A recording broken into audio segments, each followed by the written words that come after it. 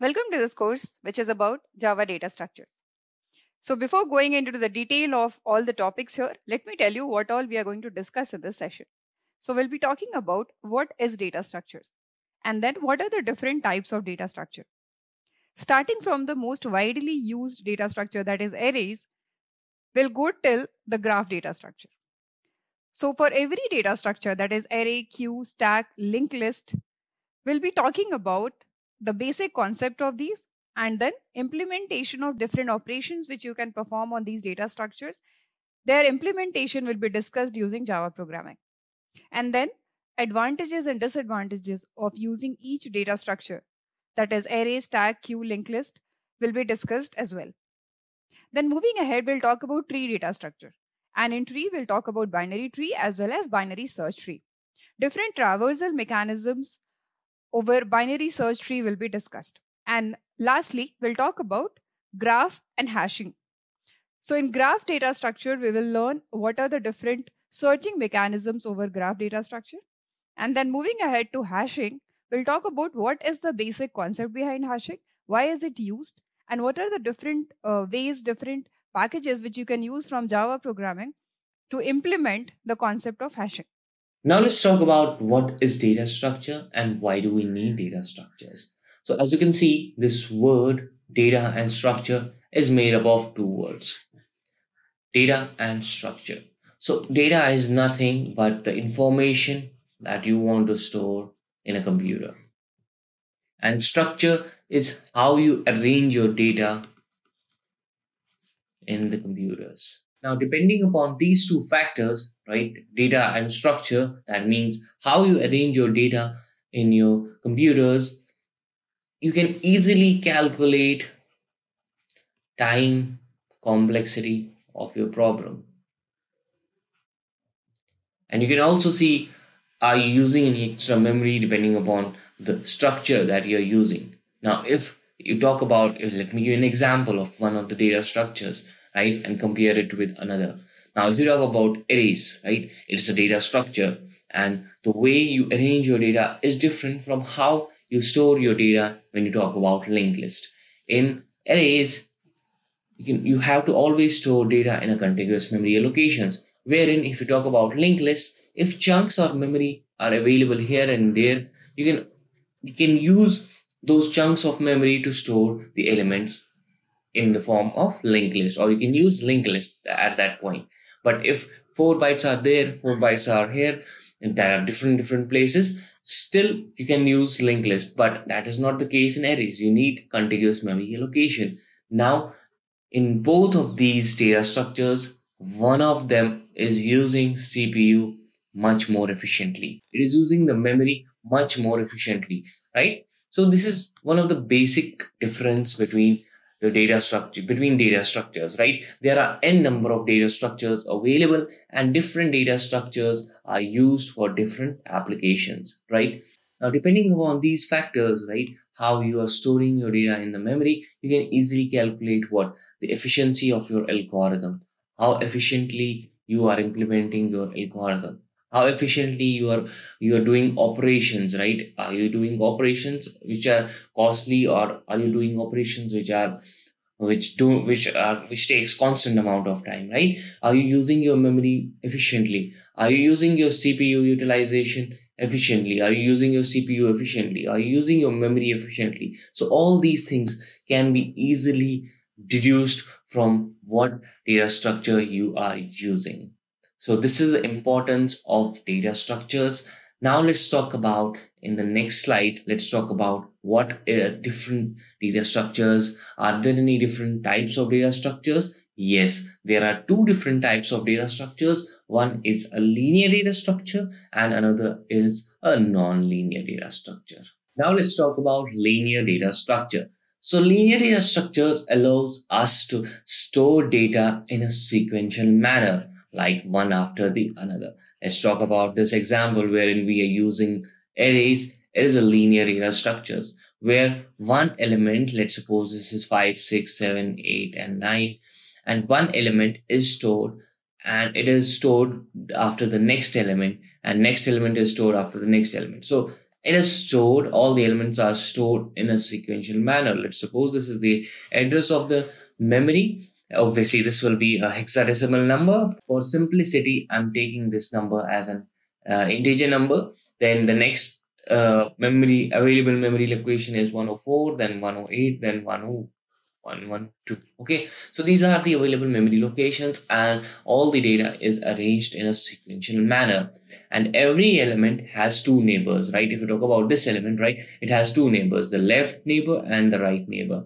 And there are always predefined extremes. Like if you talk about array, there will be a starting index and there will be an ending index. So this is always the case when you talk about linear data structures. So let's talk about another data structure that is there, which is known as linked list, right? Again, it will have a predefined extreme, right? It will have a starting node that is known as the head node, and it will have the tail node, which is used to keep the track of the endpoint. So now let's talk about different types of data structures, right? That is linear data structures, right? The first one is the array, which is obviously the linear data structures, and all the elements are stored in a linear fashion. Now, this in this data structures, we can store data in a contiguous memory allocation. That means one after the other. In memory, if wherein you have the scenario where all the memory is occupied and you have chunks of memory. Let's suppose you require 4, 4, 4, and let's suppose you require 4 5s or 20, right? So 20 bytes of memory are required. So you have 8 bytes here and you have 12 bytes here. Can you store the array inside these memory locations? Like let's suppose you are storing 2 elements here and 3 elements here. Can you do it? No, because array require contiguous memory allocation. You cannot store it. Now, what was the drawback? That obviously you cannot store in a contiguous memory allocation. So that is wherein linked list come into picture. Obviously, with array you have a fixed size, right? That is not the case in linked list. The size is variable. That means we have a dynamic size in linked list. Now, if you talk about linked list, if same elements need to be stored in the memory, like these 20 bytes of memory are available, right? 8 bytes are available here and 12 bytes are available here. We can store elements in the linked list, right? So it does not require contiguous memory allocation, right? That was the drawback in linked list. Now stack, if you talk about stack, it follows a principle of what? LIFO, last in, first out. If you have a stack of plates, right? This is an example of stack. Now you have a stack of plates, one piled up over the other. Now, if you want to add an element in the stack, or if you want to remove an element in the stack, you cannot remove any of these elements unless and until you have removed the top, and then one by one you can go down removing one by one these elements, right? Now similarly, you cannot add anywhere, you cannot add here an element because that is not possible. It follows a structure wherein last in is the first out. Let's suppose you want to insert it, you are inserting it here. Now this is the last element that was inserted. Now this will be the first element that is out. Okay, so it follows the principle of LIFO. Now this has restricted how we insert and delete our elements, right? This is the restriction that is there. So this is your stack. Okay, now if you talk about queue, it works in a different manner. Now if you have a queue, let's suppose you are there in a bus station and you want to get tickets, so you are standing in a queue, right? And the person that comes after you will stand behind you. Let's suppose this is me, and the person that comes after me will stand behind me. You will not go in front of the queue. That is not possible, right? Now, and once this person gets his tickets, this will be removed. Now this one will be the first person, again this will be removed, this will be the first person, and so on. So there are two pointers that will keep track of the extremes: the front end, the front part, and the rear part. Now from the front end, always deletion take place. It's also known as an enqueue operation. We'll talk about these operations later on this course. Okay, so now the deletion will take place from the front and insertion will take place from the rear. So if you want to add an element, you will add it from the rear side. That means this side. You're adding the elements. This is your rear side. Okay. And if you want to delete it, you are deleting it from the front. Let's suppose this is 5, 6, 7, 8, 9, 10. Now you have 11 and 10 and still you have memory locations available. Now you want to add, you will update your rear and it will go there. And if you want to remove, you're going to remove this element and you'll increment your front pointer to this location. So this is how you work around with queue. So obviously with these two there, stack and queue, we can implement these data structures either using arrays or either using linked list. Okay, both of them. So obviously there will be some kind of difference in the way you are implementing it. Obviously with arrays you have fixed size, with linked list you have dynamic size.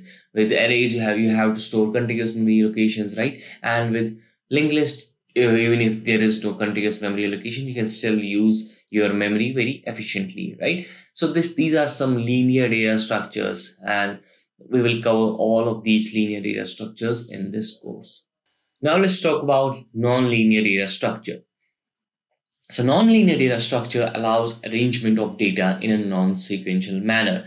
There can be n neighbors for a single element, right? So let's suppose this is a nonlinear data structure. We are talking about binary tree, or we are talking about n array tree. That means there are no restrictions of how many child this root will have, or this element will have, or this node, rather to be specific, this node will have. So there will be n number of childs for this node, right? So there is no restriction. For the next node, there can be two childs. So this is what is written. They can have n numbers. There can be n number of neighbors for a single element. And they do not have predefined extremes. Like we saw in a linear data structure, there were extremes, right? You have a front end, you have a rear end, or you have a top in case of stack, right? And you have, in case of arrays, you have to define a size. In case of linked list, you have a head and a tail. But here you don't have any extremes. There is no extreme in this nonlinear data structure. You can store them as you want, and it is not specific that every node will have extremes, right? So similarly, if you talk about binary trees, now we are restricting our number of childs that each node can have. So let's suppose this is a binary tree. So this node at max can have two childs, one on the left, one on the right. And this node can have at max either zero child, one child, or two child. So at max he can have two children, like in this case. It can be empty, or it can have one left child, or it can have, the next node can have a different right child, a single right child. So this is a binary tree. Now you can even restrict it further by arranging these data in such a way that you always store on the left hand side, you always store the lesser element than the root, and on the right hand side you always store greater elements than the root, right? So these are different variations. Now let's talk about different types of data structures, nonlinear data structures that are there. So if you talk about binary tree, right, this is a restriction of storing your data in a hierarchical fashion. So you will be storing your data in hierarchical fashion, but every node will have either 0, 1, or 2 nodes, right? It will have left child, it will have a right child, or it can have two. This node can have two children. This node is having two children, right? This node is having 0 children. This node is having a right child, thus it has only one child. So this is a binary tree wherein every node at max can have two children, right? Now we can even restrict it further by saying that you can always have, let's suppose the data stored here is 10. So you can always have elements on the left hand side that are less than 10. That means you can have any number of elements, but they will be restricted in such a way that all those elements will be less than 10. So this is your BST, binary search tree. And all the elements that are greater than 10, that means 11, 12, 13, 14, will be on the right hand side. And all the elements that are less than 10, right, 5, 6, 7, will be on the left hand side. Now, then we have graphs, right? Again, a hierarchical data structure. Then we have AVL trees. Then we have red-black trees. So all of these data structures are non-linear data structures, right? So what is an array? It is a linear data structure. That means elements will be stored in a linear fashion, right? Linear fashion. Now, if you talk about array, let's take an example. Now let's consider that this is how you represent an array in the form of a row, right? And let's suppose it contains elements 1, 2, 3, and 4, right? Now with every memory location, there will be some address, right? So let's suppose these are the four elements, right? 1, 2, 3, and 4. And these are some addresses. Let's suppose this is 100 and this is 104, this is 108, and this is 112. Now, if you talk about memory, obviously these addresses will be hexadecimal. And when you talk about this particular array, it will be somewhere in the memory with four, or you can say 4 bytes of memory for each integer. Now, if I consider this integer, and let's suppose integer takes 4 bytes. Now, these 4 bytes are available for each integer. Now, this is an integer, right? Now, it takes 4 bytes. Now, the second address will start from 104, right? Because now again this will take 4 bytes, then 108. Again, it will take 4 bytes, then 101, 112, right? So in memory, it will be somewhere around. But the thing that obviously you might be thinking, okay, sir, let's suppose this is our memory, and now if we have 4 and 4 bytes, that means 8 bytes here and 8 bytes here. But they are available in chunks, right? This is one chunk and this is the second chunk, and rest of the memory is occupied. Can we store this array in your memory, in the memory? No, because it needs contiguous memory allocation. That means when this is the scenario wherein you have memory allocations or memory locations available in a one big chunk, right? That means if you talk about this array, it requires 4 into 4, that is 16 bytes are available, but and they are available in a contiguous memory fashion, right? Or they are available in such a way that it is a one single chunk of 16 bytes. Okay, so then only you can store the elements at that location. Now, obviously, for simplicity, I'm taking this addresses as a integer number, but in reality, those are hexadecimal numbers. Okay, so it is easier for me. Okay, so now one more thing is that the elements are stored in a linear fashion, right? But can we access elements randomly? Yes, with the help of indexes. So if you talk about this array, right? 1, 2, 3, and 4. Obviously, this there will be a name associated with this array, right? Now we have index 0, 1, 2, 3.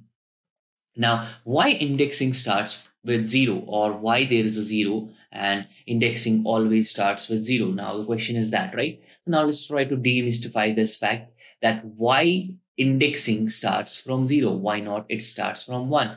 Now, if you remember, right, I told you that there will be a name associated with this array, that is ARR. Now, this ARR is nothing but name of the array, and name of the array represents, right, it represents its base address, right? Now the base address of this was, earlier we spoke about it, so it is 100, this is 104, this is 108, and this is 112, right? So now this is 100. Now, so let's talk about how you access, we will talk about in the coming slides. We will see how to declare and initialize our array. But let's suppose if we talk about how to access this, we use array and then the subscript and then the index. Okay, the index is 1. Now I told you name of this array represents the base address, so base address is 100. Now plus 1. Now this 1 represents 4 bytes. Okay, so the 4 bytes, then what internally happens, it boils down to 100 plus 4, that means 104. Now 104 is not the first location, it is the second location. Okay, now similarly, if you talk about accessing the second element or third element in the array, it boils down to what? Array of 2, which is nothing but 100 plus 2. Now this 2 is nothing but 8, right? 100, 108. So you will be accessing the third element in the array. Now, how can you access the first element? So ARR of 0, now it boils down to 100 plus 0 because there are no bytes, right? So it boils down to this, that array indexing starts from 0, and now you know why. And this is how you can access elements randomly, so with the help of these indexes. Okay, so now you might be thinking, okay, now we have an array, can we store different elements, right? Can we store, let's suppose this is the array, can we store, in this we will store integer, then we will store a floating point number, then can we store a character? No. If you talk about any particular array, let's talk about this array. Now the data type or the type of data that you can store in this array will be homogeneous. That means you can only store similar elements. Okay, so these are some facts and this is how array works. And what are the addresses, what are the indexes? Can you store different elements? No, you can only store similar elements in the array.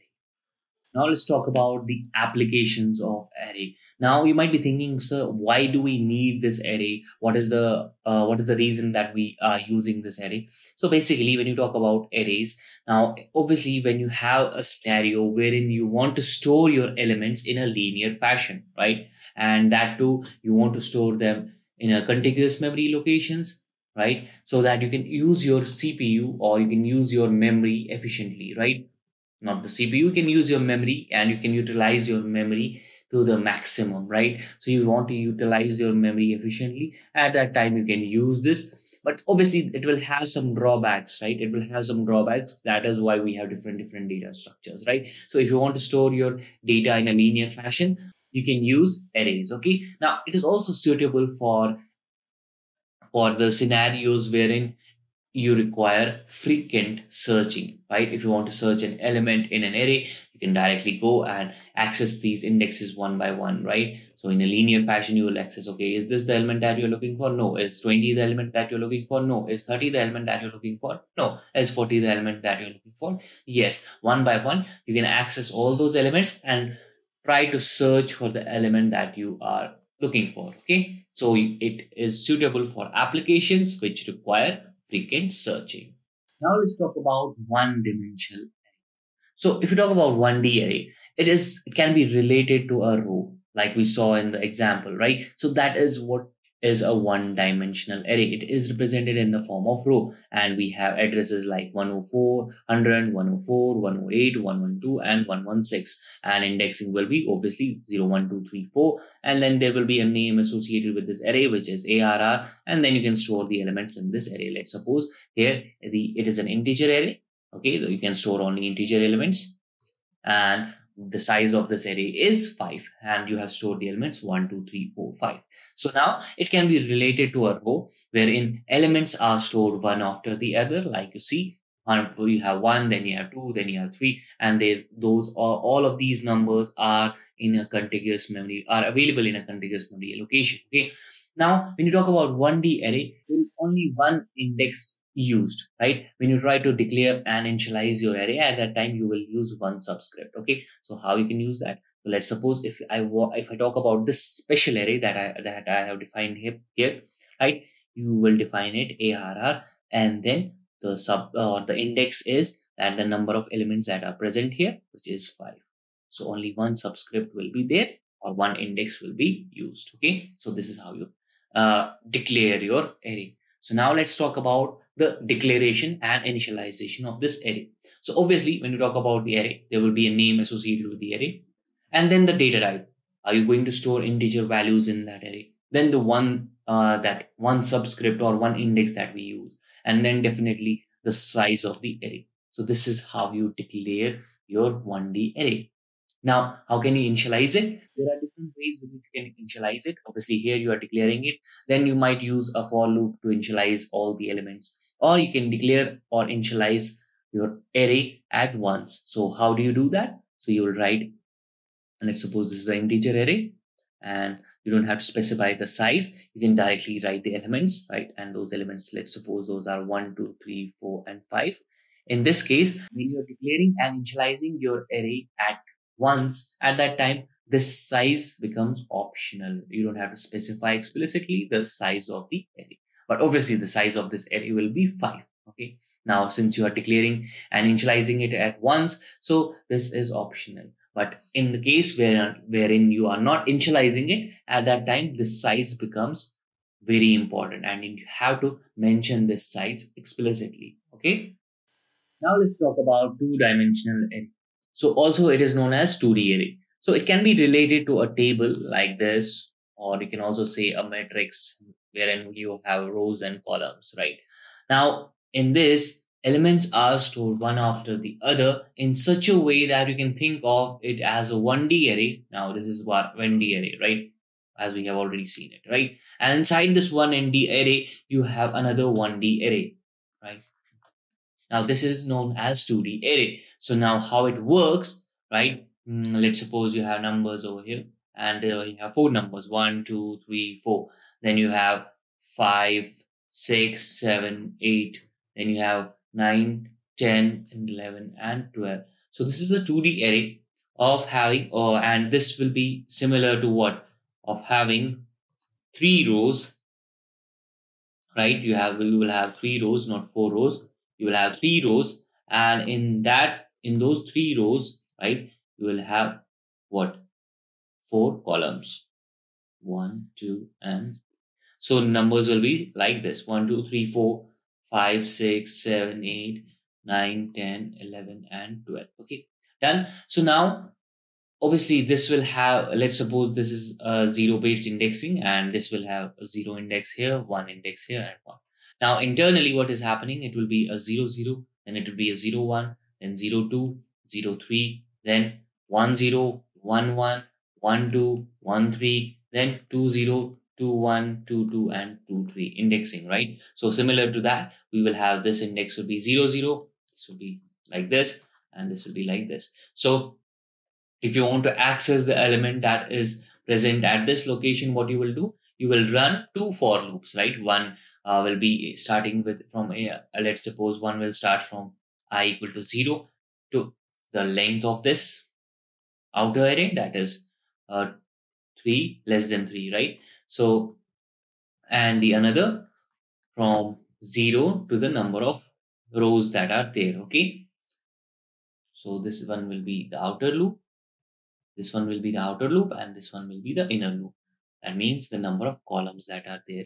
So this is for row, and this will be for column. That will start from 0 to less than 4. Okay. So this is how you iterate, and it will be similar to this. And now what about the addressing, right? What about the addresses that will be there? So this will be, let's suppose if this is 100, now this will be 104, this will be 108, this will be 112, this will be 116, because internally it is treated as if they are again in a contiguous memory location, but this time around you have a 1D array, and inside that 1D array you have another 1D array.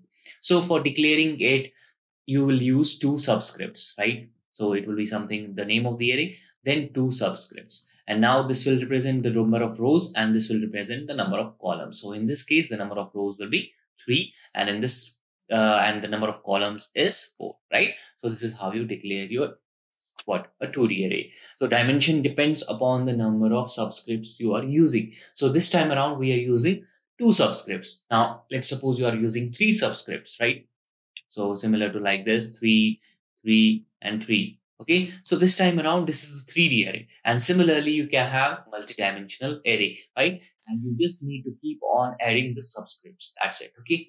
Now let's talk about the implementation of arrays in Java programming. So before getting into the IDE and writing down the code, let's try to see what is the problem statement. That is what code exactly we are going to write to learn implementing arrays in Java programming. Now the problem statement is that we have to write a program in which we are going to create one dimensional array. Okay, it will hold integer values, and those integer values should start from 1 and store till maximum number it can fit into. Meaning, suppose the size of the array given is 10, then it should store numbers starting from 1 till 10. And also we'll learn how to access those numbers once it is stored in a one-dimensional array, and also display them as an output. So this will be the first part of the problem statement, and then we'll talk about how to create a two-dimensional integer array and how to store number into it, integers into it, starting from 1 to the maximum value we can store into it. And as we know, two-dimensional array is a matrix. So it will start from first row and first column and then keep on storing the numbers going across each row till the last row and last column. Once the two-dimensional array is created, we'll be again writing down the code that will help us access those elements. And then we'll implement the search and sort operation. That is, we'll be sorting down in ascending order each element of the one-dimensional and two-dimensional arrays, as well as we'll implement search on the given array.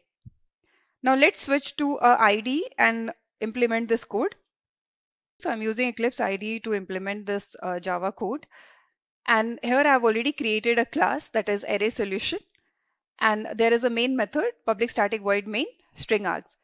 Now, here itself inside the main method, we are going to write down the code that will help us create a one-dimensional array first. So as we saw, the problem statement had two parts. The first part was to create a one-dimensional array and access the elements of that one-dimensional array. So how to do that in Java? Let's try to see that. So first you have to define or declare a one-dimensional array.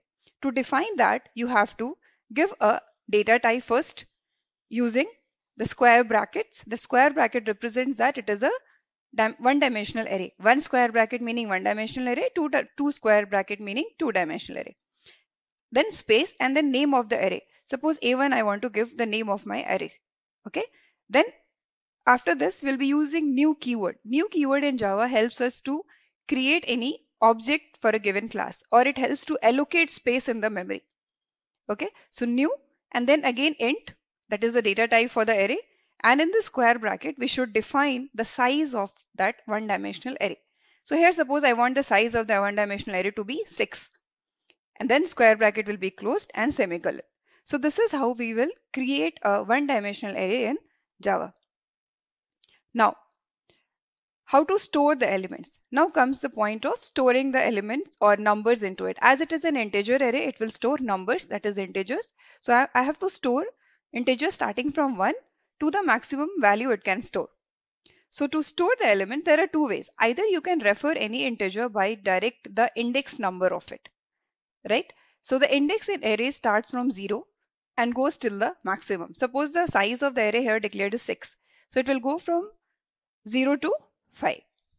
So either you can refer like A1 and then you can use 0 as a 0th index and assign some value here 4 and then semicolon.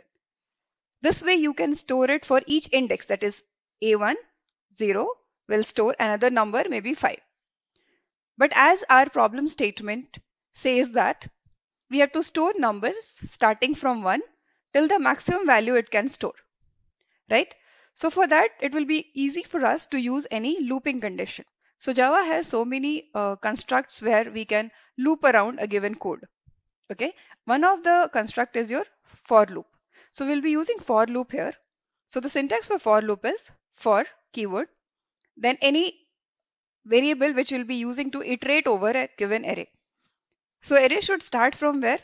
I should start storing numbers or digits from where?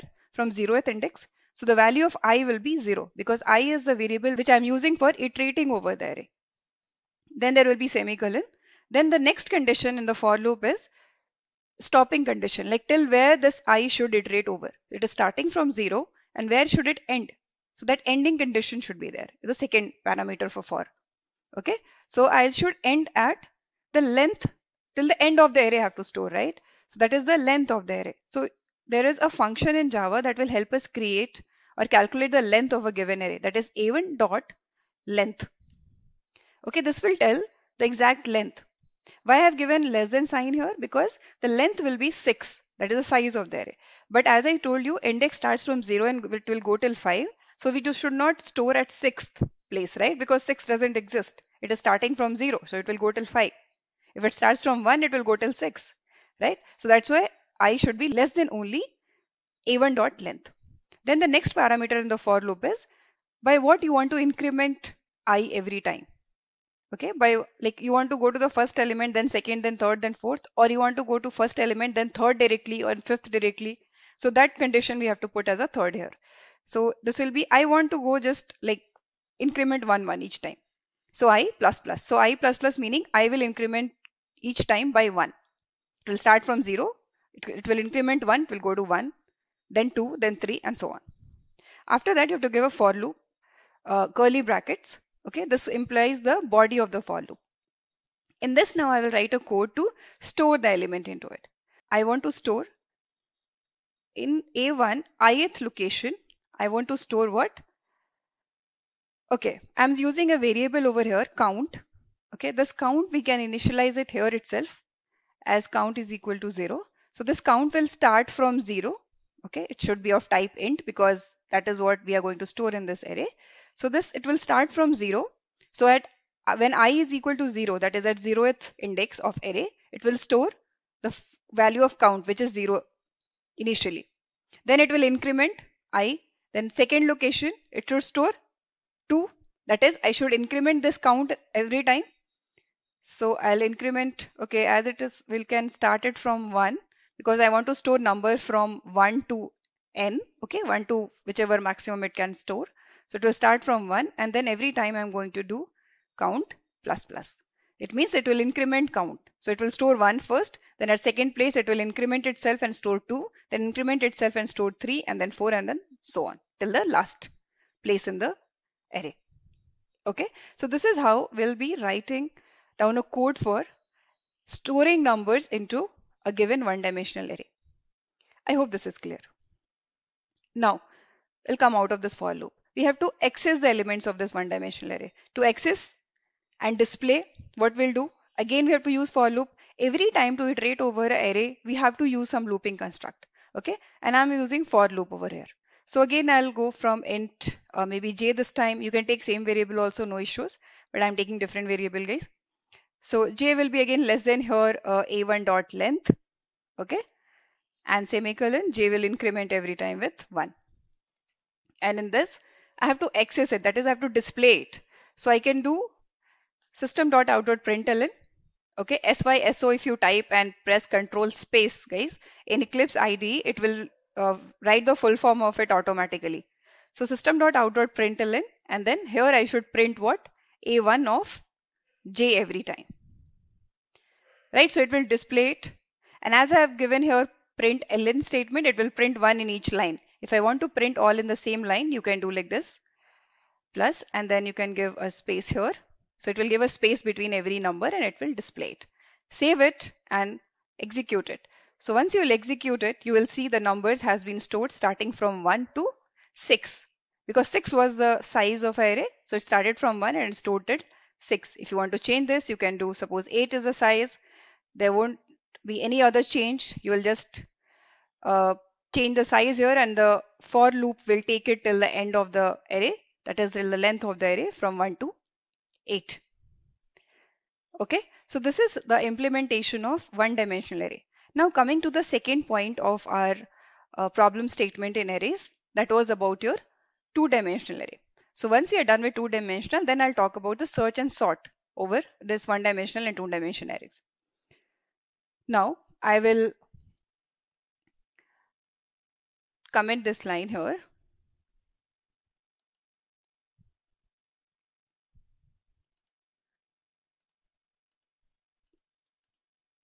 Okay, and we can go ahead and from here we can write down the code for two-dimensional arrays. So here I'm going to write creation and implementation of 2D array.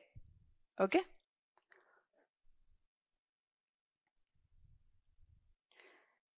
So what you have to do here is same thing, data type, that is which kind of data you want to store in the two-dimensional array.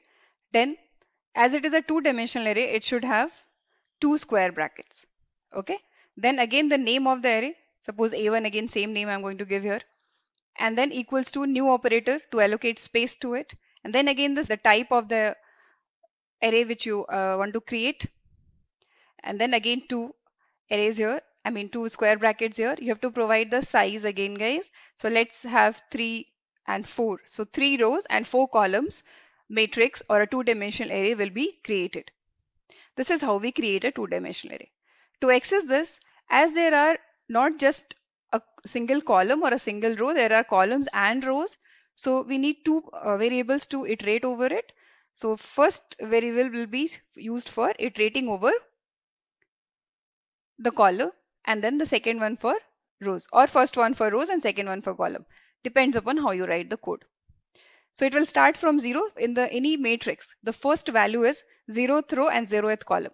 So it will start from 0 itself. So it will go till a1 dot length. Right? And then it'll increment I every time by 1. So I plus plus. Right? Now this is to iterate over the row. Now to iterate over the column, we need one more variable. So one more for loop. Let's take it as j, suppose. Starting from 0 again, 0th column it will start, and it will go this time till each row it has to start from 0 and go till end. Then next row start from 0, go to the end of that particular row itself. Getting it? So it will go till the length of each row. First row, then second row, third row, fourth row, this way. So every time it should start from 0 and go till end of each row. Getting it? So it will go till where? A1 of I dot length. Then semicolon, and it will increment every time only one value. So j plus plus. Getting it? So you have to be very careful here with the ending condition. That is where the loop should end. I will start from 0 and it will end at a1 dot length. And j will start from also 0, but it will go till end of each row every time. First row, second row, third row. That's why it is a1 I of length. Clear? Now in this, to access or to store values, so first let us store the values, then only we can access it and display it. To store the values, the syntax is again same, just that you have to use I square bracket and then j square bracket and equals to, we'll store some value here. Let it be a variable count. So you have to again initialize also, guys, here. Count, let it initialize to 1. And as I want to store numbers starting from 1 till the maximum it can store, that is 1, 2, 3, 4, 5, 6 till the end. So I have to increment count also every time. This is how it will look like. Okay. Now, to access it again, this is to insert the element. So now insertion is done. Now let us display the result. To display again, guys, you have to iterate over a two-dimensional array over a matrix. So the same condition, that is for loop, will be used I and j, two variables, to iterate over the row and column respectively. So I'm just copy pasting the same thing from here. Okay. You have to write it down again. Okay. So yeah, to display it again in Java, there is system.out.println is a command, you can say, or println is a function. Out is an object and system is a class which has out as an object, which is used for calling the println function. So in this, we can now display or call the array, that is a of ij. Getting it? Now, suppose you want to, like this, if I execute it, you see here what you will get as an output. So you can see it starts from 1 and it goes till 12. As the array was 3 is to 4, 3 rows and 4 columns. So it will start from 1, 2, 3, 4, 5, 6, 7, 8, 9, 10, 11, 12, right? 4 in each row. But you can see here it is displayed as like one element in each line, right? Or each row. I wanted to display it like a matrix, like rows and columns. Then only you will understand that exactly how many rows and how many columns were there. You can little bit of formatting is required here, nothing much. So you can just use little bit of formatting constructs. Once you come out of this loop, you can put again a command of system.out.println, and I hope this should work. Let's see. So yes, you can see here the output as 1, 2, 3, 4, 5, 6, 7, 8, 9, 10, 11, 12.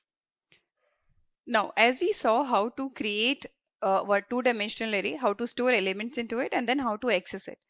Now, let's talk about the third point of the problem statement, that is sorting and searching. How to implement sort and how to implement search over a given array. Okay. Now, to implement sorting, there is an inbuilt method that is your sort itself, that is defined inside array package of Java, which we can directly use it. Okay, and inbuilt this sort method uses quicksort basically, but we can directly use it just calling it as a method. Okay, so we'll see that, and then we'll talk about the search. How can we do over a given array? So here also I will talk about how we can create a array in a little different way. Okay, so in this also you have to define a data type, then the name of the variable, that is array, and then equals to new data type again, square bracket. After this, don't give the semicolon. You can put here the elements which you want to store into that. So now as I am going to store in sorted order, then Right now I'll be storing it in some random order so that later on when it is sorted, we can get an idea that, okay, fine, it is sorted. So let's take it 362958 or some more number, maybe 1. Okay. Then you put semicolon over here. Okay. So this is also one way of creating a one-dimensional array by just directly putting the values which you want to store there. Now, inside the array class, there is a sort method.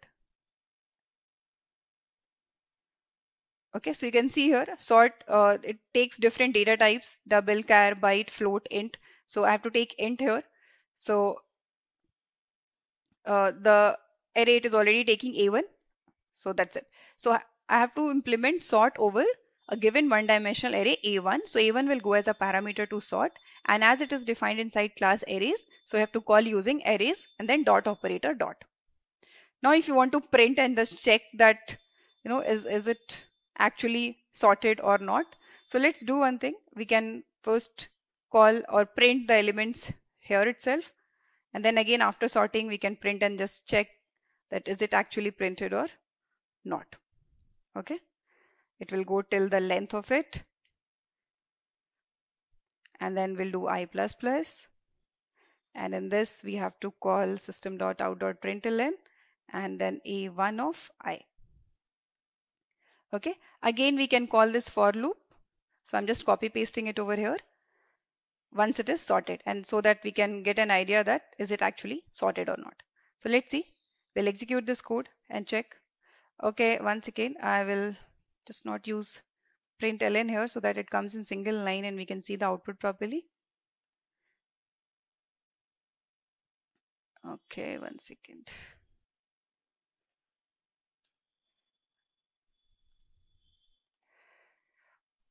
So you can see here earlier the numbers was 3629581, right? And after that the numbers are in sorted order 1 2 3 5 6 8 and 9. So this is an inbuilt sort method which you can use to sort the elements of a given one-dimensional array. Now if you have to implement search over it, then how will you do it? Let's write a code for it. So okay, we'll write it inside the main method itself. Guys, to implement search, there is no inbuilt method which I'm going to use here, but a simple logic of linear search can be applied. Don't try to now no worry about what is linear search. Normally, if I ask you to search a given element in an array, like suppose in this array, if I ask you to search where is 2, what will you do? You'll just start looking from the first one and then go until you find 2, right? That's the simple logic which we are going to write the code. So again, to iterate over a given array, we have to use a variable to iterate over it and a for loop. Before that, let's create a method first. So public void search. In this, I have to pass what? The array which you want to search and the key which you are looking for, right? So it is int a, or you can write array itself here, and then int key which you're looking for. And then inside this, you have to write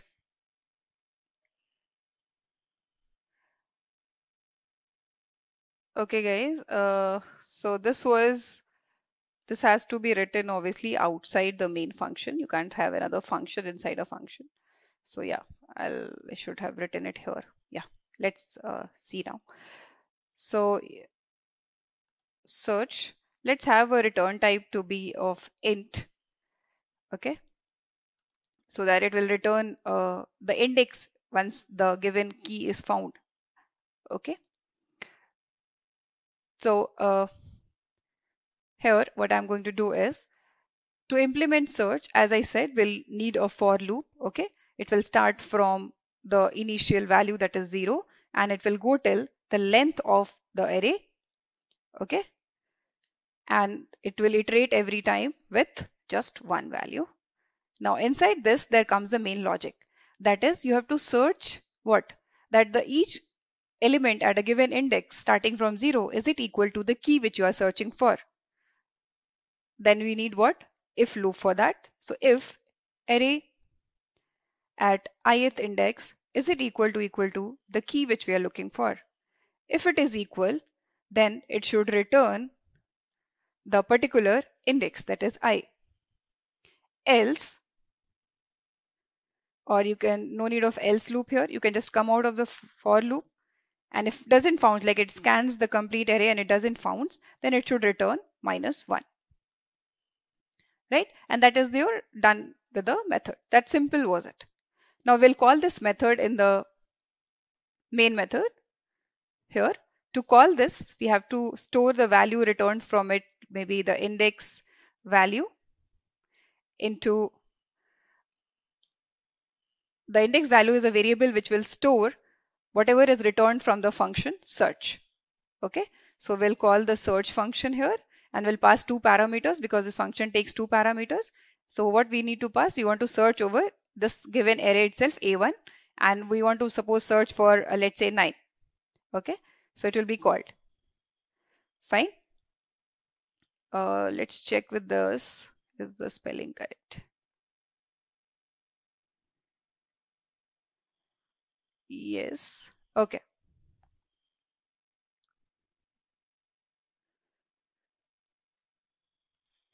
Okay. So we need to have this as a static because we are calling it from the main method, which is a static reference. So from a static field, we cannot make a non-static reference in Java. That's the reason we have to make it as a static. Now, once it returns, then we have to print it. To print again, I'm going to put a condition here that if suppose the function returns -1, it means there was no element, right? If this index value is equal to -1, it means what? It means that there was no such element which you are looking for. That is element not found. Else, it will print that the element is found and is at index. Whichever is the particular index, we can print that. We can print what? Index value. Because the index which is returned is stored in the variable index value. Right? So this is the small code for searching a given element in a one-dimensional simple array. Let's try to execute and see if this gives the output. So yeah, it says that the element is found and is at index 6. Is it correct? Actually, we have sorted it already, right? So, okay, if I just comment this for you to understand it in a better way, let's comment this, okay? So once it is commented out and when we execute this again, what you found is this is all the elements of array like 3, 6, 2, 9, 5, 8, 1, and then we are looking for 9 here, and 9 is at index 3, right? 0, 1, 2, 3. And if you search for something which doesn't exist in this, suppose 11, then it should print that element not found. Let's correct the spelling here. MENTS, yeah. Element not found. Got it? So this is a simple code for how to create a one-dimensional array, how to create a two-dimensional array, how to access the elements of a one-dimensional and two-dimensional array, as well as how to implement sorting using an inbuilt sort method, as well as how to implement search. So technically or ideally, we have used quicksort, which is already implemented internally using sort method in Java. And in search, we have implemented linear search, which is a simple comparison of each element of an array to what we are looking for. Now let's talk about advantages of arrays. So obviously when you have indexes associated with the array, right? We have indexes. So it is easy for us to access any element, right? With the help of this index. So if you want to access the third element, you can directly go ahead and say ARR of 2 in the 1D array, right? So you can directly access elements with the help of indexing. Similarly, it is easy for us to iterate through it, right? With the help of one for loop, we can iterate through all the elements, right? One by one that is there, okay, that are there in the array. And similarly, if you want to do the sorting, we can go ahead and easily iterate through these elements one by one and look for an element. If we are trying to search an element in the array, let's suppose uh, we are searching for 3, so one by one we will search. Okay, is this element 3, is this element 3, is this element 3, is this element 3, is this element 3, right? And if this element is 3, we can easily search. And also for sorting, right, let's suppose we want to sort this array. What would it be? It will be simply what, if you have 4 here, 3 here, 2 here, 1 here, and let's suppose you have 0 here. Okay, so now you want to sort this in the ascending order. So what you will do, you will use two loops. One will focus on this first element, and then the second one will compare all the elements. Okay, and then at the end of this thing you will have the largest element at the end of the array. So sorting, iterations, searching, it is easy in array. You just have to iterate through all the elements one by one. Now it is a replacement of multiple variables. Now what do you mean by this thing? Let's suppose you have an integer, or let's suppose you want to store the roll number of 10 students, right? So what you would have done earlier, prior to what, when you don't know the arrays, what you would have done, you would have said roll number 1, and then it's or you can say S1, S2, S3, S4, and one by one you can store the roll numbers in these integer variables, right? So as soon as our students increase, now let's suppose we are talking about here 10 students. Now as we talk about 100, now what happens if we talk about 500? Are you going to uh, write 500 variables, integer variables, S1 starting from S1 to S500? No, it is a very inefficient way of doing so, right? So instead what you can do, you can create an array, and you can create an integer array and name it student, and therein you will have the size, which obviously represents the number of students that are there, and in this case it will be 500. Now if you want to change it to tomorrow, if you want to change it to 600, you can go ahead and easily change it to 600, right? So it is the replacement of multiple variables. So this is what it means. Now let's clear the screen, and now let's talk about disadvantages. There is one disadvantage that can be easily noticed is the size. Now obviously when you're talking about 1D array, right, the size, or any array, right, the size is there, right? So you cannot exceed this size. The elements cannot exceed this. So let's suppose you have the size is 5, you can only store 5 elements, right? You cannot go more than that or beyond that. Now if you have a size 100, and now you're trying to store only 2 elements, anyway the 100 memory allocations will be there for this array. That means you are wasting your memory, you are not utilizing it efficiently. Okay, so this is what it means, that size is fixed and you cannot store more elements, and if the capacity is more than occupancy, most of the array gets wasted. Okay, so these are two things. Apart from this, you need a contiguous memory allocation. That means if chunks of memory are available here and there, you cannot store an array which is, let's suppose here you have 16 bytes and here you have 16 bytes. Only if you have an array which is of 16 bytes, that means if you have an array of size 4, that array can be stored here. But if you have an array of, let's suppose, size 8, you cannot store 4 elements here and 4 elements here. That will not be happening. Okay, that cannot happen rather. Okay, because it needs contiguous memory allocation. So there is one more disadvantage. And the last but not the least is that insertion and deletion is difficult. Now, why do you say that? So let's suppose you have an array and you are having in this array 1, 2, 3, 4. Now let's suppose you want to insert a value 0 at this location. Now what you need to do, you insert the 0 and rest of the elements, every element will be swapped. So swapping is required, right? Swapping is required. Plus there should be memory available so that you can store that element. Else if there are only 4 elements and now you want to store 0, and the size is also 4, at that time around what happens, you will store 1 and rest of the elements will be swapped and you will be losing this value. So it is very difficult to insert the value. Now same thing will happen when you're trying to delete, but at that time you will not be losing data, but yes, swapping is required, right? So let's suppose you want to delete this location. So what you will do, or delete this number, what you will do, you will overwrite this with 3, you will overwrite this with 4, and let's suppose if there is 6, you will overwrite this with 6. So at the end you will have 1 3 4 6, right? 1 3 4 6 and one memory allocation. is there, and it will contain the same element, that is 6. So next time around, you will just overwrite this. So again, the swapping is required. So it is very difficult to insert and delete an element in the array. Now let's talk about stack. What is stack? Stack is a linear data structure. That means if the elements are stored in a stack, they will be stored in a linear fashion.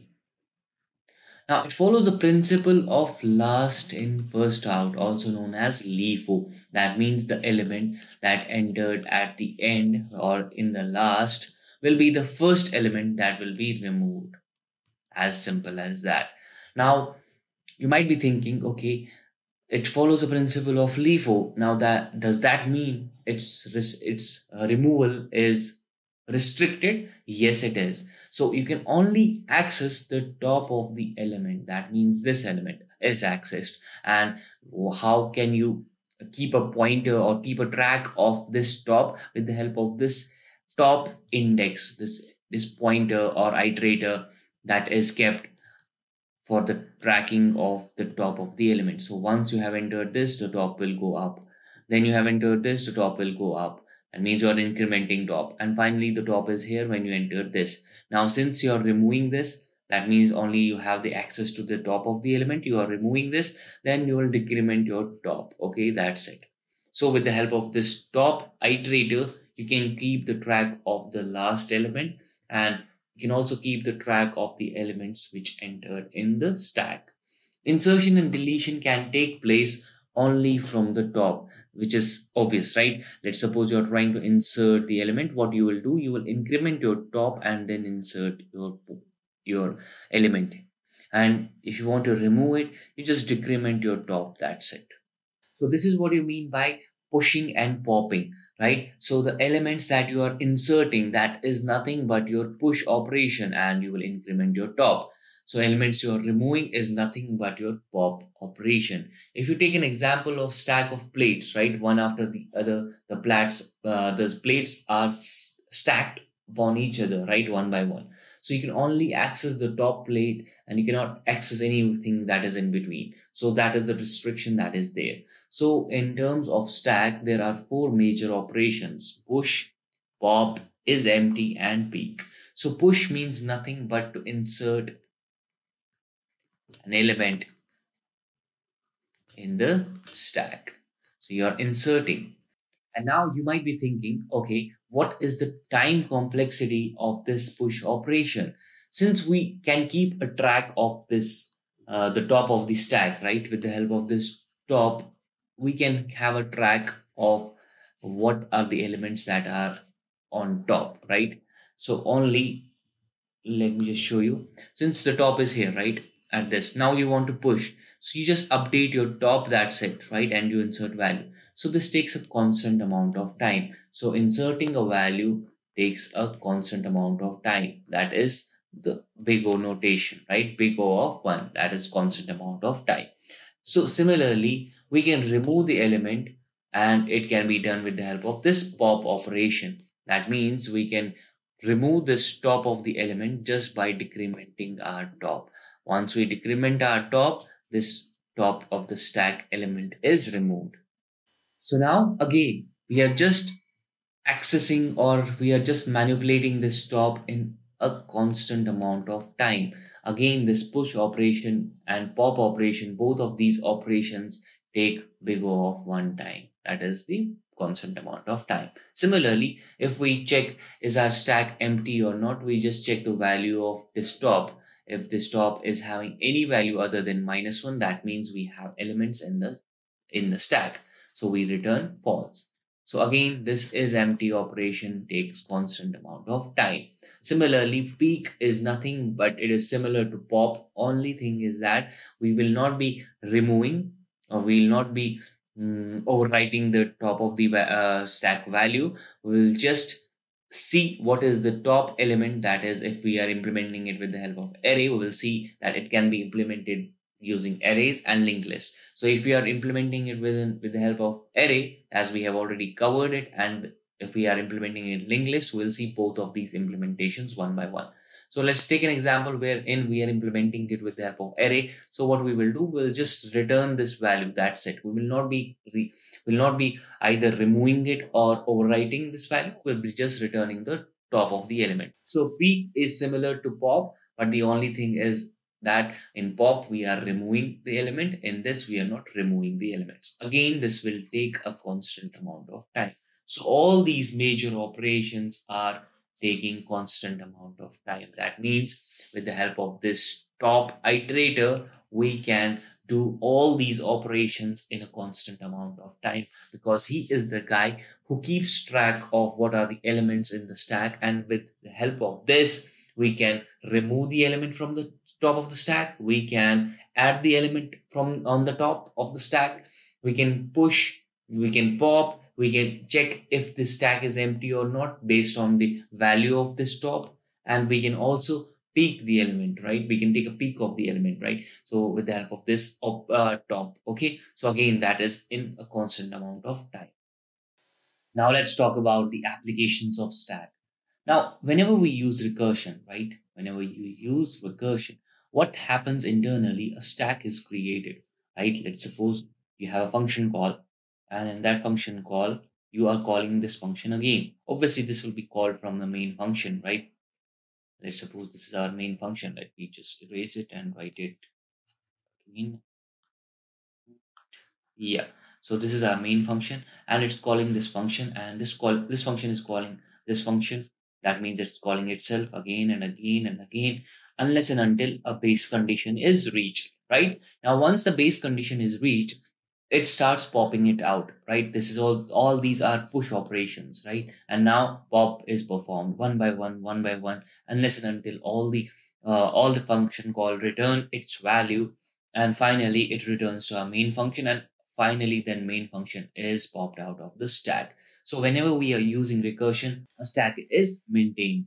And we also find out when we talk about recursion more in depth in this tutorial, we'll see how we to create this activation record that is created, and activation records are created, and with the help of these we can easily detect what are the statements that are yet to be executed, okay, in a function call. Let's suppose you have three statements in a program, and one of them is to check the base condition, second is to the function call itself, that is this function calling itself, this is a function outer function, and in that function you have three steps, and then this is a simple print statement, okay. Then let's suppose this is an activation record, and one, two, three. So this is checked, and this calls the function again. Again, an activation record is created. So again, one, two, and three are checked. So this is checked. Again, this calls a activation record. So now these are all push operations. So once it returns, now the pop is performed. Now it returns to this point and it executes this value. That is prints out the value, whatever is the value, and once it is done, so it returns to the function who called it, and once that is done, this will be popped out of the stack, and then once this is executed, it will return to the main function. So in recursion, stack is maintained internally. Now what about parsing? So whenever we talk about automata, right, automata is one of the subjects in computer science. Therein the parsing happens whenever your program is divided into tokens. Tokens are nothing but keywords. What are the keywords in this program? What are the conditional operators in this keyword? What are the constants? So all these in your program, all of these things are divided into tokens, and then parsing happens. Okay. What about the browser, your application? Whenever you open up any website, right? Let's suppose you are opening Great Learning Academy. Before that, you go into the Google Chrome, you type in Great Learning, therein you will get the link of Great Learning Academy. Click on it, it redirects you to the Great Learning Academy. Then in Great Learning Academy, you look for the popular courses, or let's suppose IT and software courses. When you click on it, let's suppose it directs you to the another course that is related to IT and software. In that you have, let's suppose, C. You click on it and it will direct you to the C program. So one by one, these are all push operations: P1, P2, P3, and P4. All these are push operations. Now once you press back, what happens? You pop out, this pops out of the stack, and you go on to this courses. Again, you press back button, you go on to the Great Learning Academy. So these are all pop operations, and finally when you click on the back back icon, you go onto the Google page, right? So this is all that happens while we are working in browsers and in editors. Whenever you do redo operation or undo operation, again a stack is maintained. So these are all the applications of stack. Now let's talk about the implementation of stack data structures in Java programming. Before getting into the IDE and writing down the code, let me tell you what is the problem statement. That is what exactly the code we are going to write for in stack data structure. We are going to write a program which will be implementing the following points. That is, we'll create a stack first. We'll see how we can create a stack in Java and then implement the different methods, different operations which we can perform on stack using the different inbuilt methods which are already there defined in different packages of Java. Then we will see how we can access those elements. Accessing the elements of the stack involves a different concept. So that concept, how we are going to code into, will be talked about. And then we'll be implementing the following given 7 functions. That is push, pop. We'll check if the stack is empty or not. Peek, search, size, and sort.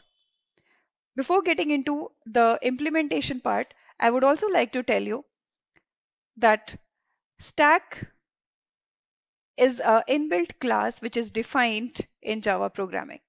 This is the inbuilt class. Okay. There is a collection framework, or you can say a collection interface that is implemented by stack. Okay. So stack implements the different methods of collection interface, and there is this complete concept of collection framework in Java which will help to implement different data structures. One of them is stack. Also, there is a class called as vector in Java packages. This vector class also has certain methods which stack extends. So stack has different methods. Some will be using from the vector class and some from will be implementing it which are there in the collection interface, and try to see how we can perform different operations on a given stack data structure. Now let's get to the IDE and try to implement it. So I've come to the IDE, that is Eclipse IDE, and here already I've created a file that is having a class called as stack solution, and also the main method, that is the method which is mandatorily required in any Java given code, that is your public static void main. This is written. Now inside this main method itself, we are going to perform all the operations on everything related to stack. So the problem statement we have discussed already. Now let's try to code it down. So to create a stack, we'll be using the inbuilt stack class.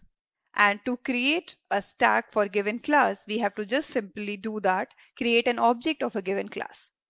Okay, and the class is your stack. So stack, name of the class, space, the object which you want to create for the stack class, that is the name of the stack. Suppose S1. Okay, then new keyword, every time we'll be using new keyword to create an object that does actually what? Allocates memory to that object. And then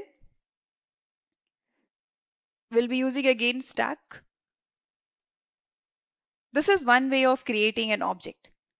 But here there is no way to define, this is an object. There's no way to define which type of data will this object consist of. So there is one more method or one more way of creating stack object. That is stack, that is name of the class, and then you have to give greater than and less than sign. In between this, you should write the type of the data will be storing in the stack. Suppose you want to store all numbers, that is integers, or you want to store all characters, or you want to store all the string values, or floating values, that are decimal numbers. So accordingly, you will give the data type here. Data type should be the classes, that is the wrapper class called as in Java, right? That there is a wrapper class for every data type. That wrapper class you have to use. For example, if I write int here, it won't work. It will throw an error. So I should use what here? Integer. Getting it? And then the name of the stack, that is S1. Then again new keyword. And then again stack class. But here you have to use again greater than and less than sign. And then the round brackets and then semicolon. This will specify that the stack S1 contains all the integer numbers. So this is how we create a stack. Simple. That is creating an object of stack class. You can implement stack using one-dimensional array also, guys, but here I'm using the inbuilt stack class. Now, in this, you have to perform different operations. To perform different operations, the first one is let's insert some value into the stack. To insert some value, there is an inbuilt method called as push. So how to call that or how to use this method? That is, you have to use the stack name, that is S1, using dot operator, dot, then the method, that is push. And in the bracket, you will provide what you want to push into. Suppose I've used integer here, right? So you'll be using integer value. If here, suppose I would have used maybe a character or a string, then I should have given a string or a character value over here, right? Let's insert one more value.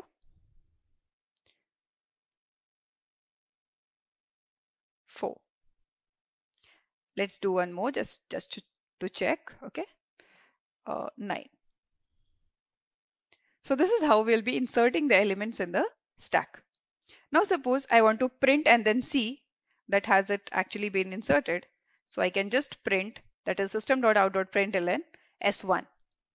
Now let's execute this and check. So you can see here 2, 4 and 9 are the 3 elements inside the stack S1 which gets printed. Now suppose I have to delete something from this, remove. The operation is called as pop, and even the method name which is there to remove the elements from the stack is also pop. So how to use it? Again S1, that is your stack name, dot operator, pop. And in this we are not going to specify anything, just write pop, that's it. It will remove what? The first element which can be removed. So stack works in first in last out manner. So it will delete the last inserted element first, right? So s1.pop will delete what? See, you can see here first 2 was inserted, then 4 was inserted, then 9 was inserted. So you should pop out what? 9. Let's see. Does it pop out 9? So after that, I'll just put a print statement and check that is it actually deleting 9? So yeah, it is actually deleting 9. It's 2 and 4. Getting it? If suppose I do again s1.pop, then this time it should delete what? And again, I'll print this and we'll check. Okay. So you can see it deletes 4. So first it deletes 9, then 4. Now only left is 2. Okay. I will just comment out these lines. So this was the operation for inserting element into stack. So we inserted the element into stack. And here we did what? We created a stack by creating an object. Then we performed here the delete operation on stack, right? Now let's see and check about the other operations which we can perform. So what I'm going to do here is peek operation. Guys, as a name itself, the literal meaning itself of peek is that to look into. From top, suppose the stack is arranged, and from top, if you look into it, what will you see? The last inserted element will be on the top, and that will be visible to you. So that's the work of this peek method. That is, if you peek into a stack, look into the stack from above, what is that element which will be seen to you? So right now, if I execute this, guys, so right now the elements are 2 and 4 in this. So first 2 is inserted, then 4 is inserted. So if you look from the top into the stack, what will be the element you will be seeing? The top one, that is 4. So it should give 4 as an answer output to me if I use peek. So let's see. So s1 dot peek, if I call and try to print this.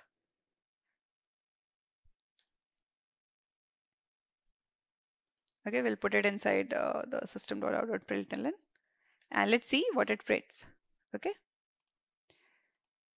So you can see 4 is the output, right? So that's the work of the peek operation. The literal meaning itself, that is looking into the stack over here. Now, next operation which we have to look into is to check is the stack empty or not. Many times you'll encounter such situation where you have to check that is the stack empty, is the stack full. Stack full, there is no such concept. Okay, you can insert as many elements you want here, but if the stack is empty, that has to be checked, right? So how to check that? So there is a function called as empty, which has a return type as boolean, that is true or false. So we have to use a boolean data type here. Suppose status equals to, and then I'll be calling s1 dot empty, and then I will print this status variable. And let's see, right now is the stack empty? There are 2 and 4, two elements here. So it should say what? False, that the stack is not empty. So you can see false is the output. Right here you can see. If suppose I empty out, I perform so many pop operations here and I empty it out. So let's see here. So here I am going to call now s1 dot pop again. And then again I'll be calling s1 dot pop operation. Now I think 2, if I delete, that is 4 and 2 will be deleted. So it's empty now, right? Let's see what. Okay, it still says false because I'm printing it here itself. So I'll be printing again.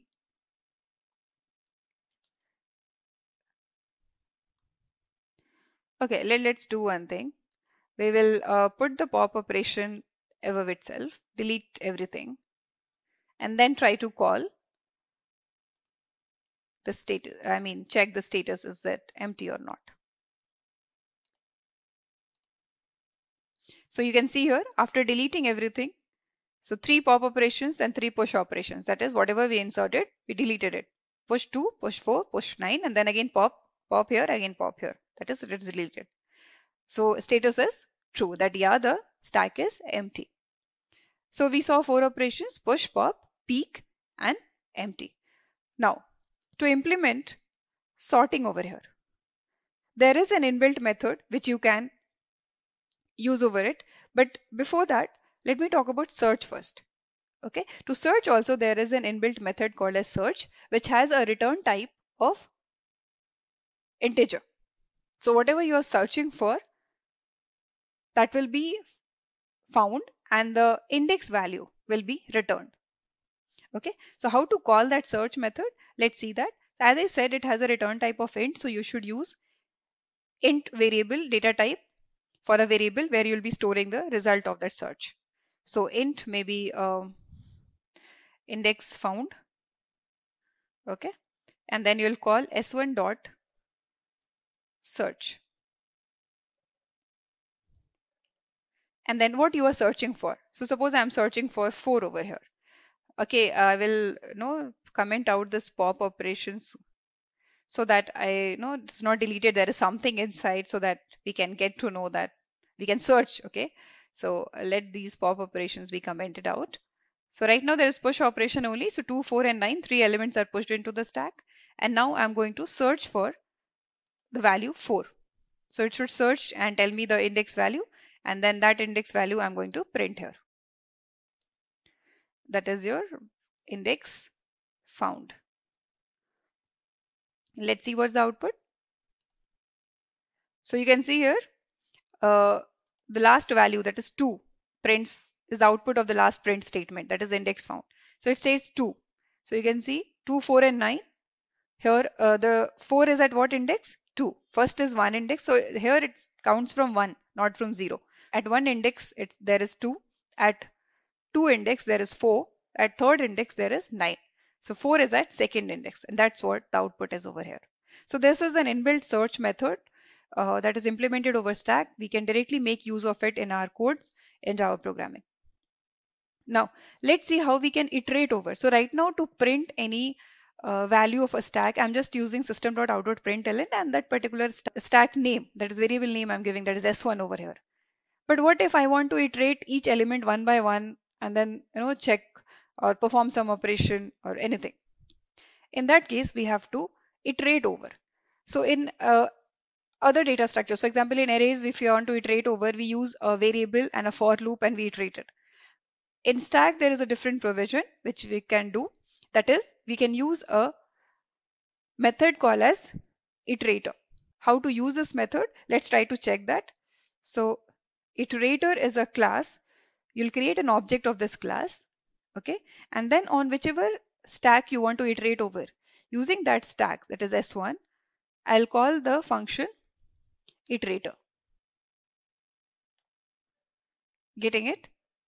So now what happens is that this S1 becomes iterable because iterator is a method that is called over the stack S1. And how we'll iterate over it? That is how we'll scan over it using the object IT of class iterator, which we have defined here. So this is done. This part is clear. Now, so here, first of all, I'll write a comment that we are talking about how to iterate over a stack. Okay. Next is to iterate over here, we'll be using while loop.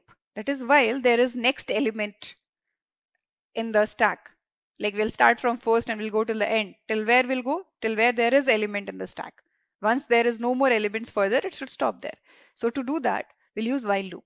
While IT, that is the object of iterator class, has next. So has next is the inbuilt function again of the iterator class itself, which we are using it over the object of iterator class, that is it over here. It is the stack having more elements. So has next, is there a next element? Is there a next element? It will keep checking.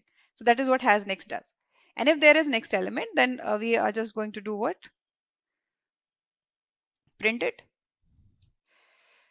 right? And to print this, we will use it.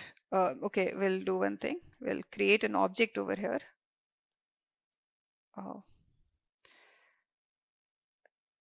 S2 maybe equals to new. Okay, no. IT dot next. And here we will be printing S2. It means what? This next function is used now to do what? It will just store that next value every time into S2 object, right? And then we are going to print this S2 object. So this is the complete concept of iterating over a stack. That is, you have to create first object of a iterator class, that is it over here, and using a method iterator will be making the stack iterable so that we can access it one by one. Then using while loop, we will traverse from beginning to the end of the stack, and has next is a method that helps there. That is, has next does what? It keeps checking that is there next element in the stack. And then next is a method which is used for fetching the next value from the stack. And it will store it in any object, that is S2 over here. You can give any name, any variable name for that object, and then we'll print that. Okay. Let's see the output for it. Okay, I'll just give print over here, not println, so that it comes in a single line and we can watch it properly. So you can see here 2, 4 and 9. It's not 249, it's the elements of the stack 2, 4 and 9. As I'm no here, see, you can see the how it was printed 2, 4, and 9, because I was printing the complete stack. But here I'm fetching single values from the stack and then I'm printing it. So it prints like this 2, 4 and then 9. Okay. The last statement here is the output of the last print statement. So this is how we iterate over a given stack. So we have discussed, I guess, all the elements here, that is push, pop, empty, peek, search. Okay, size and sort as the two methods which is left to be discussed. Let's talk about that. So we'll use here itself. To know the size of a given stack, like how many elements are there, how many space is occupied in the stack. To do that, we have an inbuilt function called as size. So s1 dot size. Okay, we can put it inside the system.out.println and we can see what is the output of it. So I'll put it inside this. So if I print this, the output should be 3. Okay.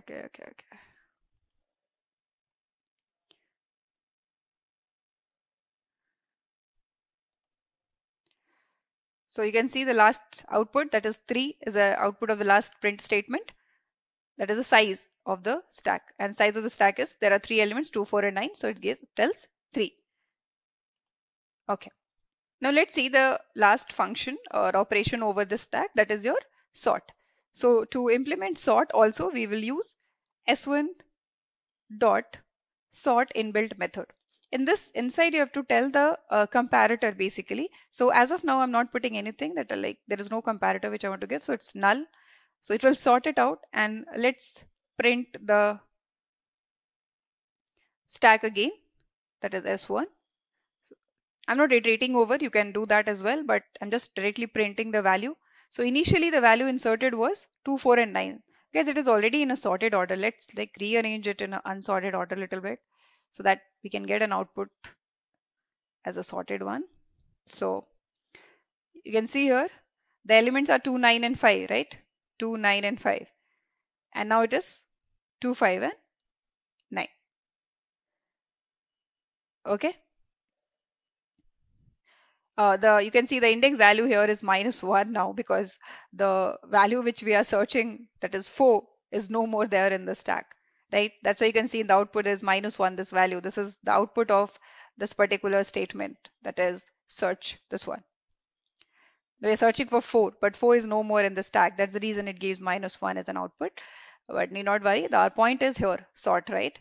So we sorted it, and after sorting, the elements are properly arranged in the stack, that is 2, 5, and 9. Earlier it was 2, 9, and 5. So we saw all the different operations on the stack data structure, how to implement it in the Java programming. And those operations were push operation to insert the element, pop operation to delete the element, peek operation to just look into the stack from the above, what is the element. Or you can say it helps you get the last element of the stack. That's where peek will be used. Then empty is a method which will help you check, is the stack empty or full, or is there any element or there isn't any element. That is what the job of empty function or a method is. Then there is a search method. This is also an inbuilt method which you can use for searching a given value in a given stack. Then there is a sort inbuilt method which is used for arranging in ascending order the given elements of a stack. Now let's talk about the advantages and disadvantages of stack. If you talk about advantages, it maintains data in a LIFO order, right? The data is maintained in a LIFO order. That means the last element that is there in the stack is readily available for us to use. So one of the readily available, right? So one of the applications of using stack is it can be used to evaluate expressions, right? Therein we require this feature, that is LIFO, right? And all the operations that are performed in stack, like push, pop, and then is empty, and then peek. All these operations take constant amount of time, which is very important while you're playing around with competitive programming or while you're doing competitive programming. At that time, these are very important that you program in the most efficient way. Programming in most efficient way is important and it is very crucial for your selection, right, in competitive programming. So all the since all the operations are performed in a constant amount of time, so these the stack is used oftenly when you are doing competitive programming. Now, what are the disadvantages? Since we are restricted, right? There's a restriction that we can only add and remove elements from top of the stack. So this is one restriction that is there. Thus, it is not very much flexible, right? It is not flexible. If you talk about the flexibility of how we are storing data in the stack, it's not very much flexible. So these are the disadvantages of using stack. Now let's try to understand queue linear data structure. What is queue? Queue is a linear data structure. That means all the elements in the queue are stored in linear fashion. Now, it follows a principle of FIFO. That means there's a restriction that whatever is the first item in is the first item that is to be out. Okay, so now let's try to make a queue. Let's suppose you are in a queue and you're waiting for a movie.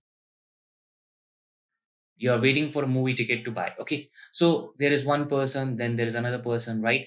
So these are few persons here, right? And you're waiting in a queue. So now the first person who is in the queue will be the first person who will get his ticket, right? Makes sense, right? So he will be the guy who will get his movie ticket first, and he will be out of the queue. Then the next person who is in the queue is the next person who will get his tickets, right? And let's suppose a new person comes in, he's not going to go ahead from this person, rather he is going to go behind this person. Then the next person comes, he will go after this person, and in the same way. So this is nothing but a FIFO principle. Okay, the first person in is the first person out. Okay, now insertion will always take place from the rear end. Okay, and if you talk about deletion, it will always take place from the front end.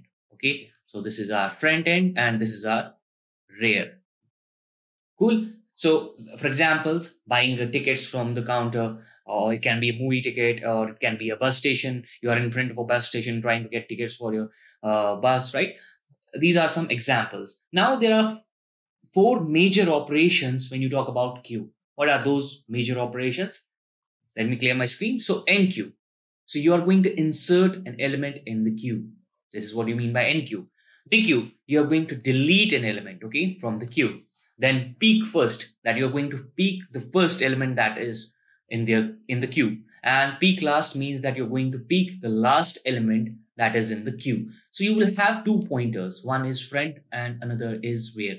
And with the help of these pointers, you're going to NQ, DQ, peek first, peek last. You're going to perform these operations. Now, one major advantage of these operations, these four operations, is that all of these operations are performed in a constant amount of time. That means the time complexity of performing these operations is O of 1. So that is why when you talk about competitive programming, Q is most commonly used data structure because of these things, right? Because of its time complexity, right? You're able to perform your operations in a constant amount of time. Now let's talk about applications of queue.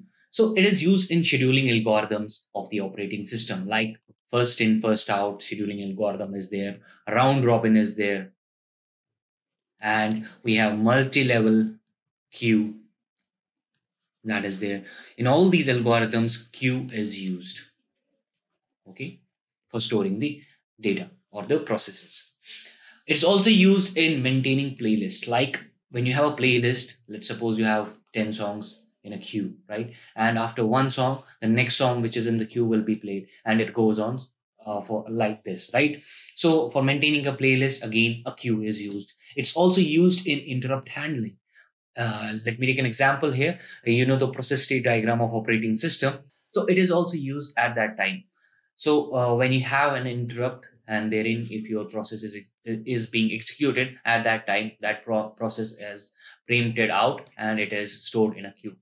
Now the next time when this priority or this interrupt is handled, once it is done, then it starts picking up the process which was in the queue and starts executing that. In the meanwhile, if there are some other processes, that those processes will also be in the queue. So a queue is maintained, and once the interrupt is handled, they will start taking out that process that was being executed earlier and executes it and completes its execution and terminates the process. So it is also used in interrupt handling.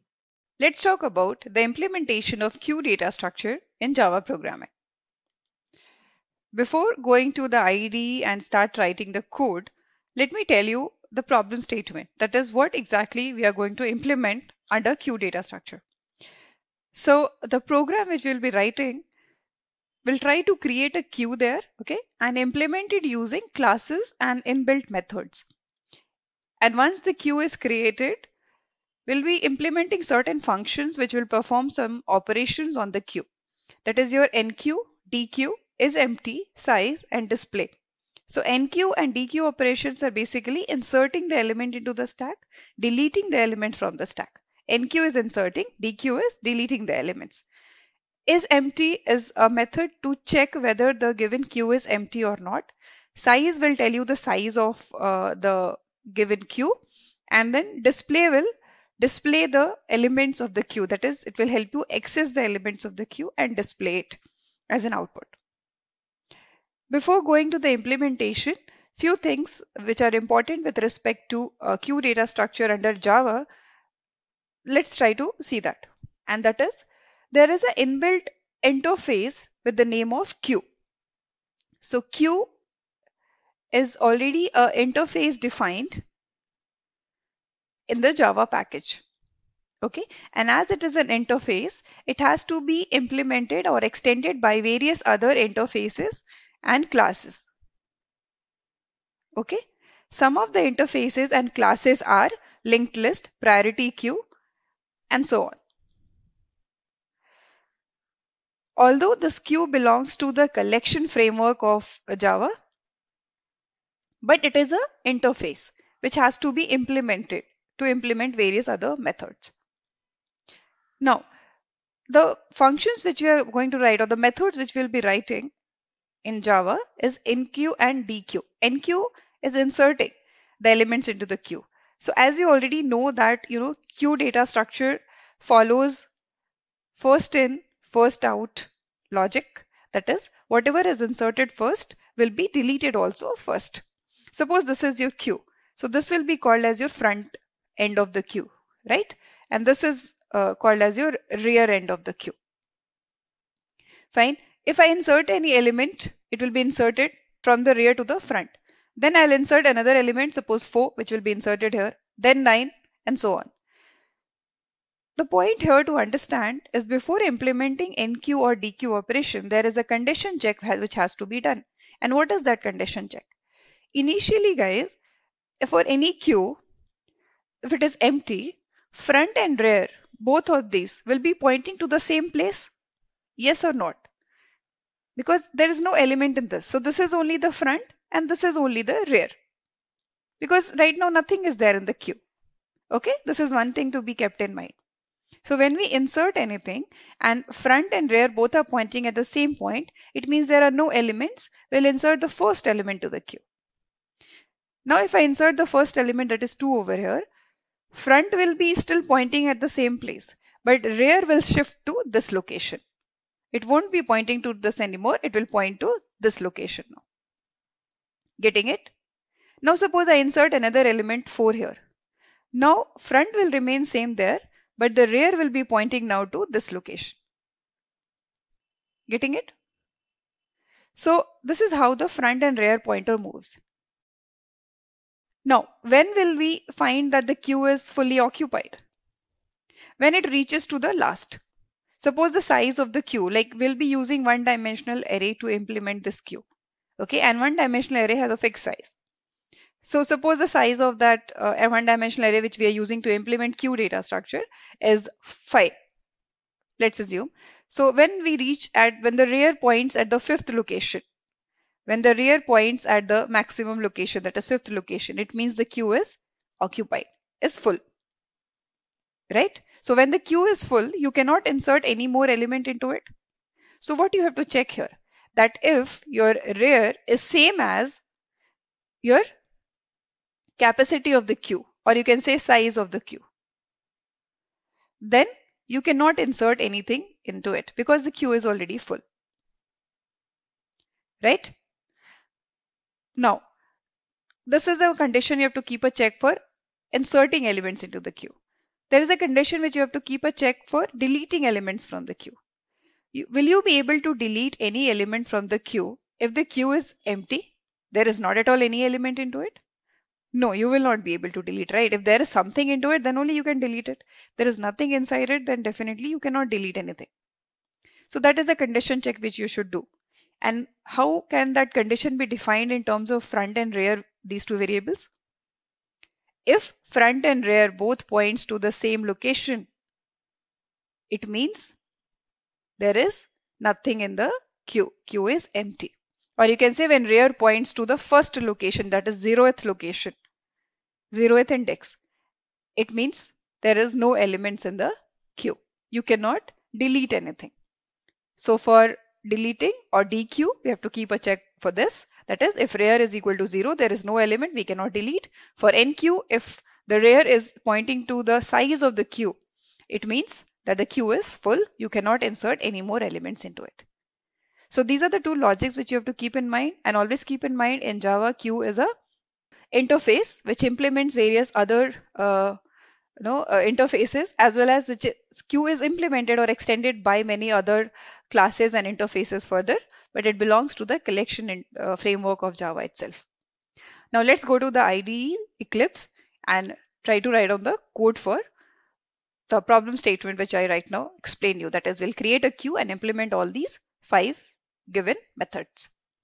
So you can see here already there is a class created with the name of queueSolution, and there is a main method in this, that is public static void main, which is a required method inside Java programming. We'll be writing our main code inside the main method itself, but before that we have to implement queue, and for that I'll do it in a different class. Okay, so here I'm going to create a class with the name of queue using arrays. Okay, in this class I will be having a variable for front and rear, two variables we need to track down the queue. So front of queue, okay, and then rear of queue. And then also we'll have the capacity of queue, or you can have a like this, capacity of queue. Okay. Now we'll try to initialize these variables by having a constructor defined for this class. And to define the constructor, we have to just use the class name in Java. This is how we define a constructor. So queue using arrays. And in this, I'm going to pass the size of the queue. Okay. So I'll just write size. That's fine, I guess. I'm using longer variable names to make it more explanatory, guys. You can use shorter variable names also. Queue using array is a constructor here for the queue using array class itself. And in this, I'm going to initialize all these variables which are there for the class queue using array. So capacity of queue will be initialized with the size which is passed to this constructor. Okay guys, we are going to implement this queue using a one-dimensional array. So I'm going to define that one-dimensional array as well here. Let that array be maybe q1, which is equal to new.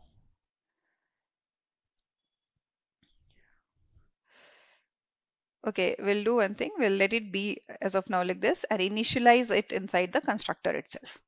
Static int q1, and we'll be initializing it over here. That is q1 is equal to new int, and here it will be capacity of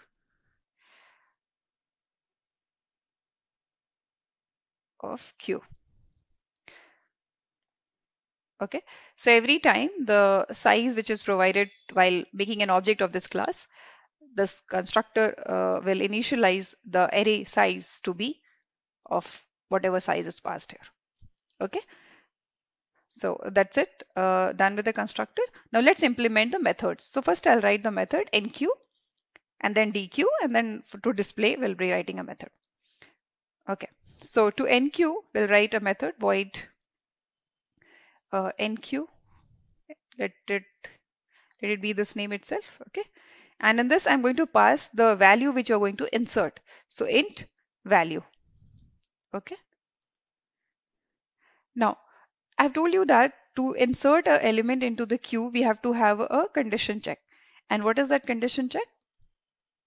That is, if the queue is full, then you can no longer insert elements into it. Okay, so you have to keep a condition check that if rear of queue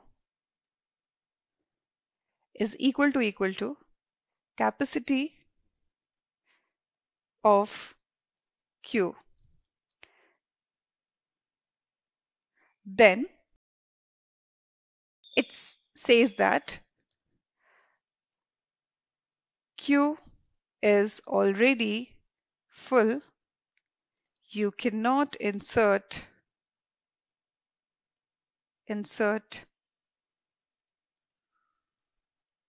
element, right?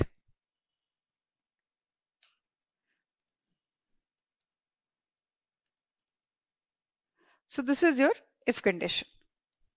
Now coming to the else condition. Now if suppose their capacity of Q and rear of Q is not same, then in that case we should go to else condition, and that is your, and if it is not same, like there is place to insert, then we'll be inserting it, right? And to insert the element, what we have to do is in the array Q1.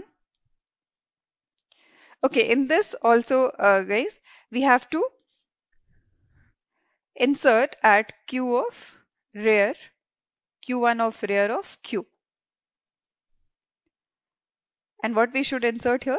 The value which we want to, which we have passed to this function, that is value. Okay, so this will be inserted here.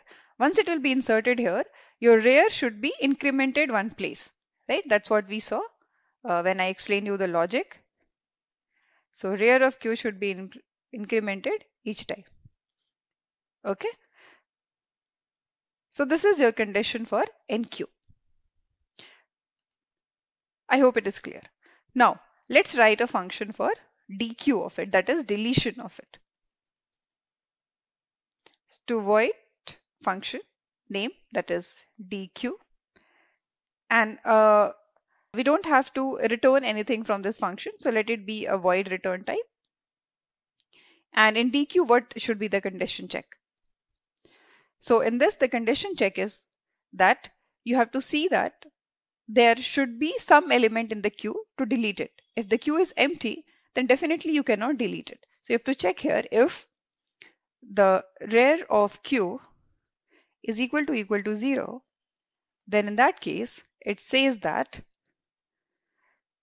Q is empty. There is nothing to delete, right? Else, what should be the delete? After delete, what should be the logic? Okay, to understand that, let's go back to the slide. So I'll quickly tell you here the logic of the DQ function. Okay, so one condition check is already there. That is when there is no elements in the queue, that is rear is pointing to 0th location, then you cannot delete anything from the queue. Apart from that, now if there is elements in the queue, okay, suppose this is your queue and these are the elements 2, 4, 6, 9. Suppose these are 4 elements. Now you have to delete, and definitely you can delete only from the front, first in, first out, right? That's the logic followed by queue. So you can delete only 2.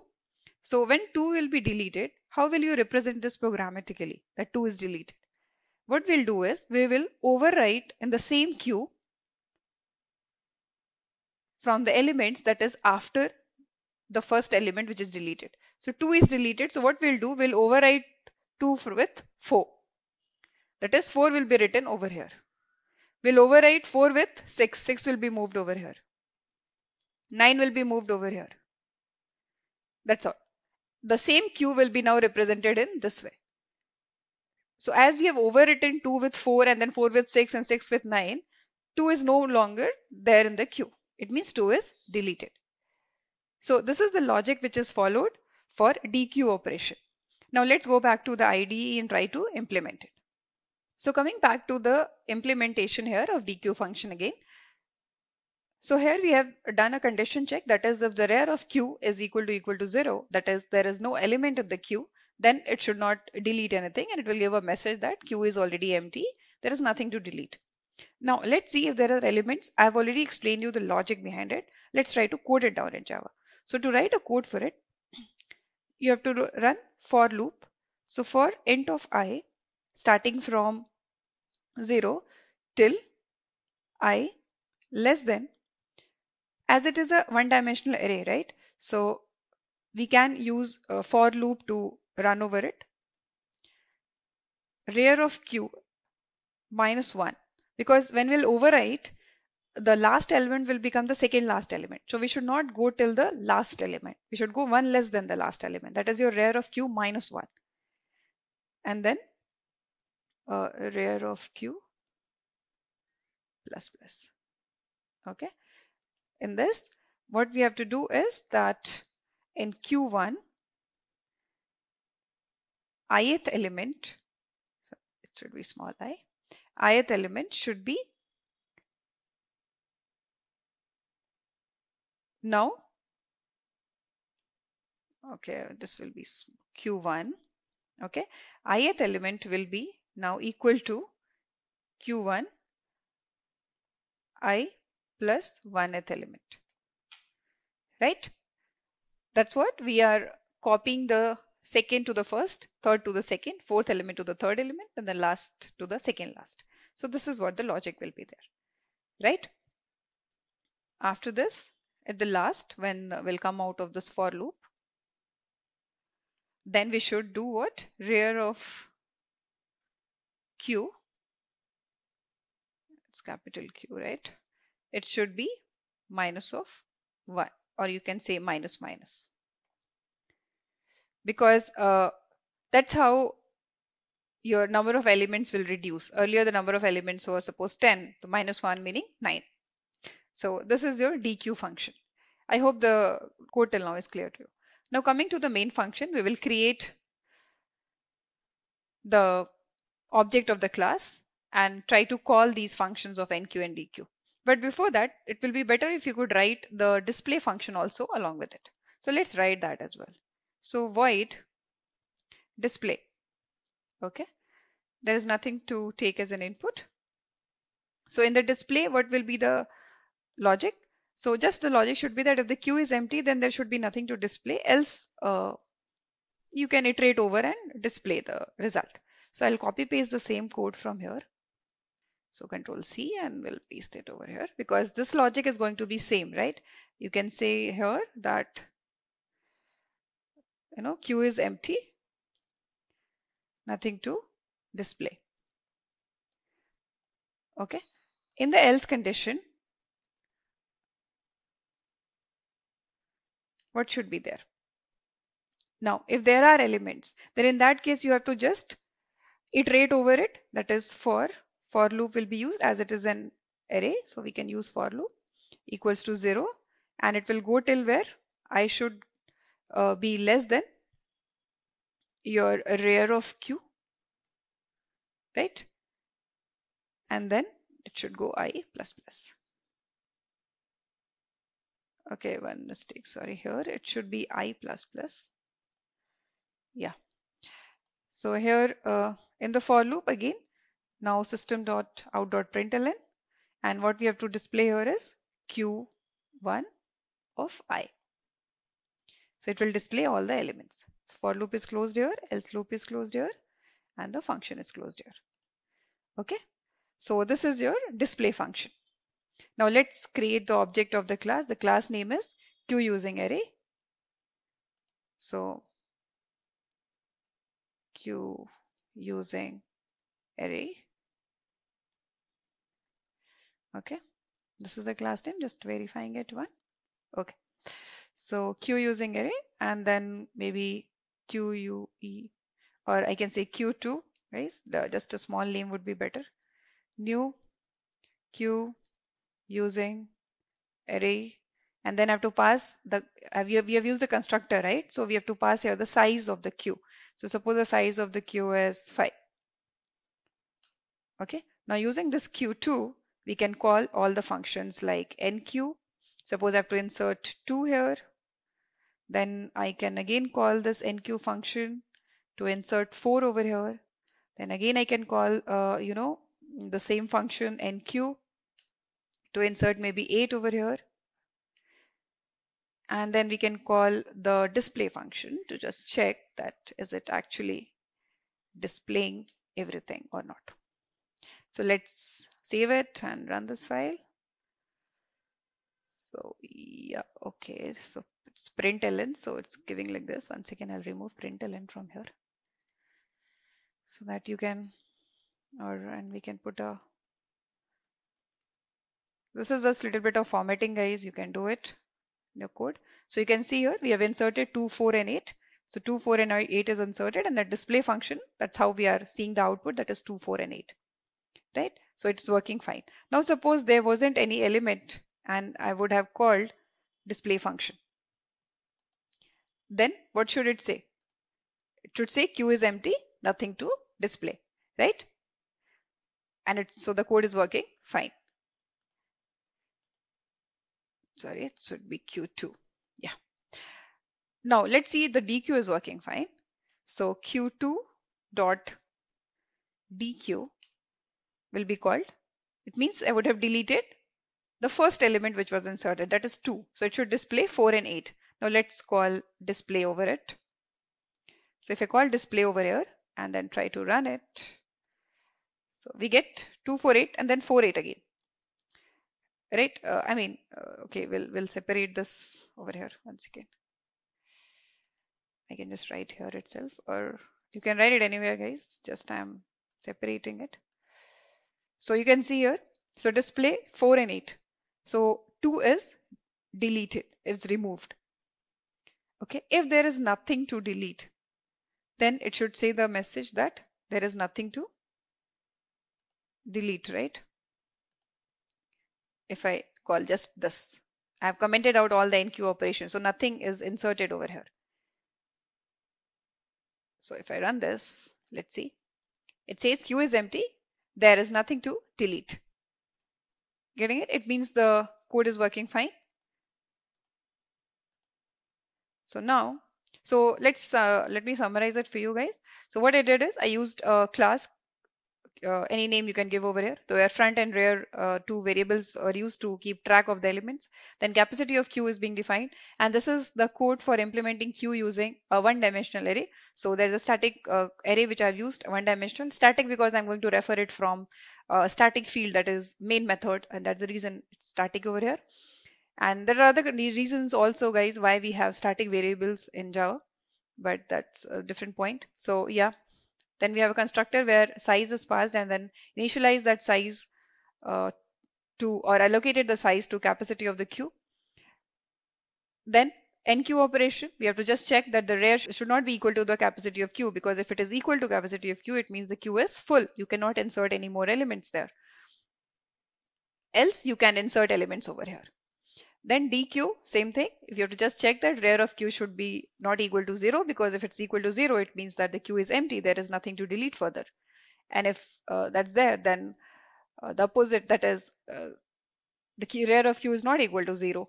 It means there are elements into it, and then you can delete it. And deletion logic is you have to override the elements from beginning again, because the beginning element, the first element, will be deleted every time. Then display function, there is nothing. You have to just use a system.out.println from beginning to the end. That is from 0 to the rear of queue.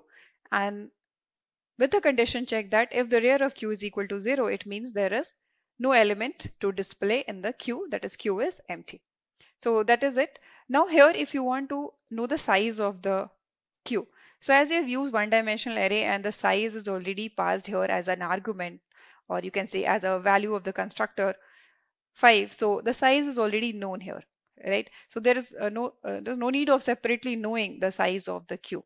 Yeah, it's already known here. That is, or you can use an array, the size method of the array class, as it's a q1, q2 is the array itself here, and that will tell you the size of the particular array. Okay, although it's known here, so there is no need of separately defining it. If the queue is empty or not. So to check the queue is empty or not, guys, this is the condition which we have already used so many times in the display function. That is, if the rear of queue is equal to 0, it means that the queue is empty. So if you want to check is the queue empty or not, this is the logic behind it. There is no such inbuilt function which we could use it over here, but the logic itself can be helpful in knowing that the queue is empty or not.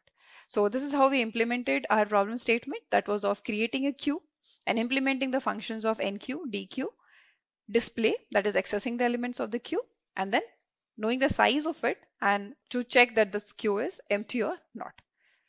Now let's talk about advantages and disadvantages of queue. First, we are talking about advantages. So it follows a principle of FIFO, or the elements are stored in a FIFO manner. That means, let's suppose this is a queue, and in this queue you have elements. So the deletion will take place from the front, right? And the insertion will take place from the rear side. So this is known as dequeue, the deletion, and insertion is known as enqueue operation. And both these operations are performed in a constant amount of time. So that is one of the advantages, right? And the insertion from beginning and deletion from end takes a constant amount of time. Plus, if we want to do peak first, peak last, all these operations are performed in a constant amount of time. And this is most widely used data structure when we talk about CP, that is competitive programming. When we talk about competitive programming, this data structure is most commonly used because of these features, that all the operations that are performed like insertion, deletion, peak first, peak last, enqueue, dequeue, all these operations are performed in a constant amount of time. Now let's talk about disadvantages. Since we are only able to delete or insert from the front and the rear, that means deletion from front and insertion from the rear. So the restriction of insertion or any manipulation, right? We have a restriction over these, right? What these operations, insertion and deletion. So this restriction is always there, and so this data structure, that is the queue, is not much flexible, right? We are fixed. We can delete and insert element in a fixed pattern or in the FIFO manner. Thus, it's not much flexible. Now let's talk about linked list. Let's understand what is linked list. It is a linear data structure. That means it is storing its elements, or the elements are stored in a linear fashion.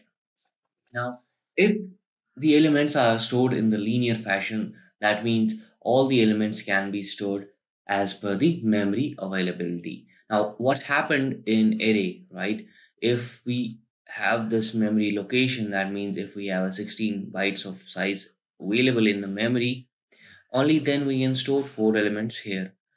If the chunks of memory, right, there were, let's suppose 8 bytes here and 8 bytes here, and we want to store these 16 bytes of memory or 16 bytes of elements.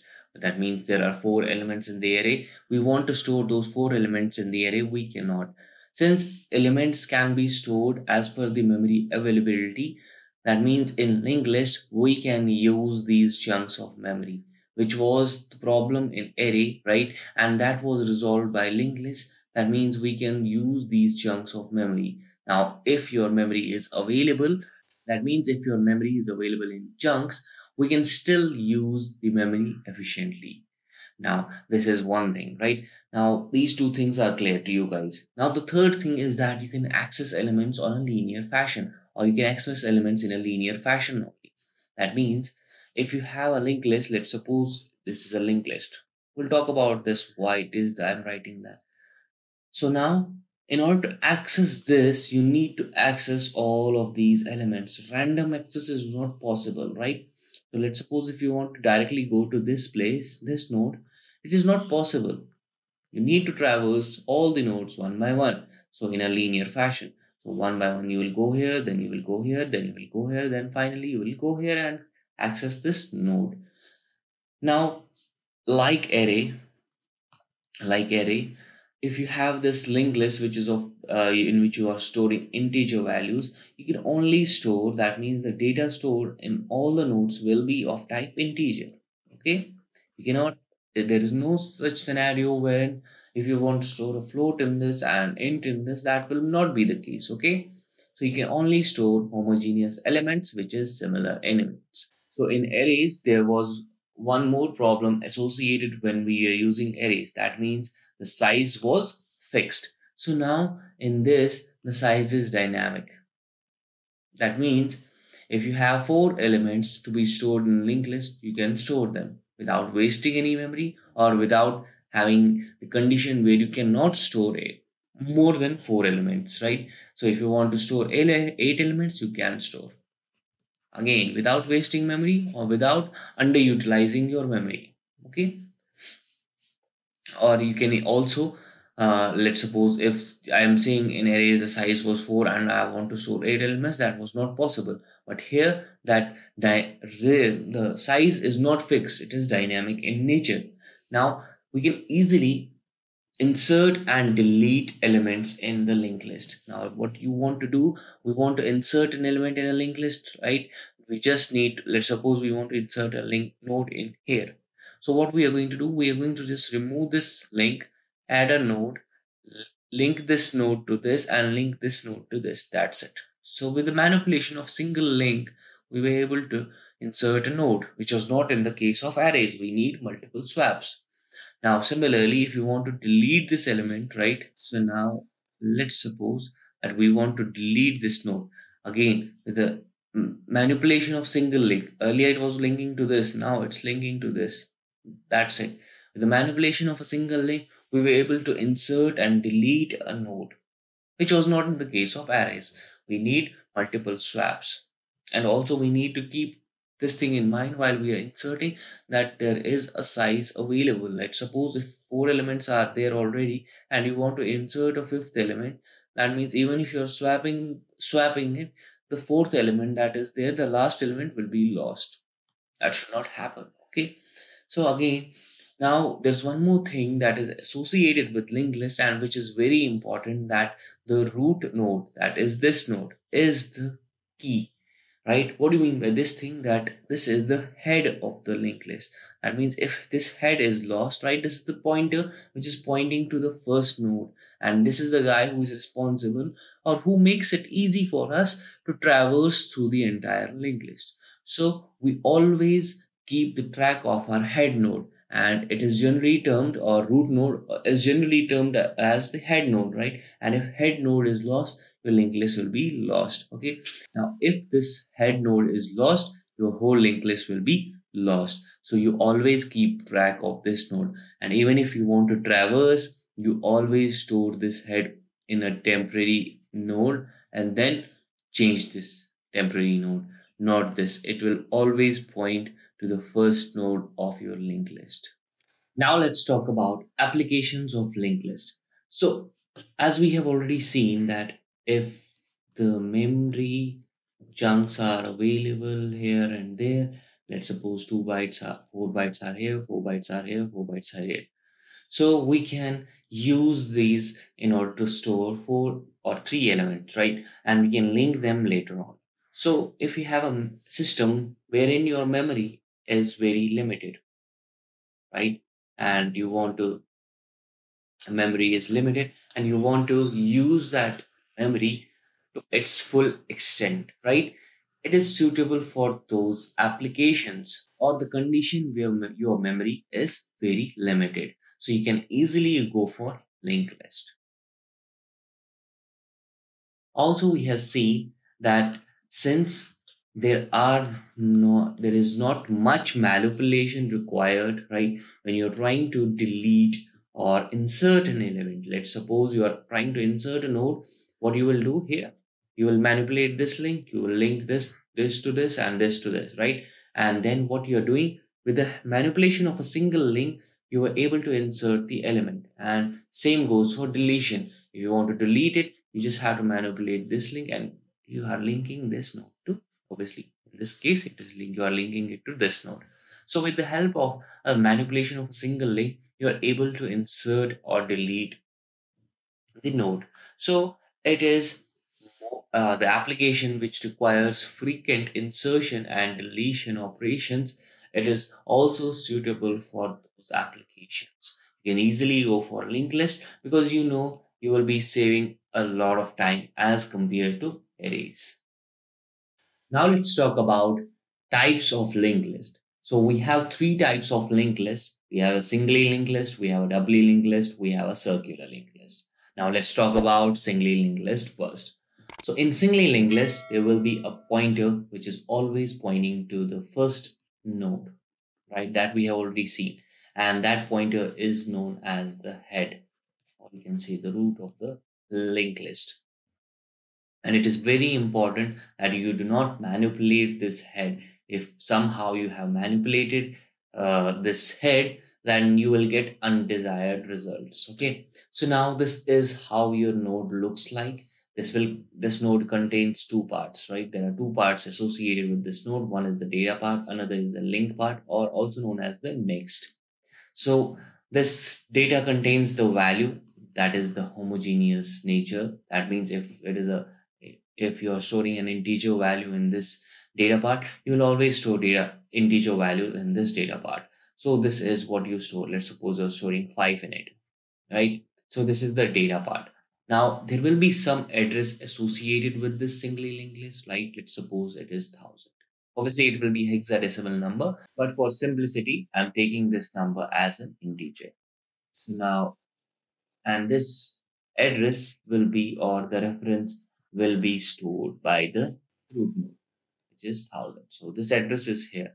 So now this link will always contain the address of the next node, that is this node. This will obviously have some address. Let's suppose this have 2000. So 2000 will be stored in this because this is pointing to this node. Okay, so similarly this node will also have some data. Let's suppose it is 10, and it will be pointing to the next node, which is, let's suppose the address of this node is 3000. So 3000 will be here, and this will contain also some data, that let's suppose 15. And now since this node is not pointing to anything else, we will store null in it. Okay, done. This is how your linked list, singly linked list looks like. So you have this data part and you have this address part.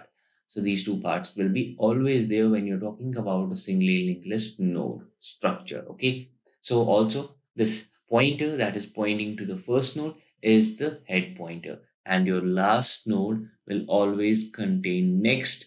In the next part, it will always contain null value. So this is how your singly linked list looks. Now let's talk about doubly linked list. If you talk about doubly linked list, there are two pointers or two things associated with it. So obviously this head node will always point to the first node that is there, right? This is the first node, and this will again be the key or the root of the linked list, or this time around doubly linked list. So this will store the previous address, and this will store the next address. So in this case, there is no previous address, so it will be null. And this will contain always the data part, which will be again homogeneous. So if you are storing integer, all of them will contain integer. So in this case, let's put a value in it, 20 and 30. Done. Now what happens after that? Let's suppose now this is its previous is null. What about its next? So it will have 1000 in it. Let's suppose the address of this is 2000 and the address of this node is 3000. Now again, just like we saw in singly linked list, this will always contain null. Okay, the previous part. So you have the next part. So this next part will always contain null, and you have this previous part. You have this previous part. You have this next part. So then let's first see how we can move in the forward direction. Now there was one drawback with singly linked list, that you can always move in a forward direction. So only one direction. You can move only in a single direction, that was in the forward direction. There is no way you can move in the backwards direction. So doubly linked list avoided, or mm, it rectified that problem with the help of this previous and next links. So previous links will always go help you to traverse in the backward direction, and obviously when you have this next in place, it will help you traverse in the forward direction. So now what happens, this, or let's first talk about the next links. So obviously now this node is pointing to what, 2000. So 2000 will be stored in the next part. So again this will be stored in 3000, and this will be storing finally the null values. Okay, done. But uh, what about the links which help us to move backwards? Those are previous. So it will point to the previous node, which is nothing but 2000. It will point to its previous node, which is nothing but 1000. It will point to its previous node, which is nothing but, in this case, it is null, because it is not pointing to anything else. So if we observe carefully, so there are two things that you should keep in mind, that the first node, its previous will always contain null, and the last node's next always contain null. So previous helps you in moving backwards, which was not possible in singly linked list, and next will always help you move forward, which was obviously the scenario in the singly linked list as well. Now let's move on to the circular linked list. So in circular linked list, again, this is the head node or the root node of the linked list. In this case, it is the circular linked list. So again, this node part will contain two things, the data and the link. So data will be, let's suppose data is 10, 20, and 30, right? Now this will have some, obviously some address. Now let's suppose these are the three addresses. Right? Obviously, there will be hexadecimal addresses, but yes, for simplicity, I'm taking this as an integer. So the link will contain the address of the next node, which is nothing but 3000, 2000 in this case, and 3000 in this case. But what happens in the circular linked list? Now, the last node, right, will point to the first node that is there. So the first node that is there is at location 3000. So you will store 1000 in it. Now you might be thinking, sir, this is similar to singly linked list, but the only thing that is different in this is that the last node in singly linked list was pointing to null, and in this case, the last node is pointing to the first node. Is that correct? Yes, absolutely. Okay. So the last node is pointing to the first node in circular linked list, but in terms of when you talk about singly linked list, at that time around, this will be null. In this case, in circular linked list, it will always point to the first node, and head will always point to this node, or it will always store the address that is 1000, and it will always point to the first node of the linked list, be it in any of the linked lists, be it circular, be it doubly. So again, it will store 1000, or be it singly linked list, it will store 1000. That is the first node. So with this, we are done with the types of linked list. So there are three types of linked list. One is a singly linked list, another is a doubly linked list, and the last is the circular linked list. So the only difference between singly and doubly is the last node, which points to the first node in the circular linked list. Now, in doubly linked list, it is similar to singly linked list. That means it has some features that means we can move forward, but it has some extra features with which we can move backwards as well with the help of its previous part. And with the help of its next, we can move forward, which was in the case of singly linked list. And it was a new feature which was added to the doubly linked list, with the help of which we can traverse backwards. Now let's talk about the implementation of linked list in Java programming. So before going ahead with the coding directly, let me tell you the problem statement of the program which we'll be implementing. So here you have to create a linked list and then implement it using the various concepts of classes and methods which are predefined in the packages and libraries of Java. And then we'll be implementing certain functions on it. Functions like after the creation of linked list, we need to insert elements into it. And then you have to insert the elements at the beginning of the linked list, at the end of the linked list. Similarly, deletion process will also see how to delete the elements of the linked list. And then we'll write a code to display the contents of the linked list. And similarly, we'll explore various other methods like how to look for or search for any given element in a linked list, and also how to uh, if at all suppose you want to transfer the content or all the elements of a given data structure to any other data structure, like from stack you want to copy all the elements to the linked list, or from linked list you want to copy to stack. So how can you do that? There is a predefined method for that as well, for linked list, and that how to use that method we'll see that as well. So that's the whole idea of the code which we are going to write for understanding the linked list implementation in Java programming. So let's switch to the IDE, that is the Eclipse IDE. So here you can see that I have already created a class LList, and there is a main method already defined, public static void main string args. In this itself, I'm going to create a linked list and then perform all other operations on the given linked list. Now, to create a linked list, you need to understand first here that list is a class which is already defined in the Java packages and that belongs to your collection framework. And to create a linked list, there is also a class called as linked list, of which we'll be creating an object, and that's how we'll create a linked list. So let's see how is that done. So as I said, linked list is a class L1 suppose equals to new. Okay, again here, like in the stack data structure, we use the type of data you want to store in the linked list or the stack. So similarly here also you have to define the data type for the elements which you will be storing in the linked list. So here in this linked list, suppose I want to store integer elements.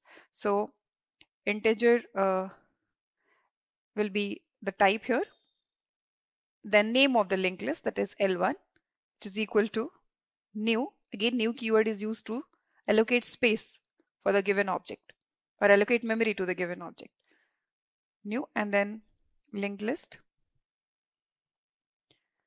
And again the two less than and greater than signs and then round brackets and then semicolon. So here we have defined a linked list L1 or created a linked list L1 using the linked list class. So let's see what's the error over here.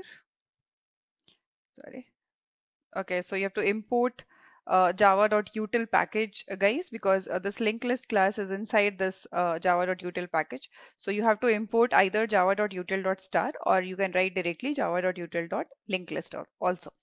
So yeah, once that is done, the linked list is created. That is, you have created an object L1 of the class linked list, which contains elements of type integer.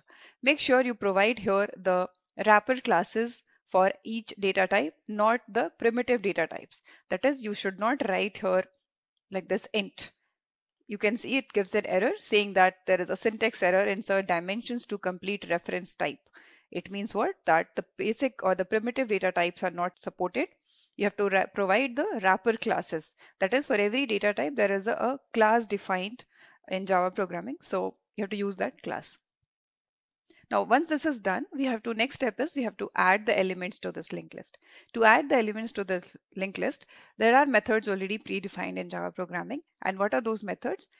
Let's use that L1 dot add.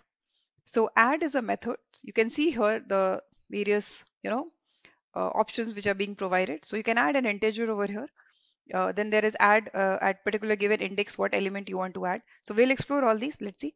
So here I'm suppose trying to add 3. Okay. So this will be the first element that will be added to the linked list. Now suppose I want to add another element, maybe 7. Okay. And then another element, maybe 10. Okay, so these 3 elements I added to the linked list. So this is how you will add the element to the linked list. Now there is another one more function which is related to addition or insertion of the elements to the linked list. But this is when you want to update something, like you have added at location, like first you added 3, that is at 0th index, then 7 at the second first index, 10th at the second index. So that 3 elements you have added. Suppose at some given index you want to update the value now. So for that you can use add, and then the second one, add int index and integer element. So here you have to add the elements and provide 2 parameters. One is the index at which you want to add, and the second one is what element you want to add. So this is generally used for updation, like you have inserted already some value and later on you want to update that to a newer value in the linked list, then this is the function which you'll be using or the method you will be using. This method, that is add an integer and integer element, 2 parameters, one, this returns void as a return type. But the add methods which we already used for adding 3, 7 and 10, it returns boolean, that value, that is true or false. If the addition is successful, it returns true, else it returns false. So we can use this one here. So suppose at location second index, I want to update the value from 7 to maybe 6. Okay. Okay. Until unless we print this, you'll not be able to see it. So I'll tell you also how to iterate over the elements of the linked list. That's the different thing. I mean, we'll do it later on. First, let's understand the primitive operations here. This is done. That is, the insertion is done. Now let's understand how to remove the element from the linked list. Okay, to remove the element from the linked list. Okay, so I'll put a comment over here. This is adding elements to linked list. Now we'll see how to remove elements from linked list. Okay, so let's see how to do that. So again, L1 dot remove itself is a function which removes the elements from the linked list. Okay, so just write L1 dot remove. It's going to remove the element from the linked list. Or there are other functions also, like no, you want to remove from the first, or you want to remove from the last of it. So that also you can do. So you can see here all the methods are being listed. That is, remove last is also there. You want to remove from particular given index, then from there also you can remove. So let's use a remove first here. Okay, so it will remove the first element of the linked list. If I suppose I want to remove the element at the second index, then you can provide the index number over here and it will remove the element from that particular index only of the linked list. Okay. Similarly, L1 dot, you can have remove last as well to remove the last element of the linked list. Okay, so these are the methods which we'll be using. The very simple, very easy inbuilt methods which you can directly make use of. Guys, I'm not saying that you cannot write a complete linked list implementation on your own.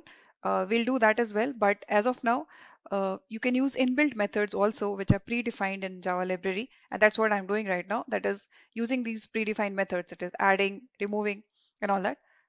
Okay, before going to the next any other function, let me just tell you how to access the elements of the linked list, how to iterate over it. Okay, so again here the concepts comes is of iterator class to make the elements of the linked list or to make the linked list iterable. So there is a iterator function which is defined inside the iterator class itself. So we'll make an object of iterator class, and over this linked list we'll call the using this linked list L1 we'll call iterator method which will make this linked list iterable. So let's see that what I'm telling you. Iterator. Okay. So iterator it is equal to it is a object for iterator class. Okay. So L1, that is the linked list dot iterator. Okay. And then semicolon. Done. So this makes the class iterator. Okay, it's again, okay, you have to import this as well. That's why I said you can directly do java.util.star over here. You need not do it again and again for every single class. You don't have to import that. But okay, no issues. The Eclipse IDE has itself figured out for me to provide that import statement. So I'll go ahead with that. So yeah. Now in this, what I should do is again use while loop to iterate over it. So while there are next elements in the linked list, like next meaning we'll start from the first and keep checking, is there next element, is there next element, is there next element, and until there are next elements in the list, it will keep printing it or keep accessing it. So for that the while loop is being used. While it, that is it, the object of iterator class dot has next. So this tells that is there next element into it or not. If there is, then I'm just going to print what it's going to print it dot next. So it will print the next element in the list. Okay. Let's see. So what I'll do is I'll just comment few lines here to just tell you that exactly how it works. So let's see right now, just uncommented lines are that I'm adding these 3, 7, and 10, and I'm running over it, accessing the elements 3, 7, and 8. So let's see what is being displayed over here. So you can see 3, 7, and 10 is being displayed. Again, I'll put a little bit of formatting over here. to make it little representable. So yeah, 3, 7, and 10 is successfully inserted in the linked list. Now I'll add at second location 6. Now let's see which one is being updated from here. So you see here at the second location 6 is inserted. It means what? 0 first and then second. This was the second location, second index where 6 is inserted. And the elements after that are shifted one step ahead. So this is used for inserting it somewhere. Getting it? So that's what I said. So later on, suppose you've created your linked list and later on you want to update something, you want to insert somewhere in between some elements. So that you can do using this add different variation of add method with having two parameters. One is index number, other is element which you want to insert. Now let's see the remove one. I'll uncomment this again and so that you can figure it out. So let's see one by one what is being exactly removed. So if I run this, so you see here it remove at the second index, that is we inserted 6 at the second index, right? So it deleted that. It's only 3, 7, and 10. Now if I say remove first, so the first element should be deleted, that is 3, right? So let's see, is that element being deleted? Yes, it is deleted. 7 and 8 is left. So remove first deletes element in the linked list from first. Now last meaning 10 should be deleted according to the current linked list elements. So let's see that. So yeah, 10 is deleted. So only 7 is left as of now. Okay, and as we are able to see this all these elements because this particular code is working fine. That is, we have created the linked list iterable so that we can iterate over it and access each and every element one by one. Okay, so till here it's clear, I guess. Now let's try to see the other methods which how we can implement over it on this linked list. And those methods are to search the elements into it and also to find out the size of the linked list. Okay, so let's see now how to find out the size of this linked list first and then how to search the element, I'll tell you. So this is the closing of this while loop. Okay, now after this, so to know the size of the linked list, there is a simple function that is called as size. So L1 dot size is what you can call it over from here. Now let me just comment out these lines so that it should not remove everything. Okay, from the list, let's have some elements in the linked list. That's the reason, then only you can get the size. So you can see here, it prints the size over here, that is 3. So this last element which you are seeing over here is your nothing but the size of the linked list. So you can see I printed in the next line. So 3 over here is a size. There are 3 elements only, 3, 7, and 10. 6 we already deleted by this remove statement. So that's how you'll find the size. It's easy, right? So nothing to do. Now let's see how to search an element. So to search an element in the linked list, there is a function or a method called as contain. Okay. So how to call that? That returns a Boolean data type. So we'll store into this b1 is equals to we'll call on L1 dot contains. So you can see here contains is a thing. Now in the bracket or in the parameter, you have to pass what value you are looking for. Suppose I'm looking for 7. Okay. And then I'm going to print this B1. So as it returns Boolean data type, this contains method. So it will tell that if the element is found, it will return true. If not found, it will return false. So B1 will be true in this case because I'm looking for 7 and 7 is already in the list, right? So it should say true. Let's see that. So when we execute it, it says true. If suppose I'm looking for something which is not there, like 11, then it should say false. So that's how the contains work. So it returns true and false. It doesn't returns the index number or anything of that type. So for that, you have to write a separate code. But simply if you want to know that a particular element is there or not, just search it. Then this is how you can do it. Now, one very important thing which I'm going to talk here is related to linked list. That is, Java provides a very good method support that is called as add all. Suppose you have created one data type or data structure which is having certain elements and you want to create another or shift that data structure to any other data structure. Like you have stack and you have elements over there. Now you want to shift all those elements to a linked list. There is just one method using which you can very easily do it. I'm going to show you that now. So let's see.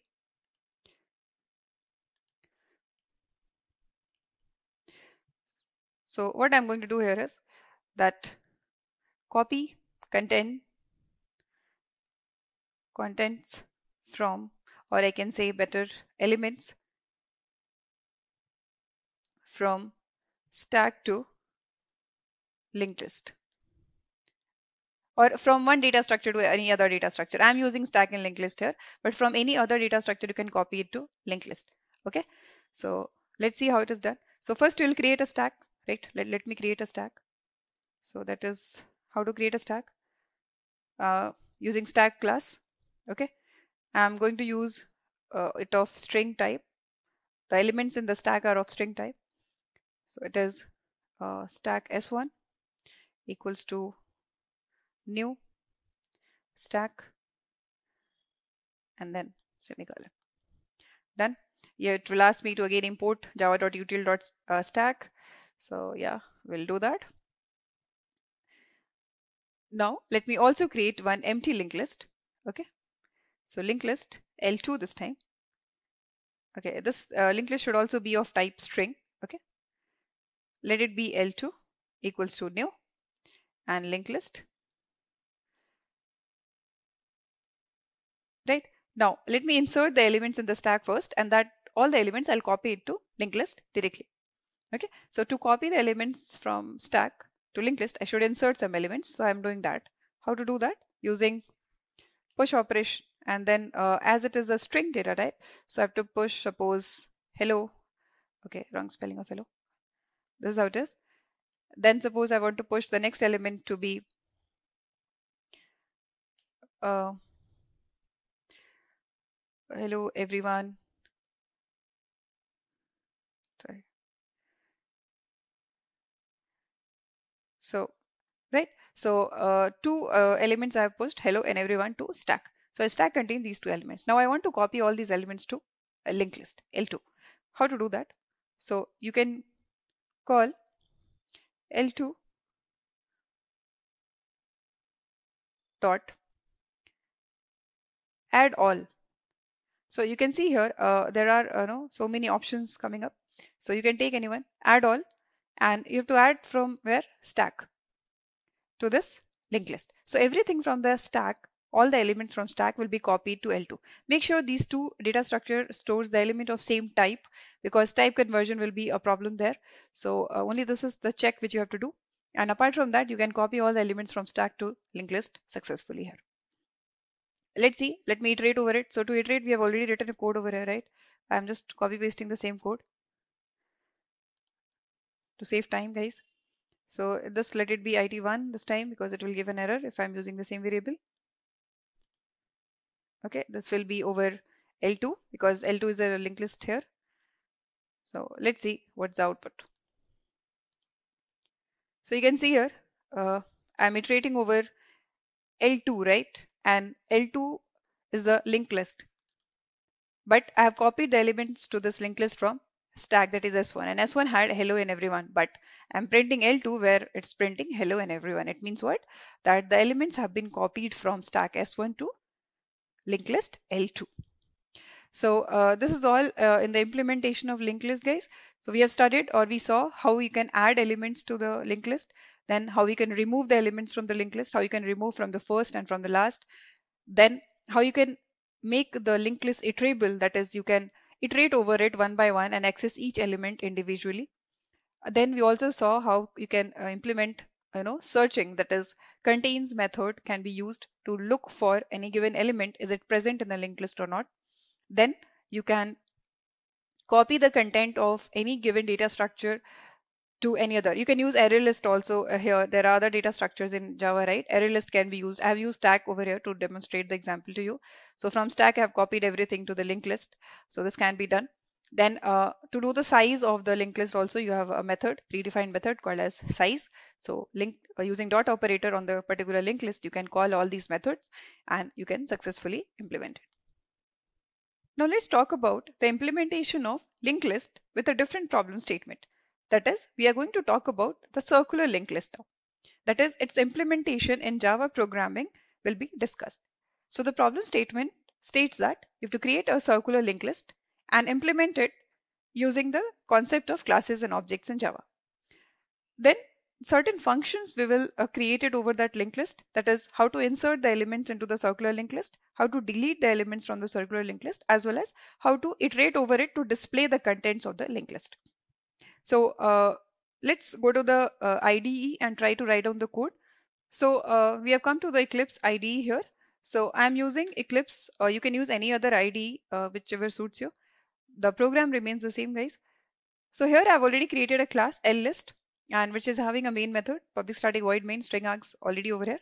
Now, to create a circular linked list, I'm not going to use the inbuilt linked list method here, or inbuilt linked list classes, neither the associated methods of the linked list class. I'm going to create a linked list by the basic concepts of classes and objects, which is there in Java. So for that, I should create so in this, outside the main method, I'm going to create another class over here. Okay, and this class is suppose node, because each element of a linked list is referred as node. Okay, so I'm creating the class also as node. You can give any other name here. So what this node will consist of? So every node of a linked list consists of what? Two things. Singly linked list if I talk. So circular linked list I'm talking about over here. Single circular linked list.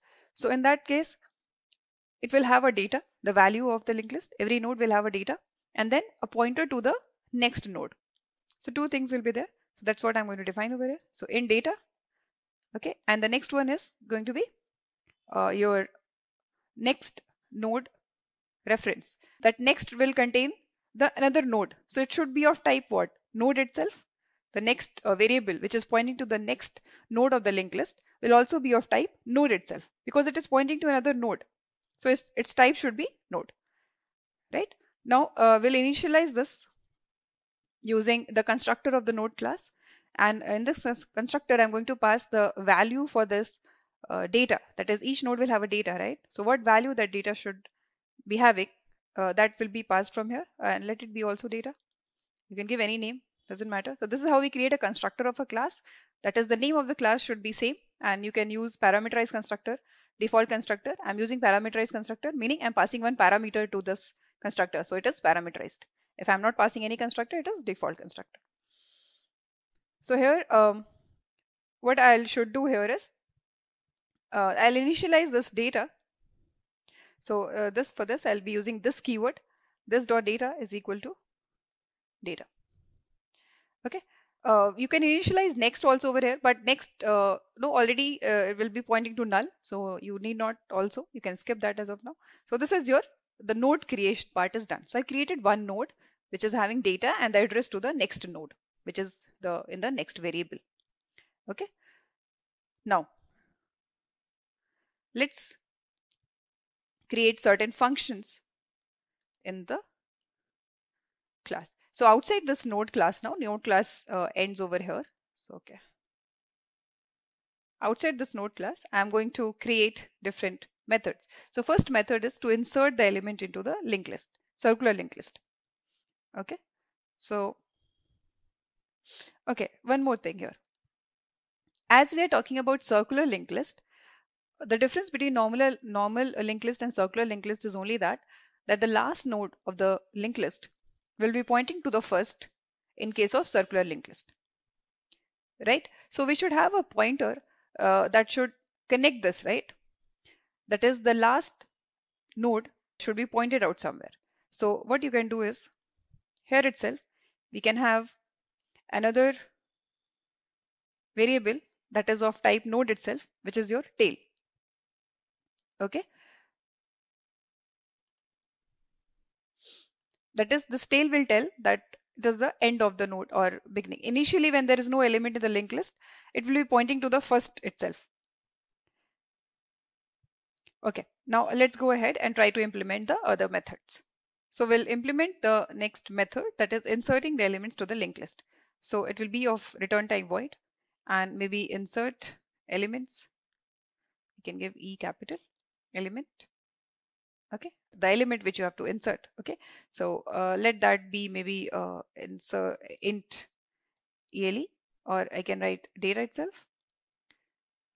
So in this function, first what you have to do is create a object of the node class. Okay, because that is the node which you are going to insert finally, right? Which will have this data and also a pointer to the next node in the linked list. So this will be node, maybe let it be new node. Okay, this is equals to new, and then I'll be using the class name, that is the class constructor here, and the data which is passed while insertion, that is while calling this insert element, that is in data over here, that will be given to this node as its value. Okay, now once it is inserted, what are the condition check we have to do? So there is two conditions. First one is that if suppose the linked list is empty, the first data you are inserting here, then in that case your head and tail pointer both will be pointing to the beginning itself. Okay, we have to create head pointer also. This should not be here. Okay, 1 second. Inside this class, we'll have two pointers, head and tail. Okay, so this head and tail is nothing but these are the two reference variables which are pointing to some node, okay, in a linked list. So initially they are null, meaning they're not pointing anywhere. When you insert elements to the linked list, your head pointer will remain same. That is, the head pointer will point to this new node if there is no elements in the linked list. This is the first element being inserted. Then your head and tail pointer both should point to that particular new node, right? That's what I'm going to do. So you'll check here first condition, that if head is equal to null, then in that case what you should do is, it means it is the first element to be inserted. Then in that case your head of the linked list will also point to this new node, right? Your tail will also point to this new node, correct? And as it is a circular linked list, the tail of the new node, that is new node, should point to also the new node itself, because there is only one element and it is a circular linked list.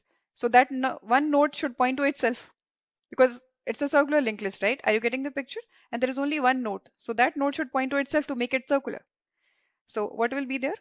Tail is now equal to this new node. So tail dot next will be equal to also this new node itself. Getting it? What is the else condition? Else condition is if it is not the first node to be inserted in the linked list. There are already some nodes inserted in the linked list. Then in that case, head will be pointing to the beginning of the linked list, tail will be pointing to the end of the linked list, right? And new node will be inserted at the end. In that case, your tail pointer will change only, correct? So what will happen? Now this tail will become the new node which is inserted. So your tail will become the new node, okay? And tail dot next will be your new node first, and then tail itself will also be pointing to new node. Now the next of the tail now. Earlier tail was the end. Now new node is added there. So tail next is the new node. Now tail is shifted to this new node because now new node is the last one. To make it circular, this new node should point to head. So new node and tail is the same thing now. So tail dot next will be the head node. So that's what I'm going to write here. X is equal to head node. Okay, so this is your insert element or insert function in the insert method in the linked list. I hope it is clear to all of you. Now let's create another function, that is your display. Void display elements. This will also not take anything as an input, as a parameter. So in this display elements, what you have to do? So okay, there is again a condition check. If there is nothing to display, linked list is empty, then definitely it will not display anything. But if there are elements, then it should display element.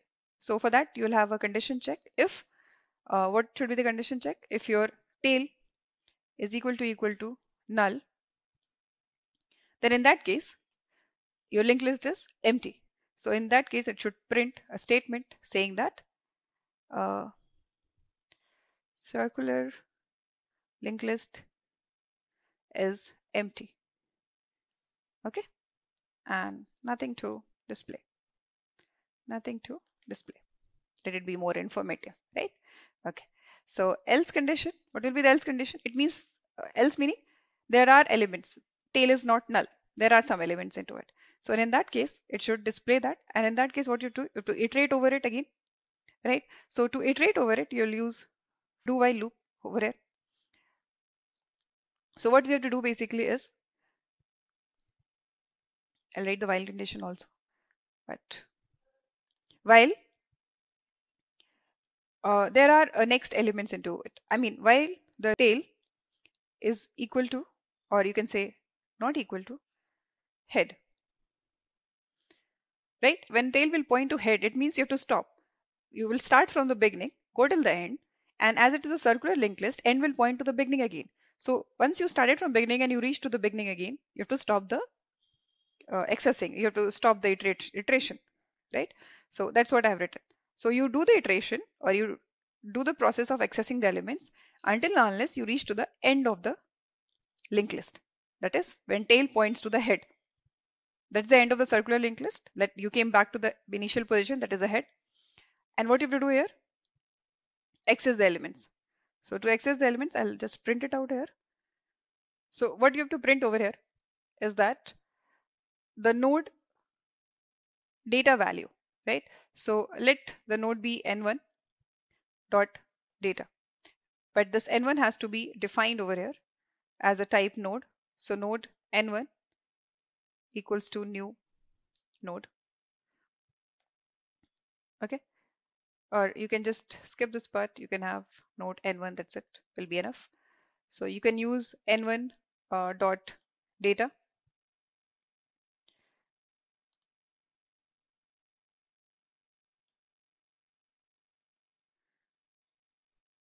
So this will be pointing to your head node, so that we can start from head and go till the tail. So let n1 point to head itself. So we'll print this. And now as we have to go to the next element, and in linked list we can't use for loop or something or increment the pointer to 1 plus plus and it will go to the next. We have to go with the pointers. We have to go with the next variable. So in this, what you have to do, n1 will be equal to n1 dot next. So n1 will be pointing to the next of the n1 now, and every time it will keep on printing till where it should print, as it's already here, that is till when the n1 dot next is not equal to head. Till then you have to keep on, because it's starting from head, it should go till head only, and once it reaches there it should stop the accessing of the elements. So this is your display element function. Now let's call all these functions from the main method, then we'll talk about the delete. Okay, so in this you have to make a object of the class, that is the class name is your list. So list, let the linked list be list1 is equal to new list. Okay, using this list1, we'll be calling the two functions which we have created over here, that is your insert element. So what we are going to insert here is suppose 2, and then again let's insert one more value into this list1 dot insert, and here we are going to insert this time is 7. I'll do one more list1 dot insert, and I'm going to insert 8. Okay, now let's call display function on it to see how it works. We'll save it and then run it. So you can see here 2 and 7 is being displayed. Okay, 8, 2, 7, 8 is there. Okay, something is missed out. Let's see what is that. starts from the head tail and it will go till n1 dot next is not equal to head. Okay, so what went wrong is that let's try to figure out that. So okay, display elements, we have created a node n1 and tail is equal to null. Okay, here it should be also, and head should be equal to null, because not just tail equals to null, but also if head is equal to null, then this should be printed. Let's see, we'll see the output. So let's 2 and 7. So okay, let's explore it further. Till n1 is equal to n1 dot next, while n1, okay, so here is the problem. So while n1 is not equal to head, because n1 dot next is not equal to head, meaning it is skipping the last element. That's the reason 8 was not printed over here, right? Because it was checking with the next value. So the current last is being skipped. Now let's see, it should give us the output. Yeah, so you can see 2, 7 and 8 were the three elements which we have inserted here. So this is the logic of printing or displaying the elements, accessing each element of a linked list. Here I'm not using the inbuilt linked list class to create the circular linked list. Okay, not the inbuilt methods as well. You can create a simple linked list also using the same logic. But here I have created circular linked list to demonstrate you. Now let's create another method to delete. Okay, so this was the method ends over here. Let's have a void delete method, delete elements. Okay, it will not take any parameter. What should be the logic of deleting elements into it? So the logic will be here is that you have to just check that is there only one element in the linked list, in the circular linked list. If that is the only one element left, then if you delete that, your head and tail both pointers will be pointing to null, because nothing is there to point to, right? And if there is more than one elements or nodes in the linked list, in the circular linked list, then we can go ahead with a normal procedure.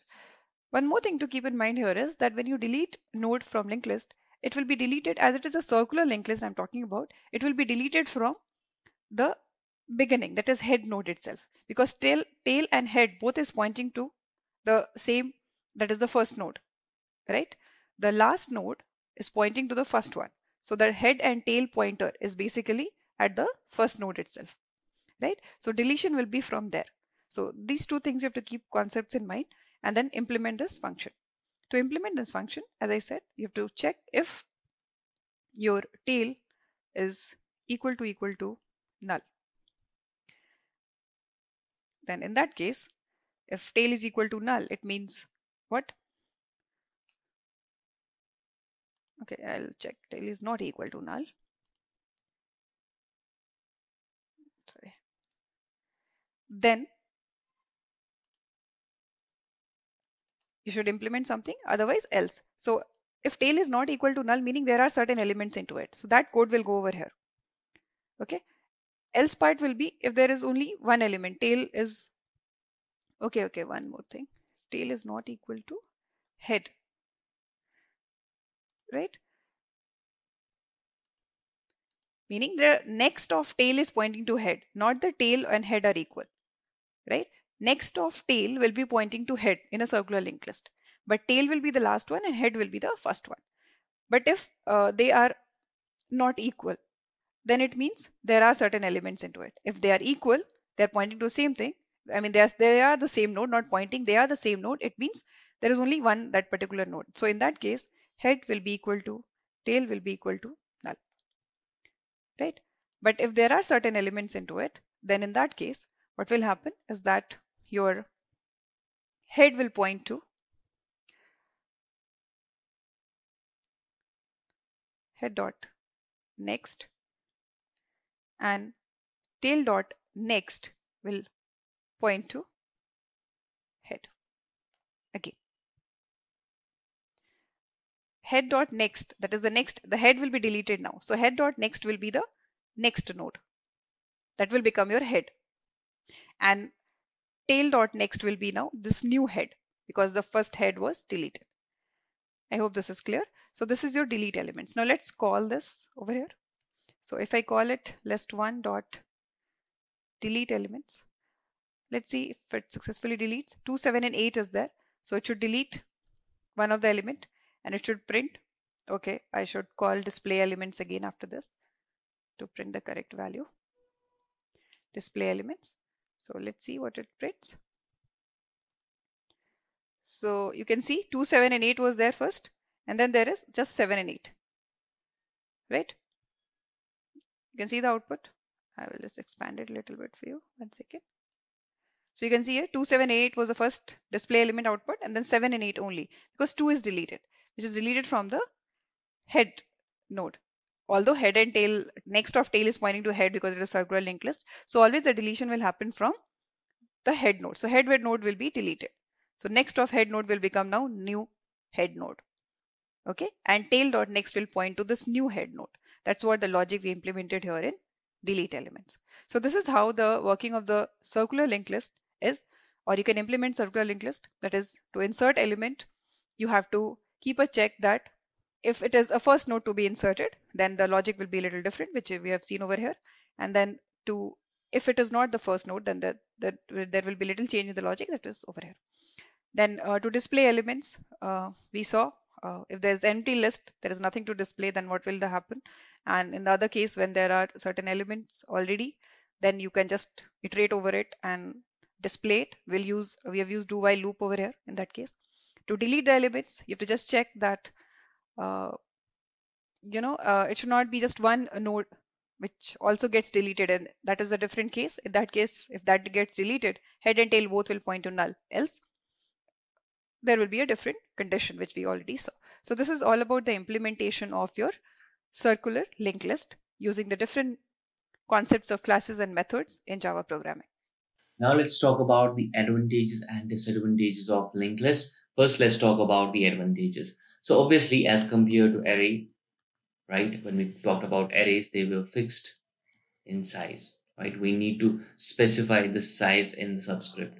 So fixed in size, which is not in the case of arrays. It is dynamic in nature and you can add as many nodes as you want depending upon your requirement, right? So obviously when you have that uh, independency over the size, you will never, there's no chance of wasting any memory, right? So if you require 4 nodes, you will use 4 nodes. If you require 3 nodes, you will add 3 nodes only. So in this way, the size of the linked list is entirely dependent upon your application. What are the things that you require, you make them. That's it. So you will not be wasting your memory and you will be utilizing your memory very efficiently. So this is the reason why this is written over here, the efficient memory allocation. How you are doing efficient memory allocation? Let's suppose you have chunks of memory available here and there. You can link them together and allocate the memory and use those memory location for storing the data, right? So memory can be used efficiently. Memory is not wasted. It is dynamic in size and it is very easy to insert and delete a node in a linked list just by manipulating a single link, as we have seen earlier. Just if you want to delete this, you just manipulate this link and just point this link to the next node, which is after this node. That's it. You are done with the deletion operation just by manipulating a single link. Similarly, when you're talking about insertion, at that point, you if you want to insert at this location, you remove this link, point it to this, and then remove and point this new node to this node that is there, that was already there. Again, we are manipulating a single link. Okay, just the manipulation of single link here, that is required for insertion, and a single link here that is required for deletion. Now when we talk about disadvantages, one of the major disadvantage is that you cannot lose your head, right? The head node that is pointing always to the first node, either in a singly linked list or a doubly linked list or a circular linked list. This head node cannot be lost. If this head node is lost, or if it is manipulated, right? If the head node is lost or manipulated, the whole linked list will be lost, right? Let's suppose this is your linked list and somehow, right, if this is the head node and somehow you made it traverse to this particular point, right? Now head node is pointing to this in a singly linked list. Now there is no way you can access these nodes and you will get undesired results. Another disadvantage is that you cannot access randomly. So random access is not possible because if you want to go at this particular node, you have to traverse through the first three nodes first. Why? Because this node knows the address of this node. This node knows the address of this node. This node knows the address of this node. There is no way you can directly go to this particular node. Random access that was there in the arrays with the help of indexing, you can randomly access the elements. That is not possible in terms of linked list. And the address of the first node is known to the head of the linked list or the root of the linked list. Okay. So that head is pointing to this first node. Okay. So you cannot change or manipulate or lose, or you cannot lose your head because the whole linked list will be lost. Okay. And the random access is not possible in linked list. Binary tree. Now let's talk about what is binary tree. So it is a hierarchical data structure. As we have seen in earlier data structures like arrays, linked lists, stacks, and queues. All of these data structures were linear data structures.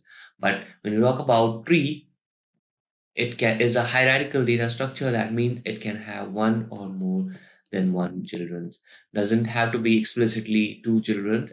But when you talk about binary tree, therein you can have at most two children. That means if this is the node, and then it can have at most two children, or if this is a node, it can have either left child or the right child, or it can have no children at all. Okay. So this is a binary tree. And now this is known as the root of the tree. That means the first node is known as the root of the tree. And you cannot access elements or these nodes directly. Okay. So now this is the whole structure of a binary tree. Now there are some common traversals, right? How we can traverse through all these nodes. So one of the common traversal is pre-order, wherein you always, whenever you are on this node, you always print this node first. What is the value of this node? Then you go on to the left side and do the same. Then again you go on to the left side, then do the same. Print, go on the left side, print, go on the left side, and so on. Unless and until there is no left, then what you do is print that thing. Okay. Then after that, you will go on the right side. So pre-order follows print first, then go on to the left, then go on to the right. Similarly, post is saying that whatever is you have, print it at the last. So go on the left, go on the right, print at last. And in order says left, print, and right. So these are all traversals. We will also see one by one how we can implement it, and how we will also see examples based on these traversals. Now let's talk about the applications.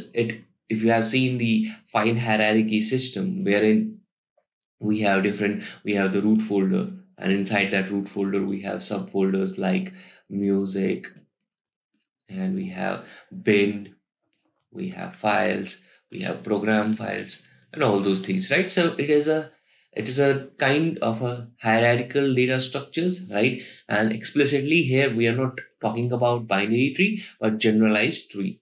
Now, if you have binary tree, it has multiple variations, right? If you talk about this binary tree, so here you always have either the left child or the right child. When you talk about BST, the childs are inserted in the tree in such a way that on the left side it will be always less than the root, and on the right side it will be always greater than the root.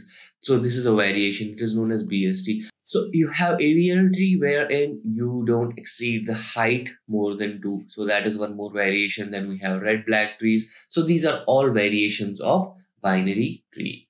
So now let's talk about the implementation of binary tree in Java programming. Before going to the coding, let us see what is the problem statement which we have to code for. So the program which we are going to write is about creating a binary tree, and creation of the binary tree will be done with the help of classes and objects and methods, the basic concepts basically of Java programming. And then we are going to implement a order in which the tree traversal will be done. Now, what is tree traversal? That is accessing each and every node in a tree. So a tree will be having nodes and edges, vertex and edges. So how do we access each vertex or each node in a tree? there is an order or a way to do that. The way in which we access each node is called as your traversal. Now there are three ways in which we can traverse each node of a binary tree. That is your in-order traversal, pre-order traversal, and post-order traversal. Before going to the actual implementation of it, let us see first what are these concepts all about. Like what exactly is in-order traversal, then what is post-order, and then what is pre-order. So let's take an example here and talk about first in-order traversal. So suppose this is the binary tree, okay? A simple binary tree. I'll name these nodes so that it's easy for us to refer them so that it's clear which node we are talking about. Okay, so this is your binary tree. Now, to traverse this binary tree, we have to use the concept of in-order traversal. In in-order traversal, what we should do is, first we should traverse the left child node or left node of a given node or in a tree. Then we should traverse the root node and then traverse the right child of a node. So for any tree, suppose this is your small tree with just one root node and then the left and the right node. So in order traversal, first you have to traverse the left one, then the root node, and then the right one. Okay, so let's see if I traverse this in an in order traversal way, what is the sequence of vertices we get. So starting from the top, that is the root. So this is the root node. So we'll start always from this. So first we have to traverse the left child. So we'll go to the left first of this. Left of this is B, and this is also a subtree, right? So we'll go to the left of this also. Left of this is D. So first we'll traverse D because after D there is nothing. This is pointing to null. This is also further pointing to null. So there is nothing after this, right? So we'll end it here, where whichever is the leaf node, that is the last node in the tree. So D will be traversed. Okay. Next, coming back, we have to traverse what? The root node. So if I talk about this particular subtree, in this particular subtree, this is the left child, this is the right child, and this is the root node. So next, after left child, we have to traverse root node. So we have to traverse now B. After root node, what we have to traverse? The right child of it. And right child is nothing but E, this particular node, right? So we'll traverse E. Now this subtree is done. We'll trace back, that is we'll do backtracking and come to the previous one. Now all the left part of this particular node A is done. So now what should you traverse? The root node, that is A itself. Then we have to go to the right part of A. And coming to the right part of A also there is a subtree. In this now, which is a root node, this is a root node, this is left child, and on the right side there is nothing. So in this subtree, we have to again traverse first left. So left is F. So we'll traverse F. Now after F there is nothing, so we will not go further in the depth. Here itself it will end. So F is the left child of the C, right? So we'll traverse first the left one. Then coming back to the root node. Root node is what? C over here. So we'll traverse C. Then we'll go to the right side. Right side there is nothing, right? So we'll not be traversing anything.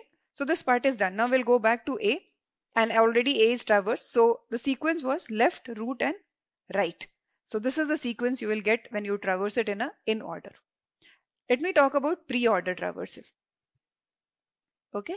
In pre-order traversal, I'll talk about the same tree A, B, C, D, and E. Okay. And this is suppose one more F. Fine. To traverse this now in pre-order. Pre-order is first you have to traverse the root itself. Then you have to traverse the left child and then the right child. Okay. So to traverse root first, we'll start always from the root node of the complete tree. A is the root node of complete tree, so we'll start from A. So first you have to traverse the root here. That is A will be traversed first. Then we'll go to the left of it. Left of it is this part, right? Now this is also a subtree. So again for this we'll implement this logic root left and right. So which is the root in this subtree? B. So B will be traversed first. Then which is the left one? D. So D will be traversed. Now once D is done, there is nothing after D, so we'll not go ahead. Once D is done, what is the right of B? E. So E will be traversed. So in this subtree we traversed it in the order root, that is B, then left, that is D, then right, that is E. Now we'll trace back to A again. So we have already visited A because root was the first one to visit. and left is also done. Now we'll go to the right part. Right part, this is the tree, right? In the right part, this is a subtree, and which again will traverse the subtree also in the order root, left and right. So which is the root node here? C is a root node. So C will be traversed. Then left of it is F. So F will be traversed. After F there is nothing, so we'll not go again deeper there, edit there. And then what is the right of C? Nothing. There is nothing on the right side of C or right child of C. So we'll not go to the right child, that's it. So right part of the root node A is also traversed. So this is the order of traversal we get when we traverse the given tree in a binary tree in a pre-order traversal. Talking about the post-order traversal. In the post-order traversal, again the same example I'm going to take here. So A, B, D, and this is your E, and then coming here C, and this is your F. Okay. In the post-order traversal, what we do is we traverse the root node at the last, post everything. So first is left child, then the right child, and then the root node. Okay. So starting from again the root node of the complete tree, that is A, we'll start from here, and we'll go to the left first. So coming to the left side, this is a subtree.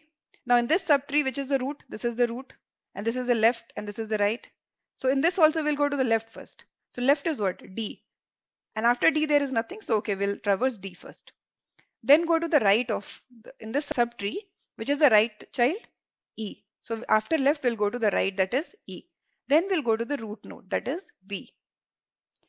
Once the subtree is done, we'll trace back, and now we have to go to right side. Left part of A is done, so we'll go to the right part of A now. Right part of A. In right part of A, this is a subtree. Now in this subtree also we'll follow the same sequence, left, right and root. So left child is F. What is the right child? There is no right child of C, so we'll not traverse anything. Coming to the root now, so root is C. So right child is also done. Left child subtree is done. Right subtree is done. Then we'll traverse the root node, and root node was A. So this time A will be traversed at the last. Okay, so this is a sequence we get when we traverse a given binary tree in a post-order traversal or in a post-order way.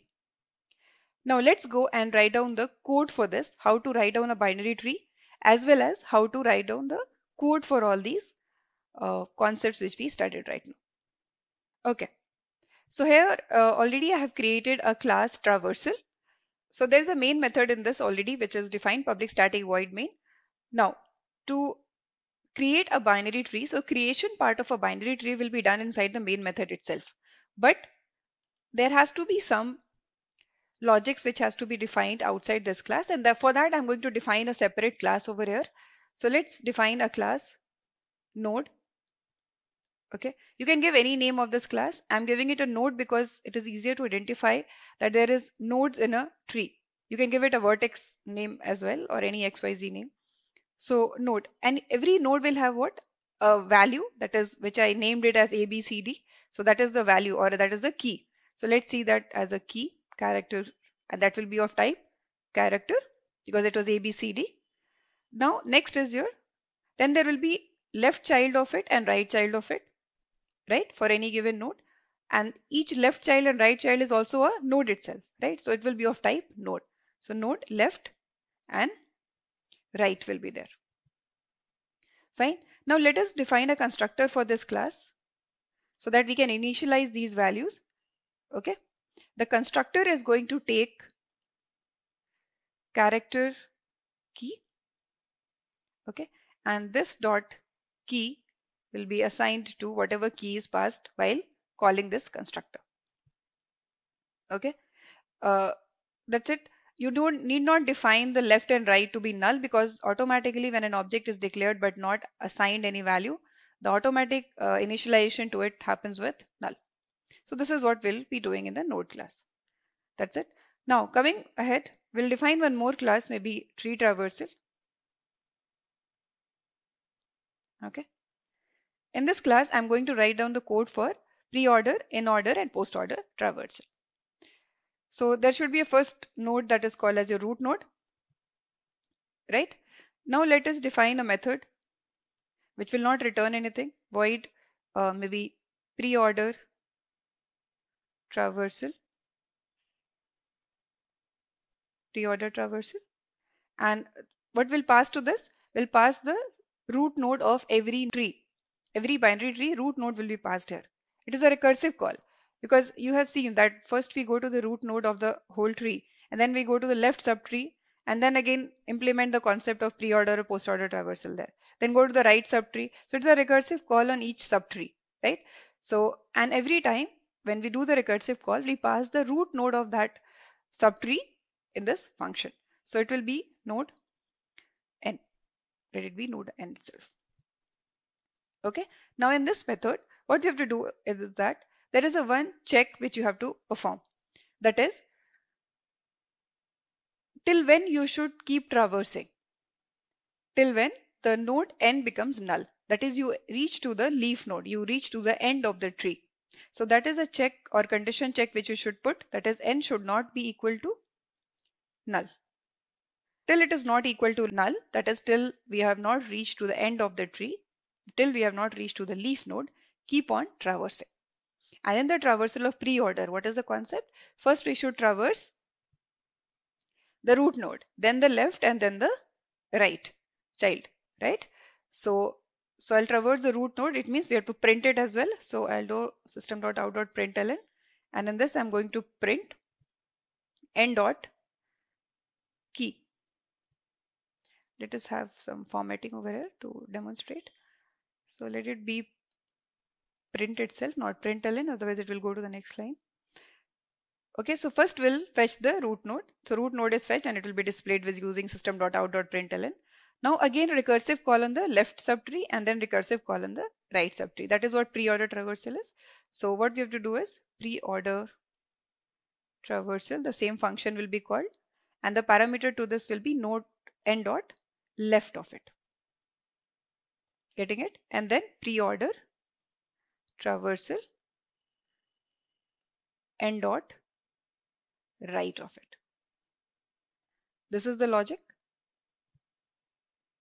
So this is a logic or a code written for pre-order traversal of the tree. Now we'll come to the main method or our main class here. And in this, we are going to define or create the tree first, and then we'll see call the method pre-order traversal and see is it traversing in a good way or not. To create the key, what we should do is you have to create first is you have to create the object of the class tree traversal.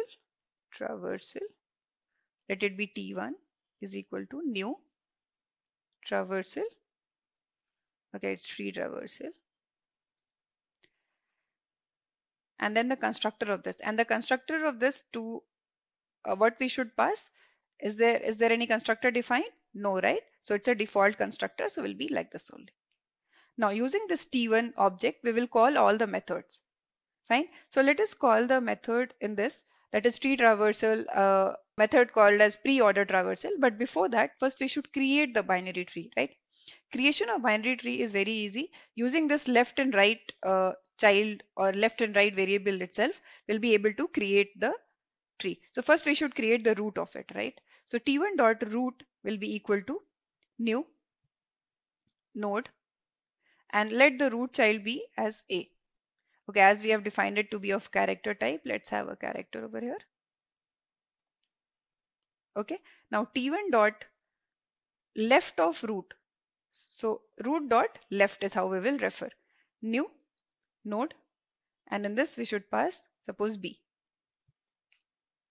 Okay, meaning the root node is a, left of it is b. Now we'll go to the right of a, right of root node.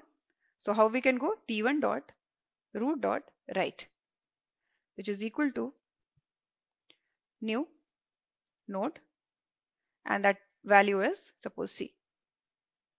Okay, similarly now we'll go to the left child left. To do that, t1 dot root dot left is equal to new node, and in the bracket you can write suppose d. Okay, it should be new, right?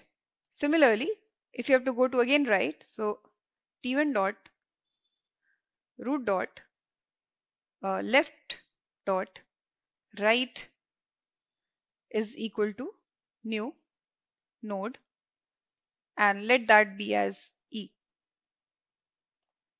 So we have created the tree something like the root node A, the left child B, right child is C, B is having two children D and E. Okay, so this is your tree.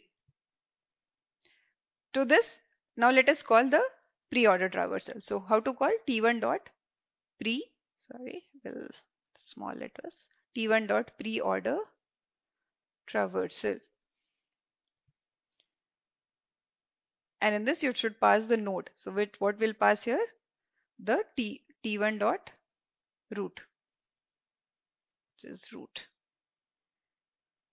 right? So let's see what's the output we get.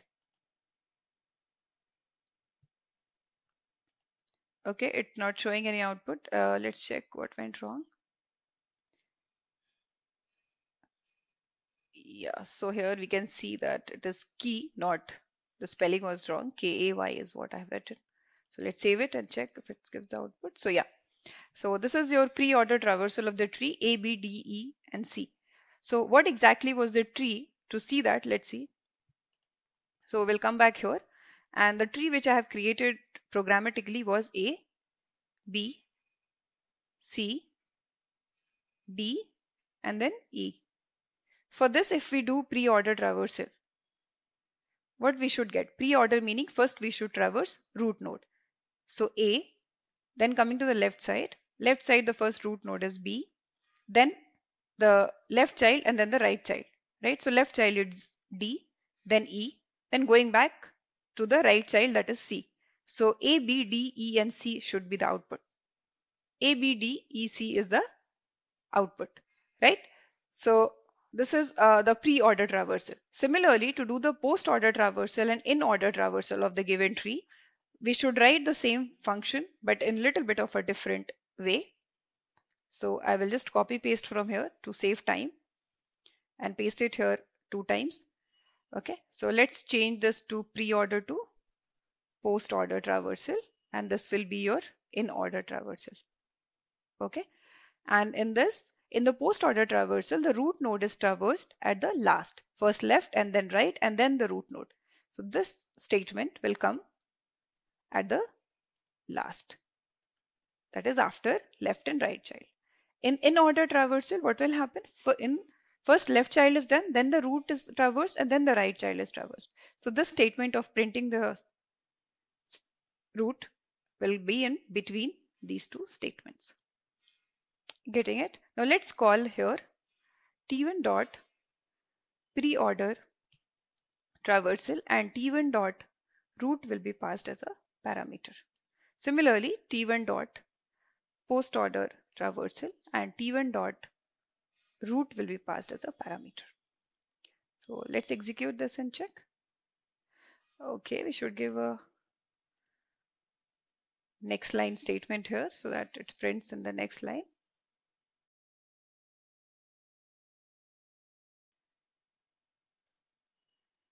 Okay, so we'll save it.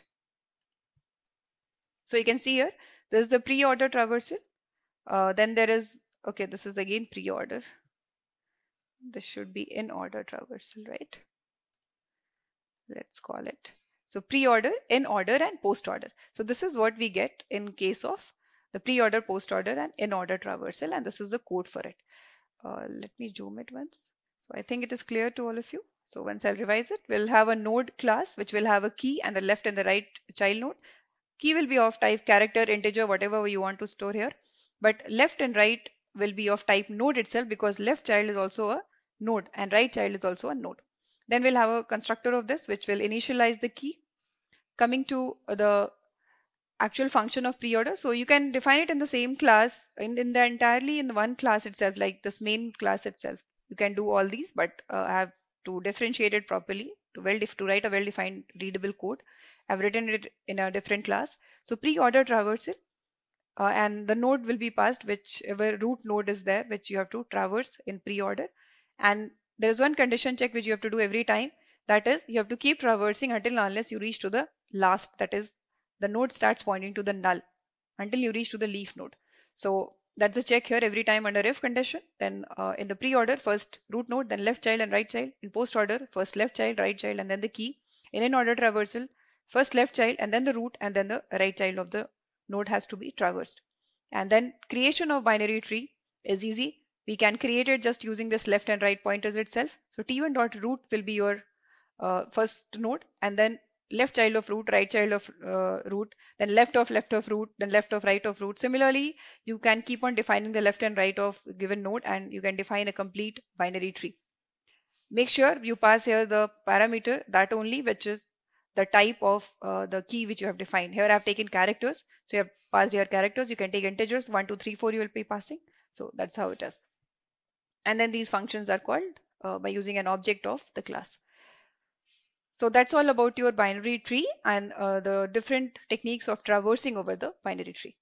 Now let's talk about advantages and disadvantages of binary tree. If you talk about advantages, we can represent data with some relationship, right? So this is the root node, or this is the parent node, and this is the child node. So that relationship, parent-child relationship, is always there. And while you are inserting or searching an element or a node in a binary tree, it is much more efficient as compared to other data structures which we have seen. Now, if you talk about disadvantages, if you want to sort this binary tree, it is much more difficult, right? Because we can either go on the left side. This can be a tree. That means this is a left skew tree, or this can be the scenario wherein we have all the elements on the right side of the node. So this can be another scenario wherein we have this right skewed binary tree. So sorting is difficult and it is not much flexible, right?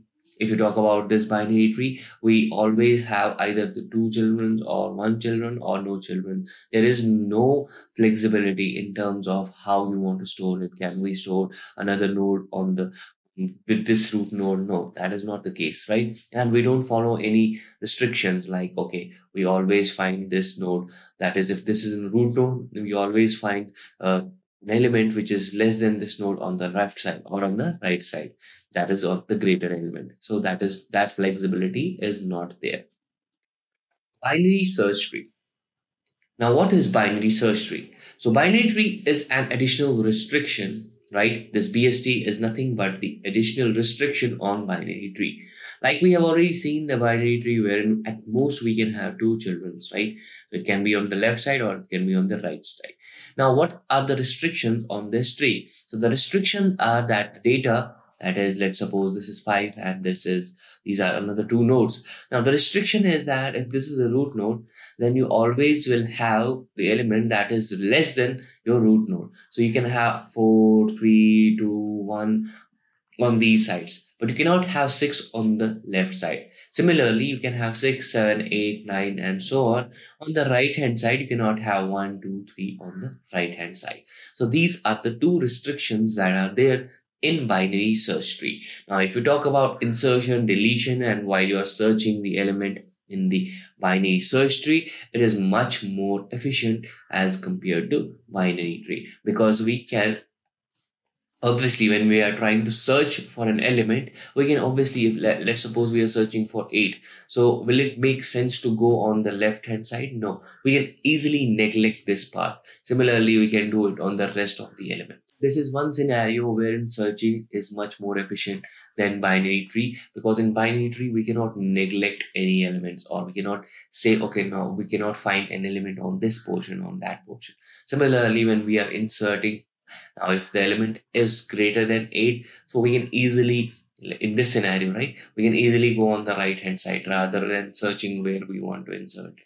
And similarly, when we are deleting, a little bit of ordering is done in order to get the exact same situation, wherein your root is less than the right hand side elements and wherein your root is greater than the left hand side elements. So that scenario is there in the binary search tree.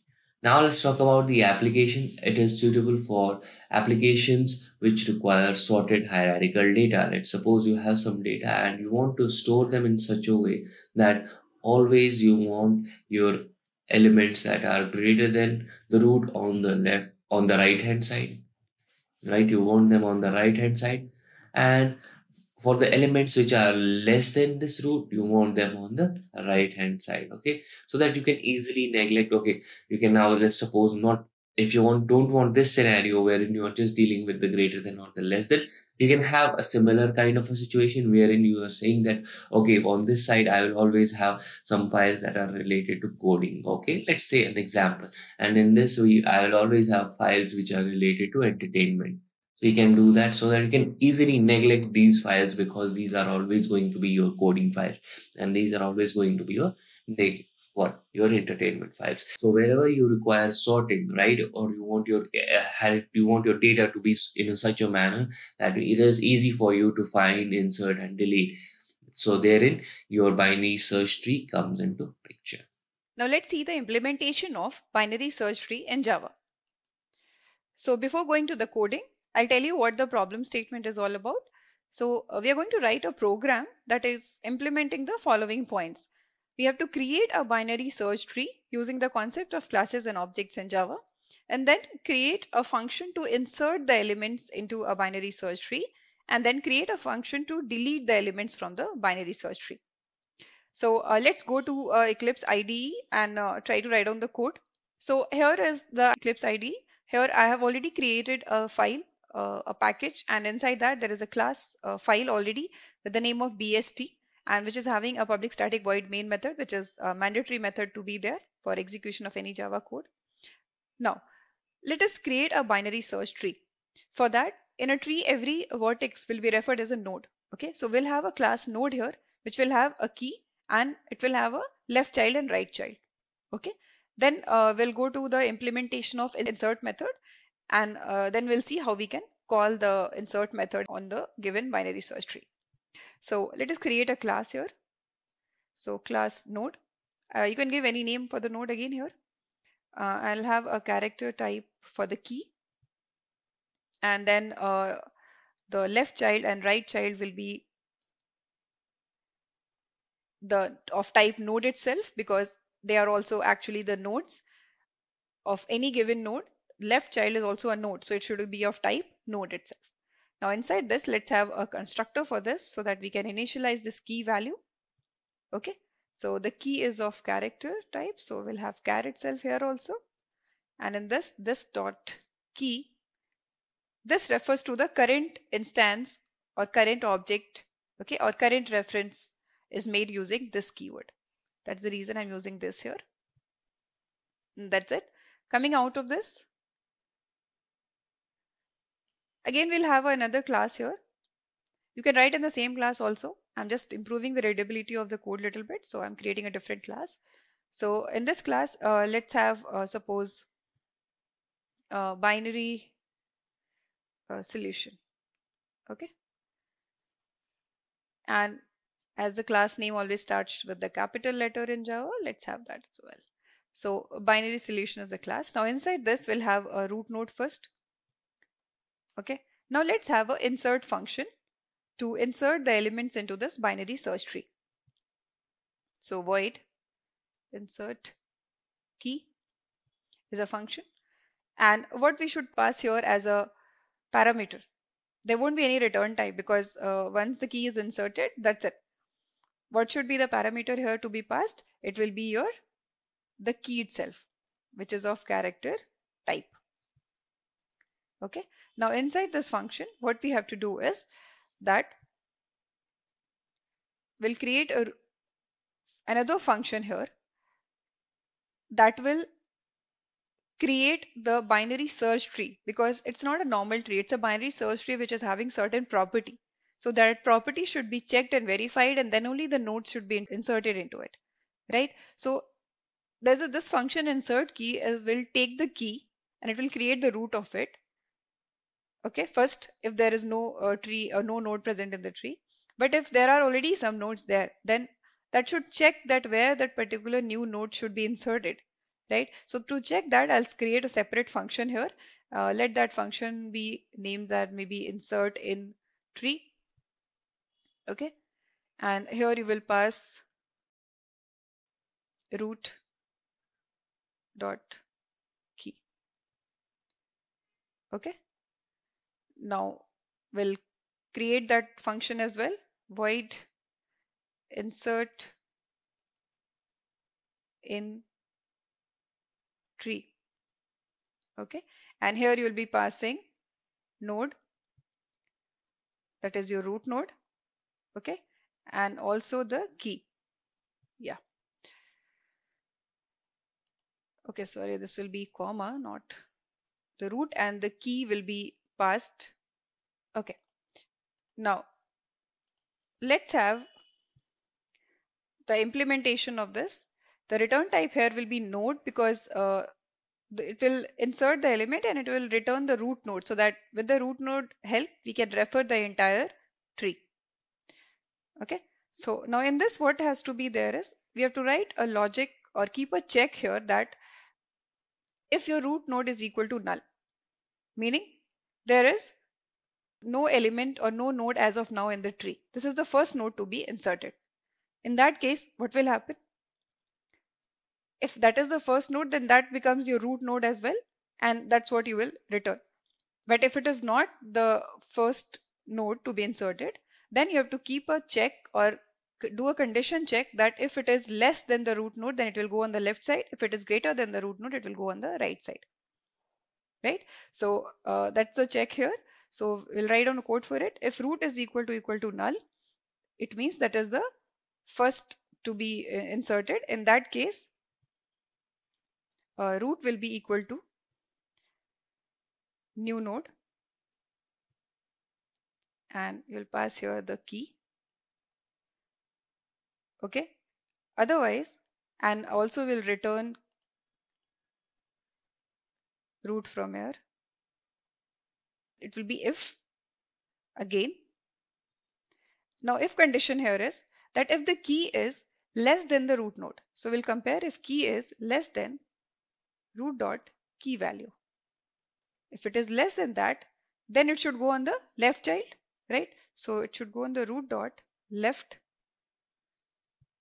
should be, and we'll call here insert in key, and we'll pass from here root dot left and also the key to it. Else, if again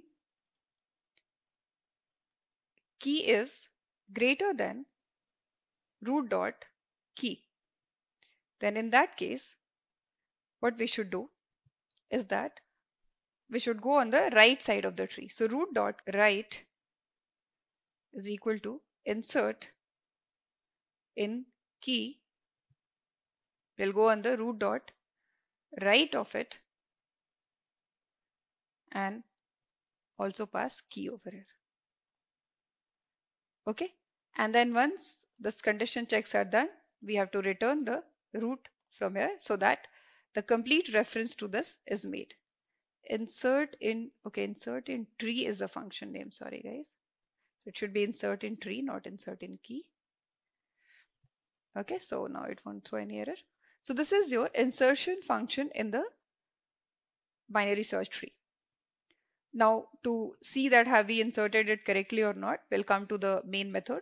And here, okay, before this, let's write a traversal method, because once you insert to access those nodes of a tree, we need to have a traversal here, right? So uh, let's see the sense here. So after this, we'll write a function void maybe pre-order traversal again. Okay, we'll pass node dot root,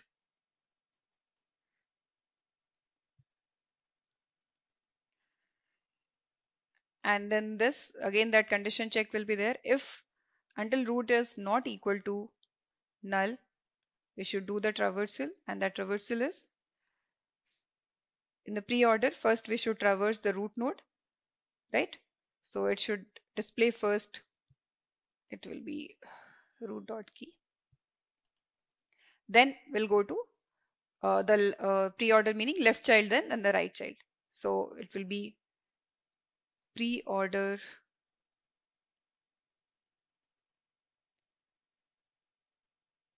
traversal of root dot left, and then pre-order traversal of root dot right. Pre-order traversal of root dot right. So we have written a function to traverse as well. Now let's come to the main function and write down the code here for inserting the elements in the binary search tree. So we'll call the function. Okay, before that we need to make a object for the class. Which class will make object? Binary solution. So binary solution, maybe T1 is a tree, new binary solution. Using this tree, we'll call the function insert key, and we'll provide the key here as it is a character type. So we'll provide the characters. So let's take any character in that manner. So insert key, then I'll take suppose I, some random characters I'm taking. T1 dot insert key again, and then here I'm inserting B, then T1 dot insert key, and here I'm going to insert maybe any character you can insert here, suppose G. Then again T1 dot, let's insert an ample amount of keys so that it's easy for us to understand. Let's have M T1 dot insert again. Okay, this will be the last, no more. Let's go to the checking part. Is the function working fine? Then we'll call T1 dot pre-traversal. What is the name of the pre-order traversal? So T1 dot pre-order traversal, and we'll pass T1 dot root. Okay, let's save it and run this file. So yeah, we'll remove the println from here, guys. So you can see here, like C will be inserted first, and then in C, I, B, G, M, and A, what will be the binary search tree? How to verify that this given answer is correct? Let's go to the slide. So here, what we inserted was, okay, if I am not very wrong, we inserted B, then, okay, we'll go to that and check again. What was the insertion order? C, I, B, G, M, A. So it was, then not C, C, I, B, G, M, and A. This was the order. Okay. So first we'll insert C. Next we have to insert I. I is greater than C, so it will come on this side. Next is B. B is smaller than this, so it will come here. G. G is greater than C, greater than I. G, H, I. Okay, no, smaller than I. So G will be here. Then M. M is greater than C, greater than I, so it will come on this side. A is smaller than C and smaller than B also, so it will come on the left side. Now what will be the pre-order traversal for this? Pre-order traversal meaning first you have to traverse the root node. So C will be traversed first.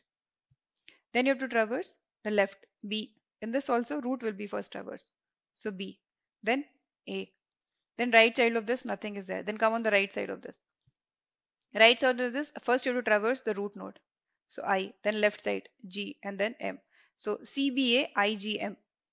CBA IGM. You can see this is the output. So we have verified that the output which we got was correct. So this is how you'll create the insert function in a given binary search tree. Now let's talk about advantages and disadvantages of binary tree. If you talk about advantages, we can represent data with some relationship, right? So this is the root node, or this is the parent node, and this is the child node. So that relationship, parent-child relationship, is always there. And while you are inserting or searching an element or a node in a binary tree, it is much more efficient as compared to other data structures which we have seen. Now, if you talk about disadvantages, if you want to sort this binary tree, it is much more difficult, right? Because we can either go on the left side This can be a tree, that means this is a left skew tree, or this can be the scenario wherein we have all the elements on the right side of the node. So this can be another scenario wherein we have this right skewed binary tree. So sorting is difficult and it is not much flexible, right?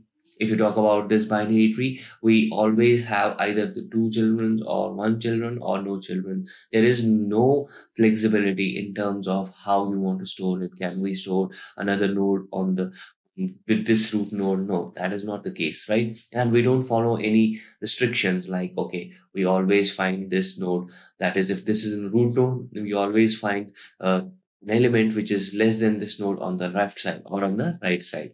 That is of the greater element. So that flexibility is not there. Now let's see the graph data structure. So first I'll talk about what are graphs, and then we'll talk about its implementation using two different applications of graph, that is breadth first search and depth first search.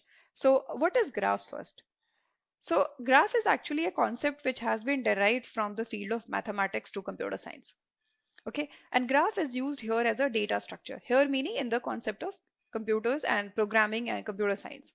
In this field, graph is used as a data structure. That is, it is used to store a data, represent a data in a different way. Okay, a graph consists of vertices and edges. Vertex are also called as nodes in computer science terms, but graph is basically the combination of vertex and edges. Edges connects two vertices. That is, a edge is always drawn between the two given vertex. There are different types of graphs on the basis of the different properties of vertices and edges and different properties of the graph altogether as well. But let me tell you, before going to the types of graphs, let us talk what is the different use of graph data structure in computer science. So if I talk about the application of graphs in computer science, I'll give you a very simple example. I ask you a question that, represent whoever is your friends in, like, suppose in your area or in your colony, and tell me in a pictorial way that who is a friend of whom and who is not a friend of whom, and how is that complete friendship structure in your colony or in your lane where you live. What will you do? You'll start drawing something of this type, like maybe, this is one person A, this person A is friend with person B, B is a friend with person C, and D is a person who is only friend with B. So this is how you'll represent. So this is nothing but what? A graph, where these are called as your vertices or vertex, and this is called as your edge, the line drawn between the two vertices. This is telling what exactly? The relationship between the two vertex, that is B and D. This, what kind of relationship in this example is it representing? That is the friendship relationship. So B and D are friends in the example of what right now I discussed. So in general terms also, edge between the two vertex tells some kind of a relationship between the two vertices. Okay. Another example I would give you, like suppose I ask you to, there are five different cities, suppose Delhi, Mumbai, Bangalore, Kolkata, Patna. And all these five cities, you have to travel from one place to the other. And I ask you what are the different routes I can take to travel between these cities. So what you'll do, you'll first represent these two cities like this. Suppose A, B, C, D, E. These are the five cities. And so, okay, you can go to B, you can go to E, and then you can go from here E to B. To go from A directly, there is a place to go. Then to go from D, you can go either directly to E or you can go directly to B. Getting it? To go to A, you have to go to C first, and then you can go to A. So this is the representation. This is nothing but a graph. Okay, so we have seen two different applications, real life example applications where a graph is used in computer science. And I hope what is graph is clear to you as of now or till now. Now let me tell you what are the different types of graphs. Although there are multiple types of graphs if I consider the field of mathematics, but I'll discuss few here which is relevant and important in the field of computer science. So first one is your directed and undirected graph, which is important for you to know. So directed and undirected graph. Okay, directed graph meaning, suppose these are the vertices, there will be a edge between these. Okay, As it is a graph, there has to be edge between these vertices. Directed meaning there will be an arrow marked here. There will be a direction specified. Meaning if there is these four vertices, B is having a directed edge from B to A. Meaning there is a relationship from B to A, but the relationship whichever is between these two vertices does not exist when it is talking about A to B. It is only for B to A. Okay, so this is your directed graph where there will be some kind of direction mentioned on the edges using a arrow mark. Okay, undirected graph where there is no direction mentioned. Okay, suppose this is the three vertex and this is your graph. So there isn't any direction mentioned here. This is your undirected graph, meaning the relationship which exists between B to C is also between C to B. Right? Now there is another group of graphs called as connected and disconnected graph. What is connected and disconnected graph? Suppose all the vertices, these are the four vertices, okay, in a graph. All these four vertices are at least connected to any one of the different vertex. Any one of the other vertex, if it is connected, then it is a connected graph. Disconnected, that out of a complete graph, suppose this is your complete graph, A, B, C, and D, and these two are connected, but D is not connected to any other vertex. It's also called as your isolated vertex. So if there exists any isolated vertex in a graph, that is your disconnected graph. Or there is no link between any two vertex of a graph, that is two different graphs exist. For example, suppose there is one more edge here, one more vertex here, and this is connected. Now this complete together is one graph, okay, graph G1. But this is a disconnected graph because there is no connection between this part of a graph and this part of a graph. There are these two different set of vertices where there is no connection between them. So you can divide if the complete graph into two different group of vertices where there is no edge connecting between any of the two vertices of those groups, then it is your disconnected graph. Clear? Or if there is an isolated vertex in any graph, then that is also a disconnected graph. So these are the basic classifications of a given graph. Now coming to the another concept of adjacency matrix or adjacency list. This concept is important here because when it comes to programming, adjacency matrix or adjacency list is what we use to represent graph programmatically. Okay, now what is adjacency matrix and what is adjacency list? Let's see that. So first I'll tell you what is adjacency matrix. Adjacency matrix is nothing but it will tell you that which two vertices are connected in a given graph. So this kind of a matrix, it is two-dimensional. There will be rows and there will be columns. And this represents suppose A, B, C, D, E, and F. Okay. Similarly on the row side also A, B, C, D, E, and F. Now, see, there is no self loops here. Self loop meaning if there is an edge from the vertex to the same vertex. So there is no self loop over here. So there is no self loop meaning there is no path to go from A to A. To go to A itself, there should be something like that. But there is nothing of this sort, right? So to go from A to A, there will be no path. So we'll mark it as 0. To go from B to B also no path, mark it 0. To go from C to C, similarly all this diagonal part will become 0. Now let's see from A where all you can go. You can go to B, directly where you can go, like okay, indirectly after going to C you can go to D also, but directly I'm talking. So from A directly you can go to B, directly to C, and directly to F. Only three of these, right? So B, C, and F. So B, C, and F will have the value as 1. Rest values will be 0.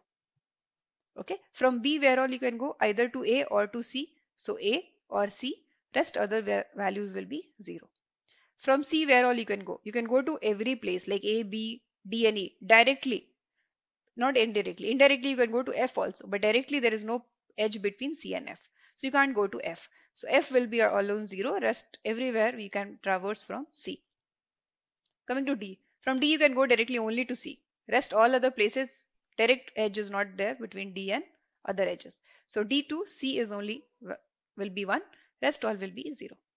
Similarly, from E, you can go only to F and C. So F and C value will be 1, rest all will be 0. From F, where you can go either A or E. So A and E will be 1, rest all values will be 0. So this is your adjacency matrix. Now adjacency list, how is to create that? And that's what I'm going to use in programming also right now when we'll write a code for the different applications of graphs in Java. So there we'll be using adjacency list itself. Now what is that? So it is created in this way. So all the vertices will be marked A, B, C, D, E, and F. Okay. This is column representation. And in the row, like this will contain a list alone. This will contain another list. This will consist of another list. This will consist of another list. This will also consist of another list. This will also consist of another list. This itself is also one list. Okay. And each of it is pointing to another list. Programmatically, I'm talking about. Okay. To represent it, this is column and these are the values in those columns. Now, what are the values here in this list? So whichever vertices we can reach from A directly, those will be contained in this list. So from A we can reach to B, C and F, right? So A will contain B, C and F. From B where all you can go? A and C. So it will be A and C. From C where we can go? A, B, D and E. So A, B, D and E. From D we can go to C only. So only C. From E where we can go to F and C. C and F.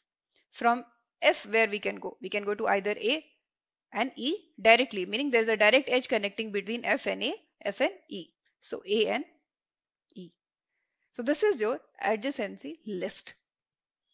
Okay, that is from one given vertex, which all are the other vertices we can go. So this comprises of one list.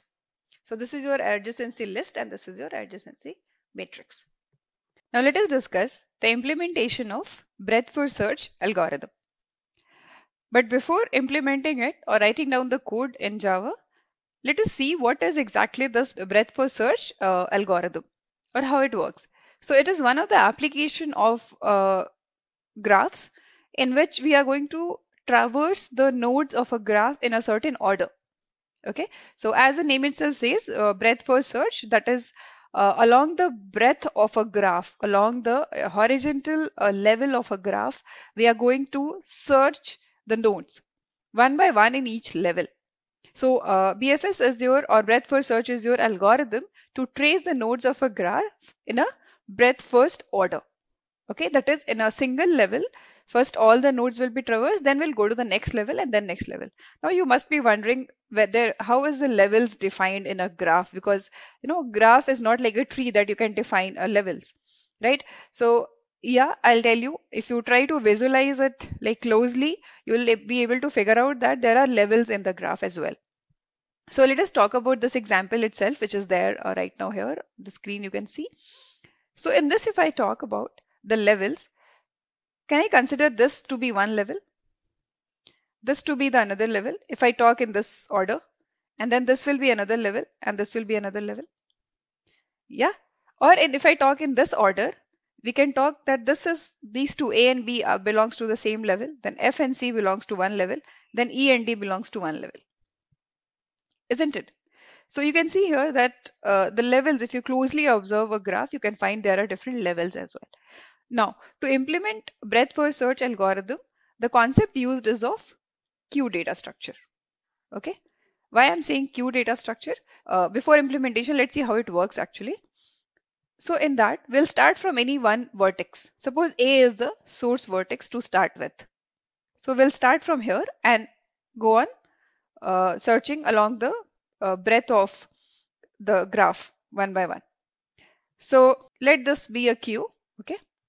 The very first vertex which you will refer or visit, that is your source vertex. So once you visit this, we have to insert that into a queue. Okay. Now there will be one more, maybe a array which will be maintained, and let that array be called as your visited array. And this will have how many indexes or how many fields to store equal to the number of vertices. So 1, 2, 3, 4, 5, 6 vertex are there. So 0, 1, 2, 3, 4 and 5. So 6 is there. 0 to 5 is 6. So 6 nodes will be there. Whenever you will visit or traverse any given node, that will be marked here as a true. Initially all will be false. Okay. If the particular vertex is visited, that will be marked as true. So A is inserted first and it is visited first, right? So A is visited first. Okay, this 0 represents maybe A, this represents B, C, D, E, and F. Okay, we can have these numberings also like 0, 1, 2, 3. That will be more no, connected, I guess, or you can relate it in this way also. So this will be marked as true. Okay, it means A is visited. Now, Q follows FIFO order, that is first in, first out. So now you have to do is remove the very first element of a queue. So remove the first element, which is the first element right now, A. So A will be removed from the queue. Okay. Now, so what will be inserted? Once you remove any given vertex, we have to insert all those vertices which are in the adjacency list of A. That is, which all are connected to A. So connected to A is F, C, and B directly connected. That's what is in the adjacency list, right? So F, C, and B. So we will insert here F, C, and then B, right? And in this, FCB is inserted. Now next, again we will perform the same operation. We'll remove or delete the very first element of the queue. Right now the first element is F because A is already deleted. So F will be deleted. And as F is visited, so it will be marked over here. And in this also, F will be marked as true because now it is traversed or visited. Which are the other nodes which are connected to F now? E and A, right? A is already traversed because this is made as true. So we'll not go with A. But connected to F is the E also. So we'll insert E again. Insertion is always from this end of a queue and deletion is always from this end of a queue, right? Okay. Next, again, same process. We'll remove the topmost element. Whichever are connected to that, we'll insert it into the queue. So C is the topmost element right now. So C will be deleted. And here the C will be marked as visited. That is true. And here also this will be your traversal list. So C will be marked here as well. And which are connected to C? A, B, D, and E. So you can see A is already visited. So we'll not consider A. So E and B is also already in this queue. So that also we should not insert again. Only left is D. So D will be inserted here. Fine. Next to be visited is B. Right. So B will be deleted from here. B is the next visited and B will be marked as true over here. Right. Now which are connected to B? C and A. And already A is visited, C is also visited. So nothing is there to insert right now. Now again we'll remove the topmost element. Topmost element right now is E. So we'll remove E and E will be visited now and this will be changed to true. And as connected to E, the vertices are C and C and F both are already visited because it has been converted here as a true. So we will not perform any insertion for C and F. Okay. Now next is the element to be removed is D. That's the only element left. So D will be visited now and this will be changed to true. And as now the queue is empty, will not perform this operation anymore on the graph. Okay, so this is the sequence which we get A, F, C, B, E, and D in the breadth first search. Let's see, is it following any level by level searching? So you see, first it searches A. Okay, A is this. Next it searches F, C, and B. So F, C, and B. Then it searches E and D. Now observe it closely. The first level comes as A, then the next level is B, C, and F, then the next level is D and E. So this is your breadth first search where level wise, horizontal level wise searching is done for any given key. Okay. And this is the order we obtain. I hope the concept is clear. Now let us see the implementation of this in Java. And for that we'll come to the IDE now and try to write the code. So yeah, here I'm using Eclipse IDE and I've already created a class here that is graph search. This is the file which is having a main method as well. Public static void main. In this itself, I'm going to write down the code for a breadth first search, that is BFS algorithm. Logic is clear to you, so I'll go directly to the implementation. So first, what we have to do is, here we should have So guys, how many things are required here? One is vertices, next is edges, or edges also I would not won't consider. The input will be vertex, that is how many vertices are there, and then the adjacency list. So we'll create an adjacency list that will tell us that related to, like for a given vertex, which all vertices are directly related. So these two will be our input, and our output will be the order in which the breadth first search is performed. So let's write the program. So what we need first is number of vertices. Let that be denoted as V, or we can use number of vertices also as to denote. Anything is fine here. After that, we'll go here. Now, in this, I'm going to use a data structure which is already predefined in the collection framework of Java, and that is your array list. Okay, array list helps us to store or create an array dynamically. Like it grows and shrinks as the size increases and decreases. Like if you delete element, the size will decrease. So dynamically the storage, the space allocation is done. So it is more effective. Space complexity will be less. That's the reason I'm using this. You can use any other linked list or array or to implement as well. So array list, this will be of type integer. Then let it have a name that is maybe adjacency list. So let it be adjacency. Sorry. Okay.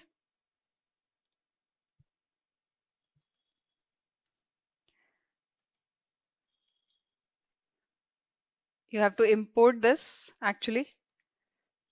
In the java.util.star you can import, or java.util.arraylist will be have to be imported to use array list in the program. Now let me have the constructor for this class graph search, because this constructor, using this constructor, we are going to initialize this adjacency list as well as the number of vertices and all those parameters. So I'm going to create graph search. Input to this will be number of vertices, number of vertex. Okay. So it will be initialized. So we'll initialize first v itself with number of vertex. Okay. Now we will also initialize this adjacency list which we created. Fine. So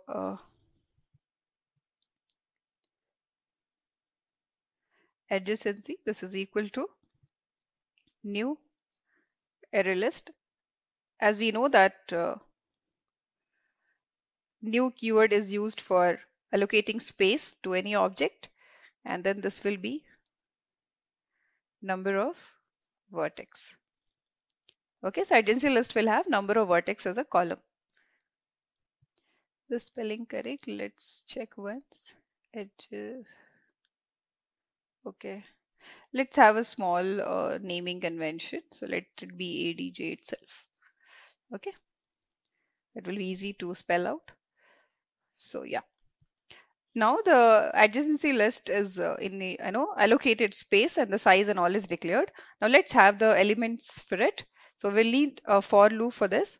For I is equal to 0, it will go till I less than number of vertices, number of vertex, and I plus plus.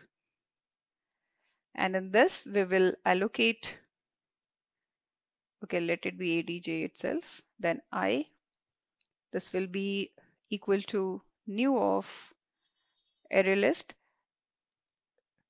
If you remember, I have told you that array adjacency list in itself is a list again. So there's one list which will have all the vertices, and then every element there is another list which consists of the list of those vertices which are directly related to that particular vertex. So that's why it's a array list over here.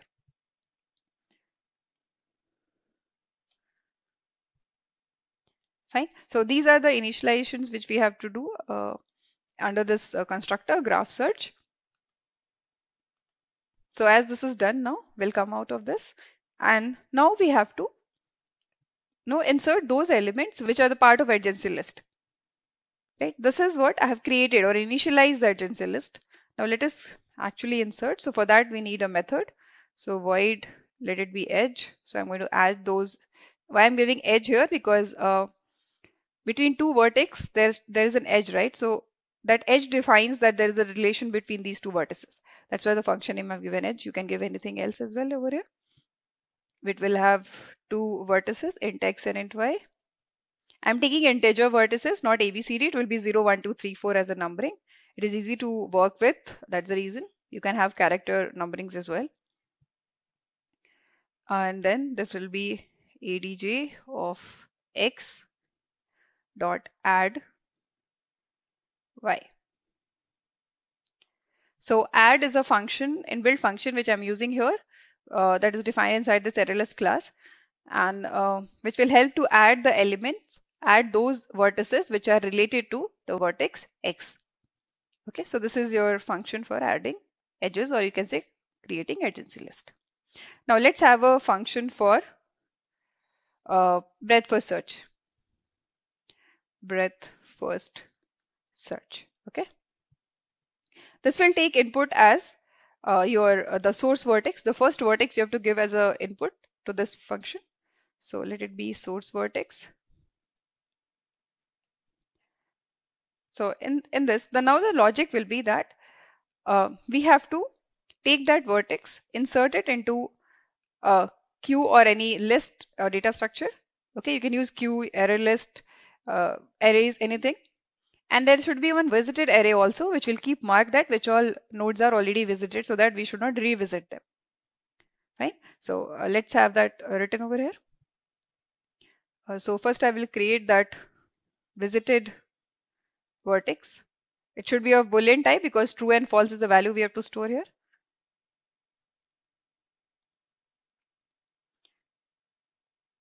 The size will be again equal to number of vertex. Right? Or okay, we can give here as v. Both should work fine.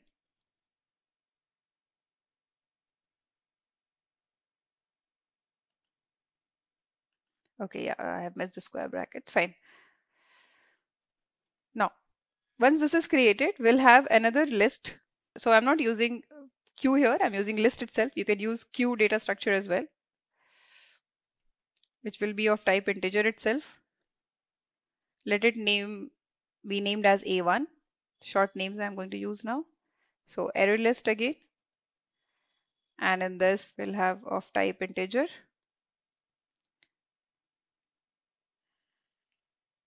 So these two requirements are over. Now, what we have to do is, first you have to mark the visited for the source vertex as true. Because initially, by default, it is false. So first thing I'll do is visited for source vertex to be marked as true. Okay. Now next will be we have to add the source vertex to this list A1. Add source vertex. This is what we have done, right? Even in the logic, this was there. Now, until the complete queue became empty. So here I'm using list. So until the complete list becomes empty, you have to keep doing this task, deleting the topmost one and inserting the values which are, the vertices which are related to it. We'll keep on doing this until and unless the complete list is empty, the complete queue is empty. So here it is list. So while we'll be using while loop for putting that condition. While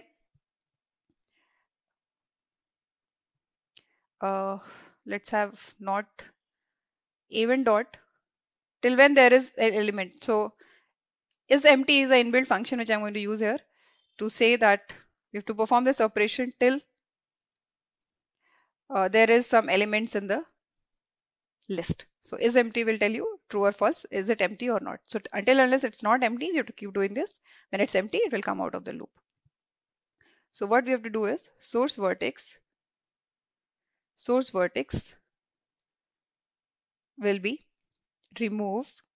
So not source vertex will be removed. We'll remove the topmost element, that is the 0th index every time, and that will be stored, that becomes our new source vertex. And so again, the whole process will be repeated. That is first thing.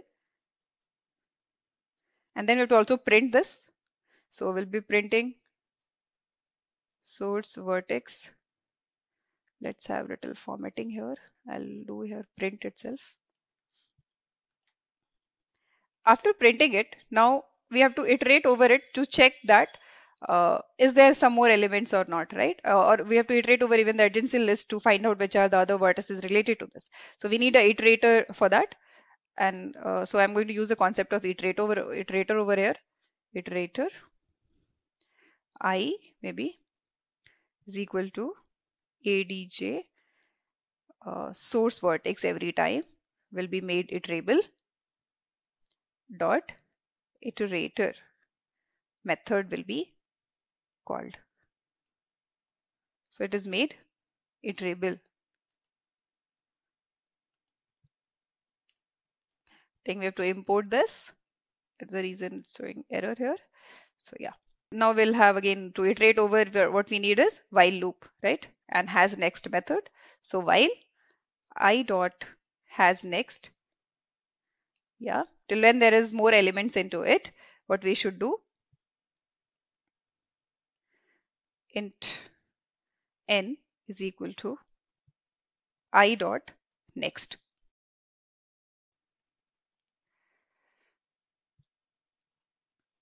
Okay, we have to convert it to this integer here.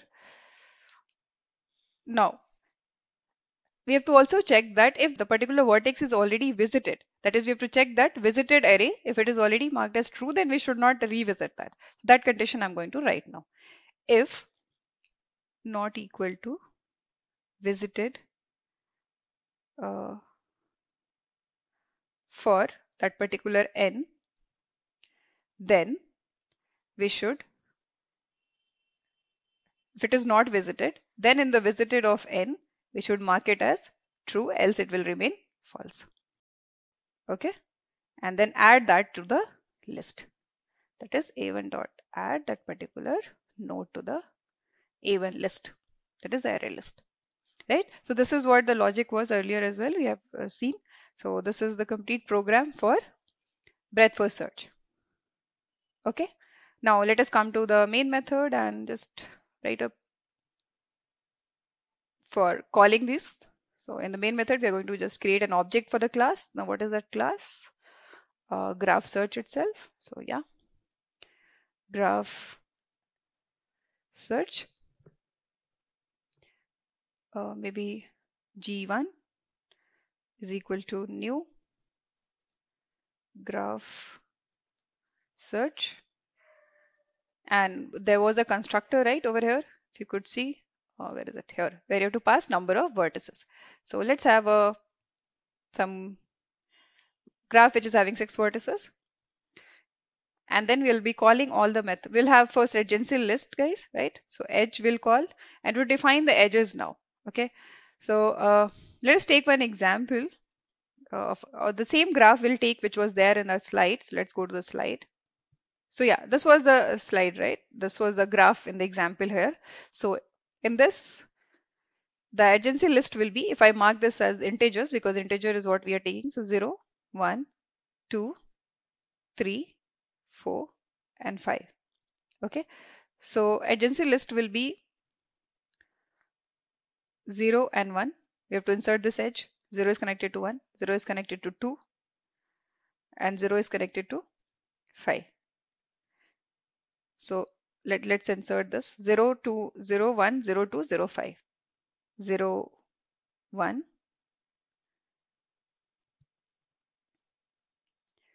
0, 2, 0, 5. Okay. So similarly, I'll first write this, then we'll insert the values.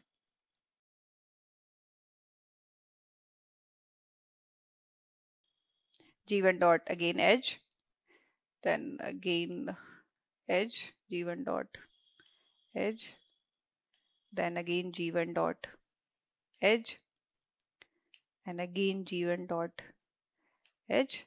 Okay, now let's see. We'll go back to the graph again. Next is your from one vertex, which all are connected, 0 is connected, and then from 1, 2 is connected. Right? So 1, 0 and 1, 2. Then similarly from 2, which all are connected? All of these except 5.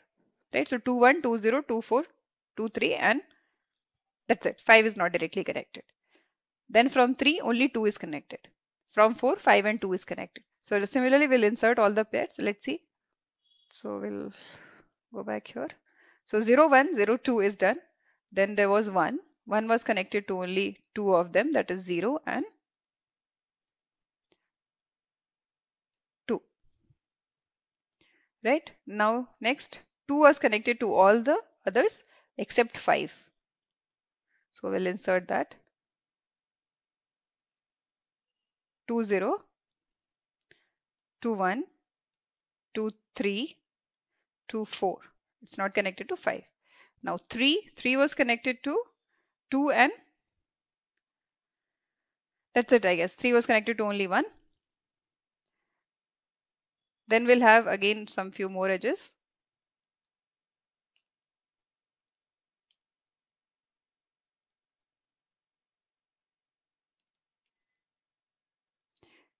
Okay, and one more, I guess. Okay, so let's have 4 now. So 4 was connected to 2 of them, 4, 2 and 4, 5. Lastly, 5. So 5 was connected to 0 and 5 was also connected to edge. 5 was connected also to 4. So this was the graph. So this is how you will insert all the edges. Okay, so this will prepare the adjacency list. Now after once this is done, we have to call the breadth first search algorithm. So breadth first search, and have to pass the source. So let the source vertex be 0 itself. So it'll start from 0. Okay, and we'll now execute this and see what's the output. So the output is 0, 1, 2, 3, 4, 5. Yeah, so let's see what should be the exact output. 0, 1, 2, 3, 4, 5. So the output is 4, 5. Okay, so the output here is first 0, then 1, 2, 3, and then 4 and 5. So the output is wrong actually. The output should be somewhat similar to this, right? Level by level it should traverse. Okay, so let's check what went wrong that we are not getting the correct output. So if we traverse over the function, it was right. Let's just check once the calling part. So have we entered all the edges or not? So 0, 1, 0, 2. Let's go to the our graph. So 0, 1, 0, 2. Okay, 0, 5 is also there. Have we entered that? No, right? So let's see that thing that was the issue. So 0 and 5 will be entered. Let's execute this and check if there is something else. So now we got a different output, that is 0, 1, 2, 5, 3, 4. Okay, 0, 1, 2, 5, 3, 4. Let's see if this is a correct output. 0, 1, 2, 5, 3, 4. So yes, you can see here that 0 was visited first. This was the first level. Second level was this. Now in the second level, the order can be anything. This level, either there can be 1, 2, 5 you can visit, or 5, 2, 1, or 2, 5, 1, 2, 1, 5. All is correct answer because it just has to traverse level by level. So this is first level. So next was this the output. Then 4 and 3 was the output. So our output is correct now, right? So 0, 1, 2, 5, 3, 4. So this is the implementation of your breadth first search. So let's revisit the code once. So what we did was had a class named as graph search where the constructor of it was used to initialize the number of vertices and also the adjacency list. And we are using the concept of array list here, which is a dynamic array, which is the concept of a dynamic array actually. And using the for loop here, we have initialized it to, so the number of vertices becomes the size of this array list. Then the adjacency list is created, and that is done using this function edge. That is, you have to insert the edges which are directly connected between two vertices, which will be added to this adjacency list. Then the breadth first search algorithm itself, this function method itself, which will take input as a source vertex, and from this source vertex, it will traverse down alongside the breadth of the graph. Okay, so for that we need a visited uh, Boolean array, which will keep track of which node is visited, which is not, and one array list, which will keep track of which all vertices are being visited one by one, or which will help us in implementing the whole concept of breadth first search. And there is only one condition check, that till we are completely emptying it out the elements of the list or a queue, till then we should keep repeating the process of deleting the topmost one and then inserting all those nodes which are related to or directly connected to that particular vertex or node. And that's what is done. Then lastly, we need one more condition check with the help of while loop. That is, until unless there is the node is visited, we should not, if the node is visited, then we should not enter it into the list again to revisit it. So no revisiting should be there. That's the reason this while loop is needed. And that's it. In the main method, we'll just create an object of the particular class, and then call the edge function, edge method, to create the adjacency list. And then lastly, call the breadth first search method. So that's all about the implementation of breadth first search algorithm. Now let's see the implementation of another application of a graph, that is depth first search algorithm. So what is depth first search algorithm? First, let's try to understand that. Okay, what is the data structures that are used here to implement? Although graph itself is a data structure, but implementation of these concepts of the graph will take some other data structures that are there in the collection framework of Java while implementing it. So let's see how it is, it works and how is it implemented. So let's see the concept first. So what is depth first search algorithm? So depth first search is a searching methodology that scans through a graph depth wise, like vertically. First it scans all the nodes in a single depth, and then it backtraces to the previous one, the first vertex, and then it again traverses through the depth of the second line, and then again it backtracks itself, then again the next depth is traversed. So depth by depth, or in a vertical line, you can say, the searching methodology continues. That is, the nodes are traversed in a depth first order. Now what is the exactly meaning of this depth first order? Let's try to see with the help of this example here and understand. So A, B, C, D, E, and F, this is the graph. Okay, when I say depth first, so suppose this starts from here. Okay, this is your source vertex. I'll tell you the data structure which is used to implement this, and that is your stack. Okay, so we need a stack here to implement this. And then there will be again a Boolean, you can say, array, which will store true or false. Initially, all the values will be false, starting from A, B, C, D, E, and F. So all the values will be false. Once we visit that particular vertex, we'll make it as true. Now, this is your how the depth first search algorithm works. That will be explained with the help of these two data structures. But first, logically, what it is like. Okay, so depth first meaning, suppose I start from the source vertex. Okay, and I go to, so three vertices are connected to it. I can go to any depth first. I can go to F, I can go to C or B, any one. Suppose I go to F first. So I'll visit this first. Then F to F, what is connected? E is connected, A is connected. A already visited, so we'll not go back. We'll go to E now. So E is connected to C and A, B and D. So we'll go to C. Now C is connected to B and D both. So suppose I go to D now. So that's it. It ends here. Now D is no more connected further anywhere. Now it will backtrack itself till A, and then it will go to the next depth. That is, it will go to, so C it is already traversed, so it won't go to C. So it will go to B. That is your next depth. So this is one depth.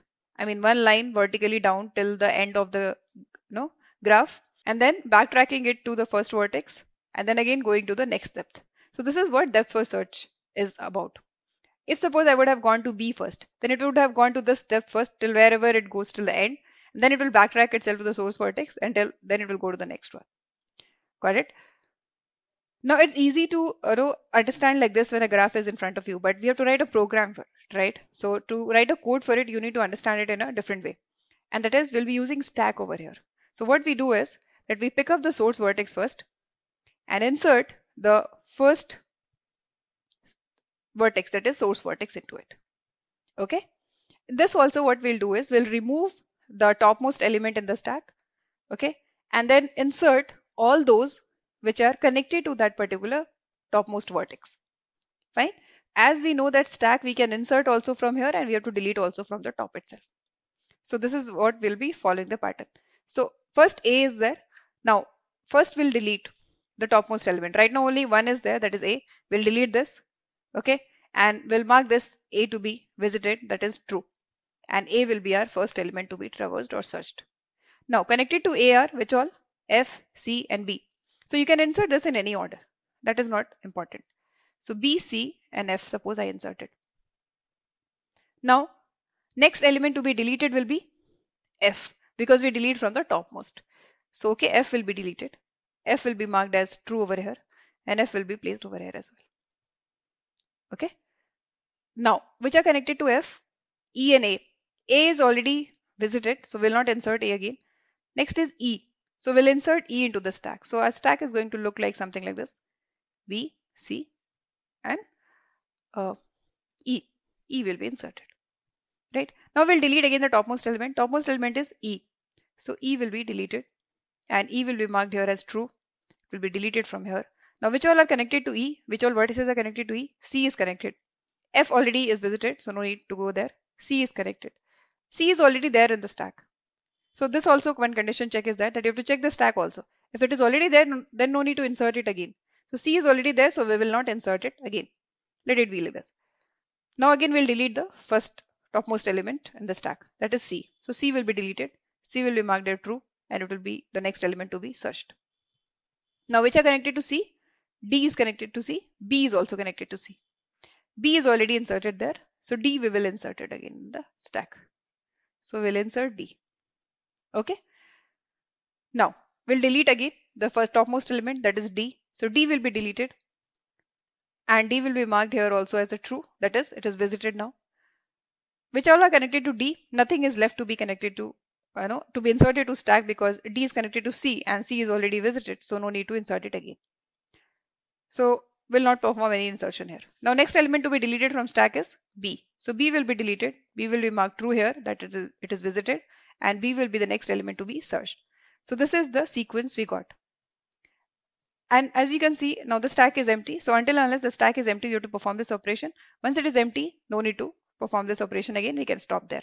So that will be our stopping criteria of the algorithm. Now this is what we got. So you can see here, A is traversed first, then F, then E, then C, then D, and then lastly B. So this is one depth traversed first or searched first, then the next depth. So this is your depth first search algorithm, and this is how it works. So we are going to now write the code for it, and we'll be using these three concepts itself, guys: stack and a Boolean array which will store true and false, and maybe a list which will store the adjacency list, that is called as, that is which vertex is connected to which all other vertices. To maintain that, we need one array list, and then we need one stack and one Boolean array. So using these three data structures, we are going to implement the concept of depth first search. So let's go to that. So we have come to the Eclipse IDE here, and I'm using Eclipse IDE to write out the code. You can use any other. Where the already I've created a class, graph search, where there is the main method of the class. So we'll be writing down the code in this itself for depth first search. So let the main method go to down. Okay. So as I've told you that we need three different things here. One is here the concept of stack. Then one we need a Boolean array to keep track of which all nodes are visited, which are not. And then one more list, that is your adjacency list. So let's create all these. So first will be the number of vertices, which will be denoted with the help of variable v.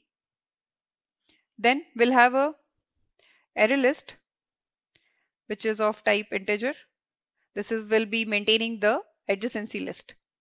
Okay, you can give any name to this, which is an array. So if we can give maybe adj Okay, I think we have to import the class. So yeah, let's import it. And this should be the wrapper class. We cannot use primitive data type over here because all these classes which are defined in the collection framework takes wrapper class to be the data type for it, not the primitive data types. Now we have to create the constructor for the class graph search so that we can initialize how many vertices are there. Also, we can initialize the adjacency list. So let's have the constructor here for the class graph search, which will take input as number of vertex, which will take as a parameter. So it is a parameterized constructor, which is taking one parameter, that is number of vertices. So we'll initialize V with this number of vertex. Then we are also going to add, initialize the adjacency list,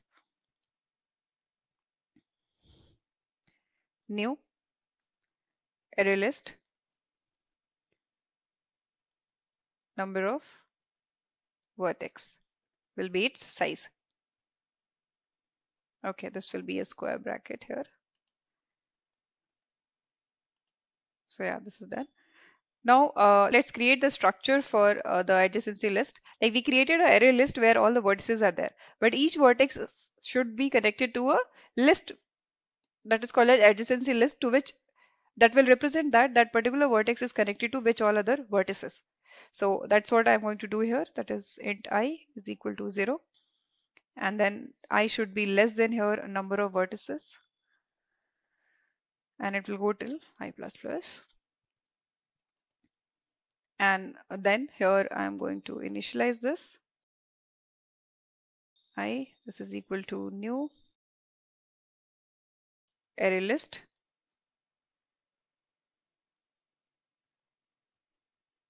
Okay, so this is done. The constructor for the graph search class is created. Closing, this is also closing. Now we have to create the elements inside this adjacency list. That is the edges which are there that should be inserted. So for that, I'm going to create a method void edge, which will take two parameters, int x and int y, and which will be inserted into this adjacency list. So adjacency of x will be having, you have to add y here. So add is an inbuilt function which is being used. It is inside the collection framework, or you can say it is inside array list class. So that's it for adding the values or edges to the adjacency list. Now we'll write down our main function of depth first search.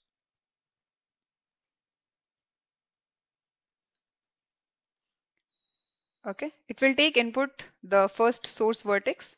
Okay, let it be source vertex as a name.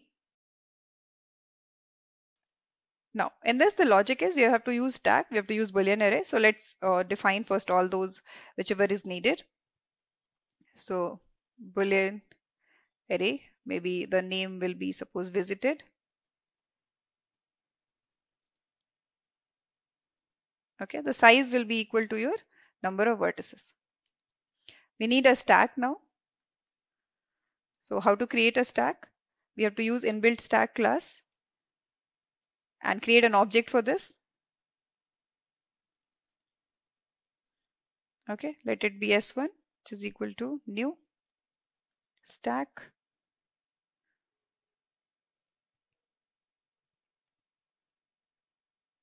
Then we have to import this, I guess. So let's import it. In the java.util package, it is there. So we have to import that. So now stack and this visited array is created. Now we have to come to the logic. So every time we should peek into the stack and see which is the topmost element, then pop it out, delete it out, and then go to the adjacency list, and whichever is connected to that, we should insert into the stack again and then perform the whole operation. So let's write the logic for that part. So S1 dot, first we have to push the source vertex.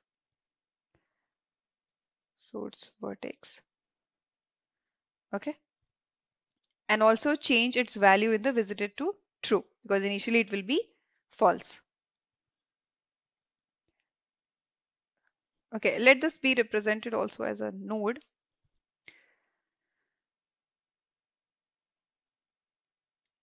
Now the condition check will be there. So while there is some element in the stack, we have to keep doing this.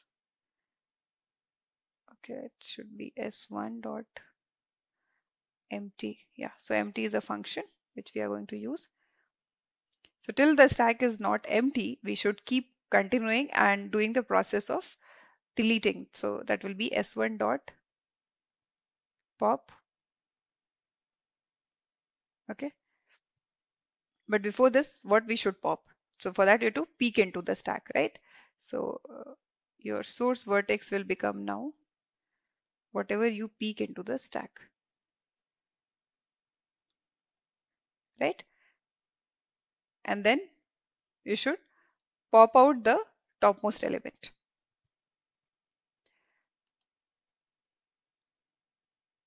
Okay. So while loop is completed here, now we have to do what? Check the adjacency list, whichever are there that has to be inserted, and also we have to keep a check that the visited vertex, visited node should be marked as true, or it should be false first, then only we can insert it. So let's write the code for that. So for int I is equal to 0, ADJ of source vertex should be uh, its size. So yeah, size is the function there. We can have that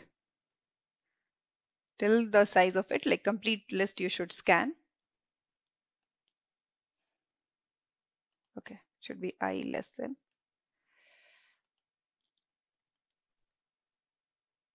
Now here your node will become ADJ of source vertex, ADJ of source vertex dot get function is will be used, get of I. Okay, so get of I will tell you that particular at that particular index, whatever is the value it gets you, like it fetches that value, because that's what we'll be comparing, right? Is it inserted first or not? Now here we have to also keep a check that in the visited uh, array, it should not be true. It should be false. If it is true, it means it is already visited. So that check should also be done. So s1 dot push. If it is not, then only we should perform push. And what we should push? Node, whichever node we are referring that time with. Okay. Now, okay, this is closing here for loop. Okay. Now we will do the changing of true to false. So if visited source vertex uh, is equal to false, then we should change it to true, right? Visited source vertex should be changed to true, and also it should print.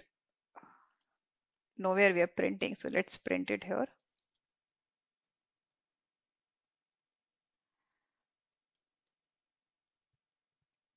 So we should print what here? Source vertex, because that is the vertex being visited that time.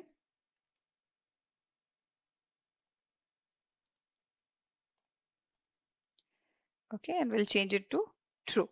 So that's it, I guess. This is the ending part of it. This is end of the function. So yeah, this is our depth first search algorithm. Let's call this in the main function now. So to call it, we have to make an object of class graph search. So let's make it quickly. Graph search g1 equals to new graph search. So to pass the source vertex should be passed over here, right?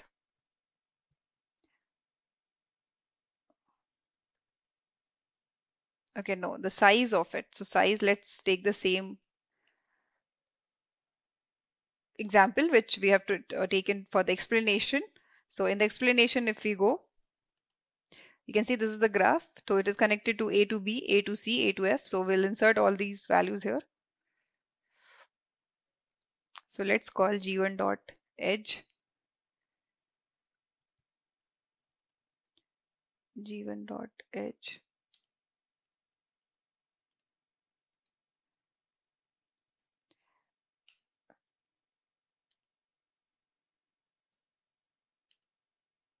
Okay, I'll copy paste it. Let's save some time.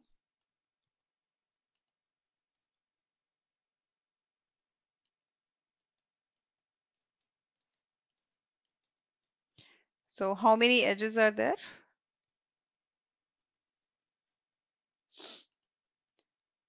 1, 2, 3, 4, 5, 6, 7. 7 edges are there, right?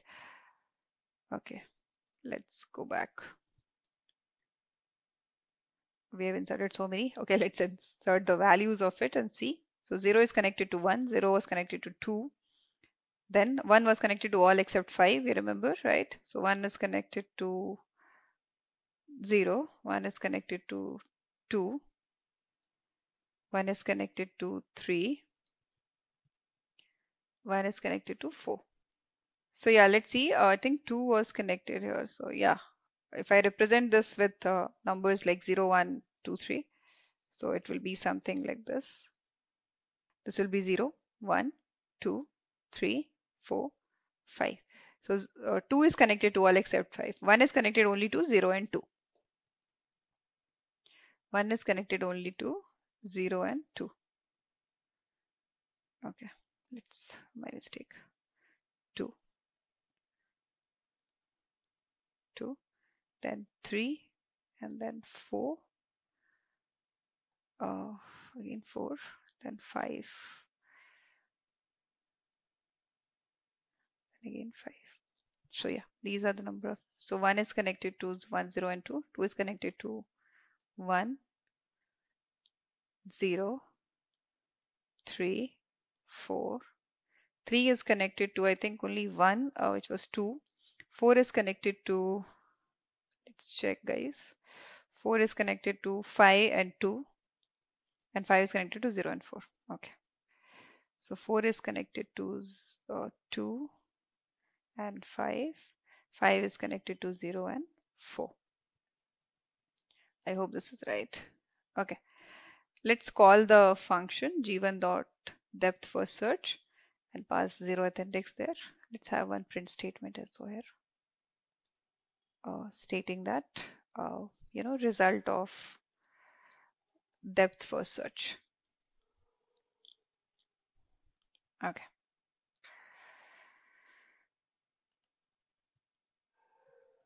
Okay, so it is not printing correct. Again, there is something which we have missed, so let's check it out.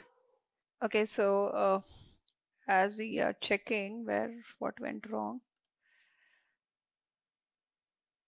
so we'll see here depth first search, it's correct, source vertex stack, then we have to push it to it, then this node will refer the current no vertex being visited, s1.empty source vertex, then we'll pop it out. Size, okay, till the size of the edges list, we have to traverse it all and then push it into it. It's false. Okay, it's looking correct. Let's figure it out. So I think, okay, okay, this while loop should not end here. It should end over here. Let's see if it works. Okay, yeah, so that was the problem. We have closed the while loop over here itself. So it should be closed at the end. So this is the output of the depth first search, 0, 5, 4, 2, 3, and 1. So you can see this is also the output. We can match it with what output we got. So it is 0, 5, 4, 2, 3, 1. 0, 5, 4, 2, 3, and then 1. So it's correct, right? This was one depth, and then this was the next depth. So 0, 5, 4, 2, 3, and 1. So yeah, our output is correct for this program. So you can see, just I'll go through the code once again. So what we did was we created a depth first search function here. Before that, adjacency list was created, and the edges which were connected were added to that adjacency list. And then while performing depth first search, we have to keep no, we have to use these two data structures, the stack and one Boolean array, which will keep track of whether the node is visited or not. And that's what is done. We have to peek into the stack, whichever is the first element, we have to delete that, and whichever is connected to that, particular deleted vertex, insert all that to the stack. That is, push all that to the stack, and then also check if it is the visited vertex value is false or not. If it is false in the visited array, then should make it true, and that will be printed also as an output. And then in the main function, we have created the edges, that is the adjacency list is created, and then the depth first search method is called, and that will give us the desired result. So this was all about the implementation of your depth first search algorithm. Now let's talk about the concept of hash tables.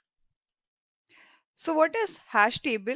How is this hash table implemented in Java? Now, before understanding all that concept, we have to understand what is hashing.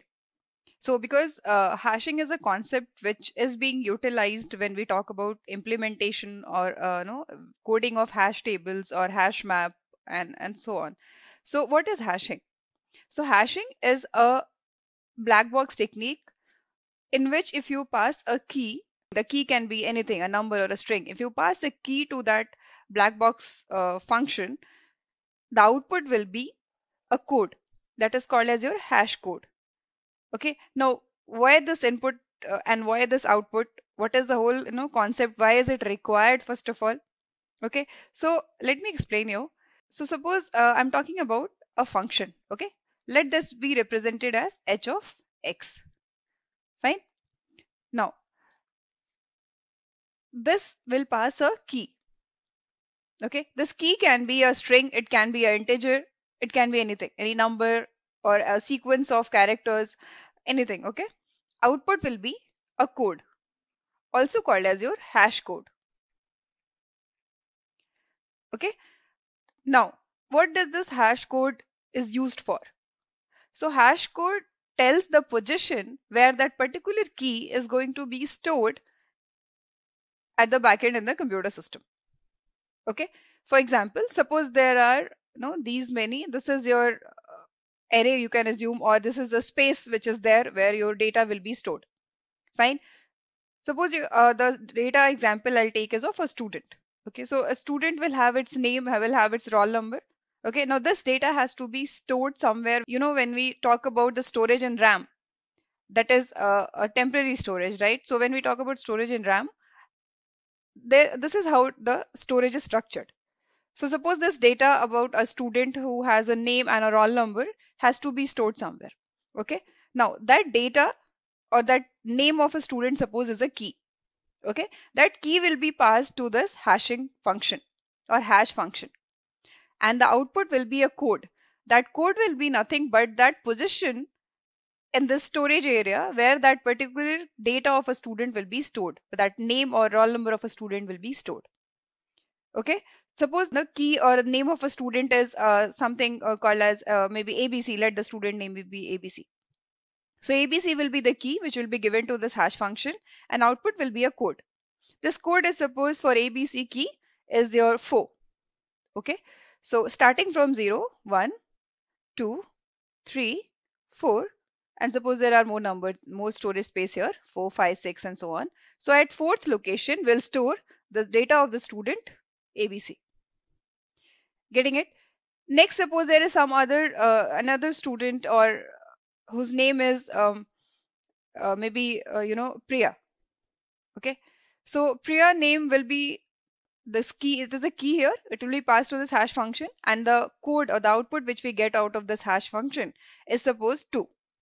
Now at second location, the information or the data related to Priya student will be stored. So this is how hashing works.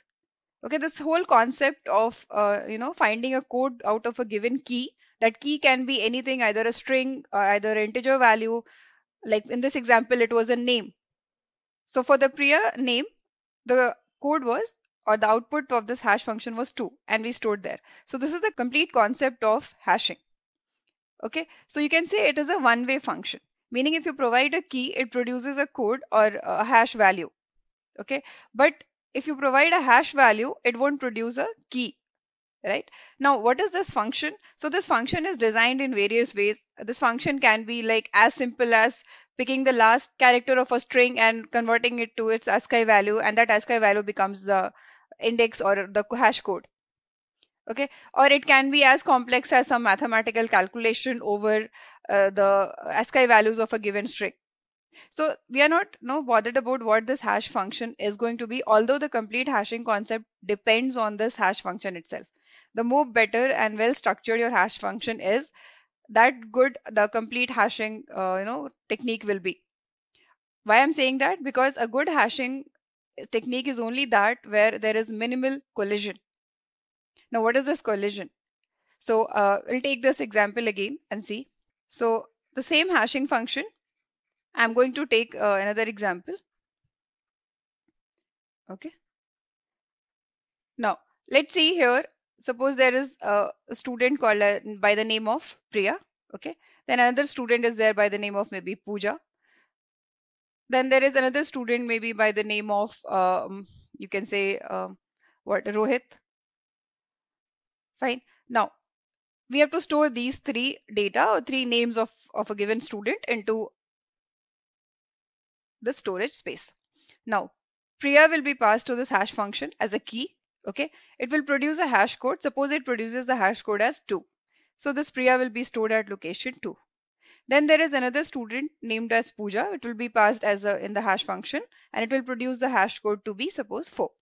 Okay, at the fourth location we'll store this Pooja. Now next is your Rohit again. So Rohit is passed in this hash function, and the hash code which it produced was again 2. But at the second location already there is another information about a student named Priya is stored. So where will this Rohit be stored? Now this complete situation is called as your collision. And a good hashing function should avoid this collision situation. Okay, so when we talk about its implementation in Java and where it uses hash map and hash table kind of a concept, there this collision is resolved. Now, how is this resolved there? It is resolved by using the concept of linked list.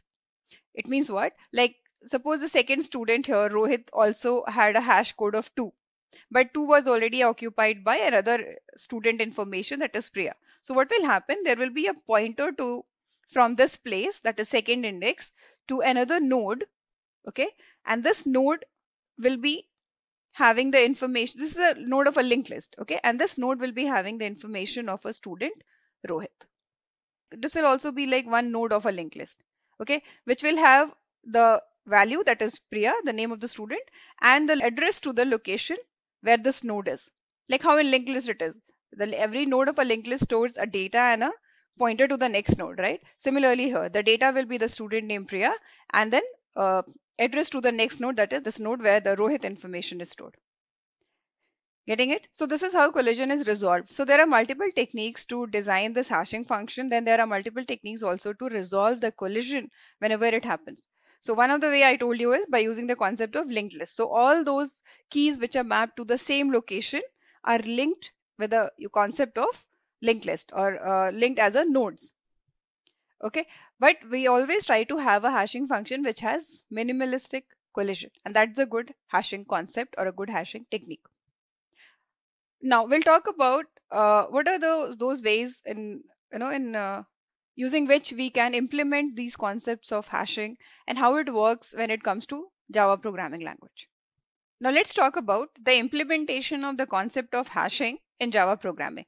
So for this, what will be the problem statement is that we are going to write a program using which I'm going to tell you how this hashing concept works, or what is hash code, and then what are different hashing functions which we can use in Java programming. So, guys, there are so many hashing functions which already exist, like MD5, SHA. All these hashing functions produces 16-bit hash codes. So you can do the direct implementation of these hashing functions also, but even if you don't do, like how in a most simplest way you can use the concept of, or is Java using the concept of hashing? So for that we will talk about two of the concepts of collection framework in Java. One is your hash map, and the next one is your hash table. Okay, So hash table is an interface which is defined in the collection framework of Java, which will be making use of directly here to write down the code and understand the whole concept of hashing. So what happens basically is, so let's try to understand that first and then I'll come to the coding part. Suppose I'm using the concept of hash map. Okay. Now hash map is kind of a associative array where there are two fields. Okay. One is your key and other is your its value. Okay, so this pair is always stored in hash map as well as in hash table. Both is same, just with a few minor differences, which I'll tell you what is the difference between them. So key and value pair will be there in both hash map and hash table. Taking example of a student data. Okay, so every student will have a name, and suppose that student name will have a roll number as well. Okay, so every name of a student is associated with roll number. Let's take few examples. For example, Priya is a name and the roll number of student Priya is 3. Pooja is another name of a student. Roll number of the student Pooja is 2.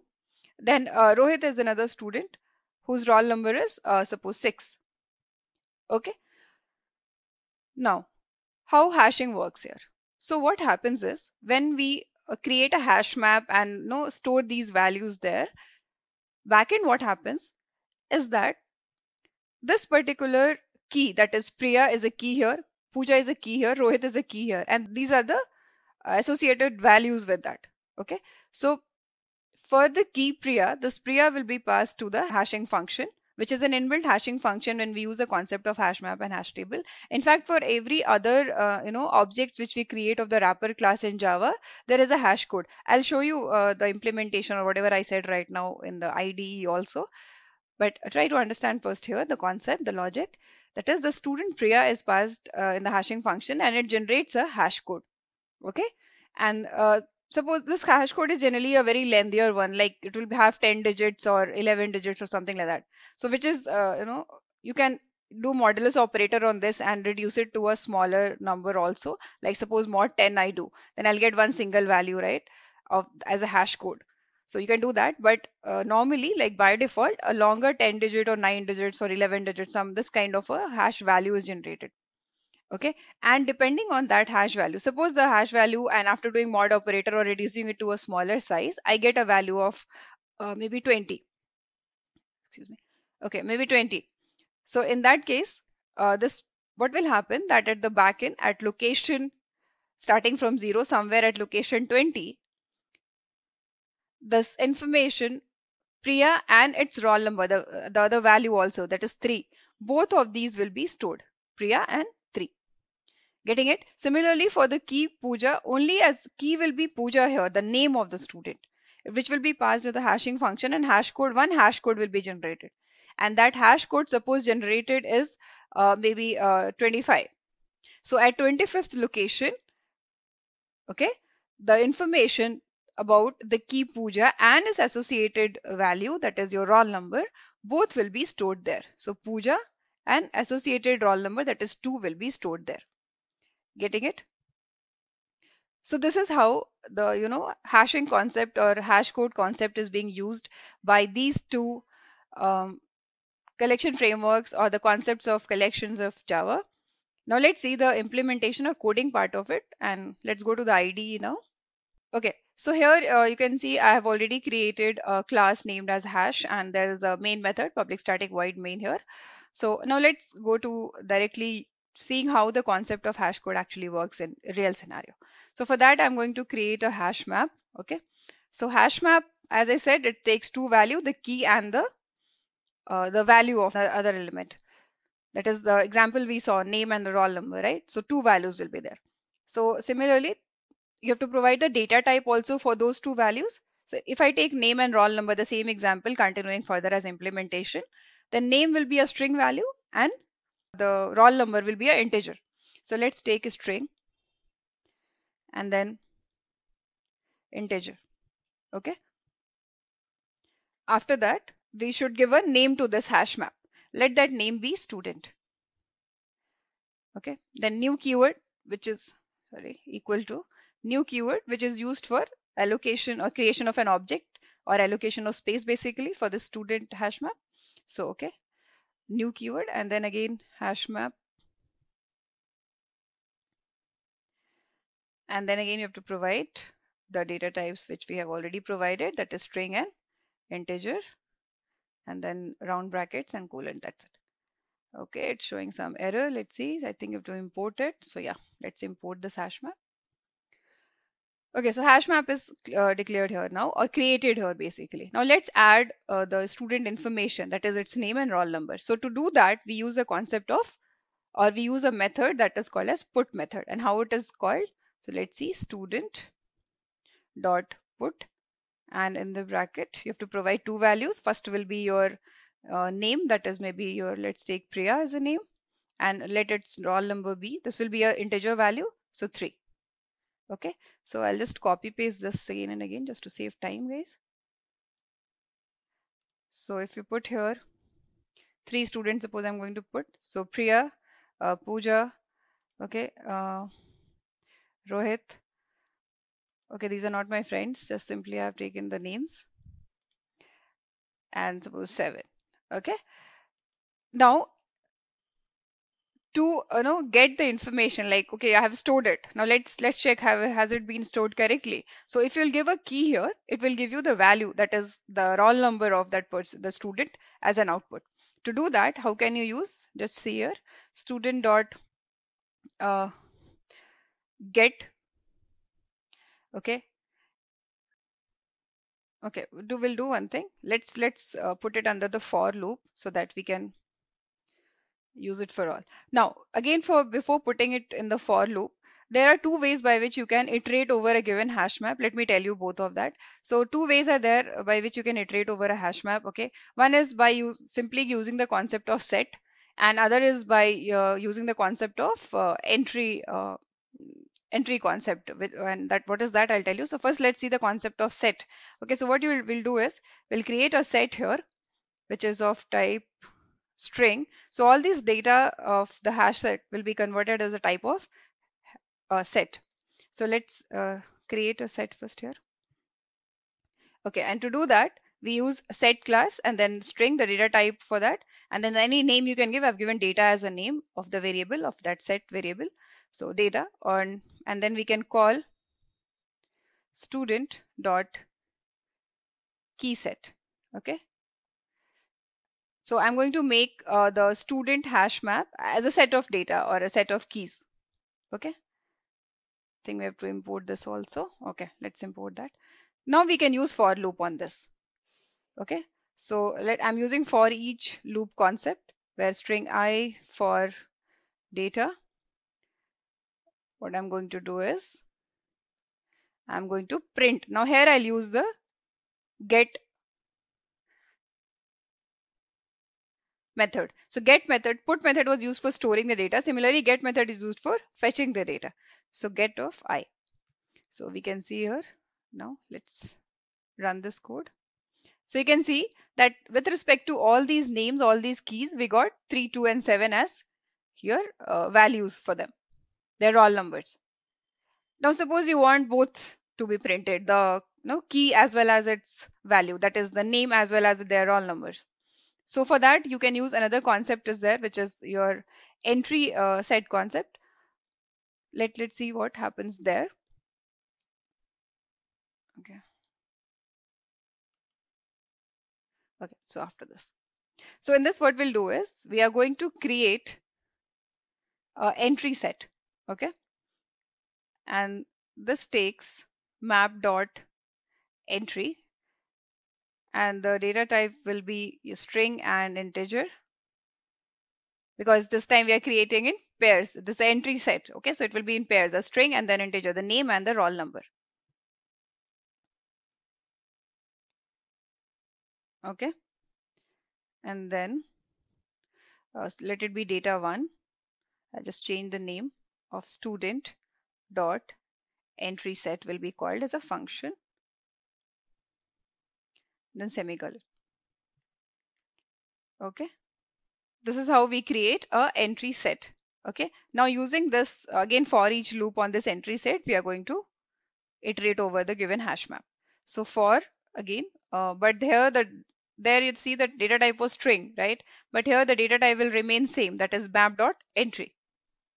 This will be the data type, and here you should write string,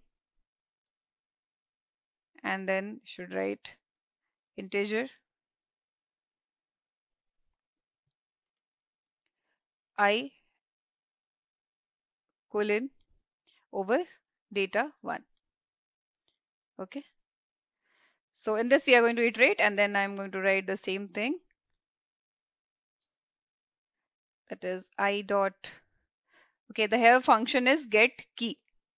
So this will tell you the complete key, that I mean that is your name of the student as well as its roll number together, because you've created the entry set.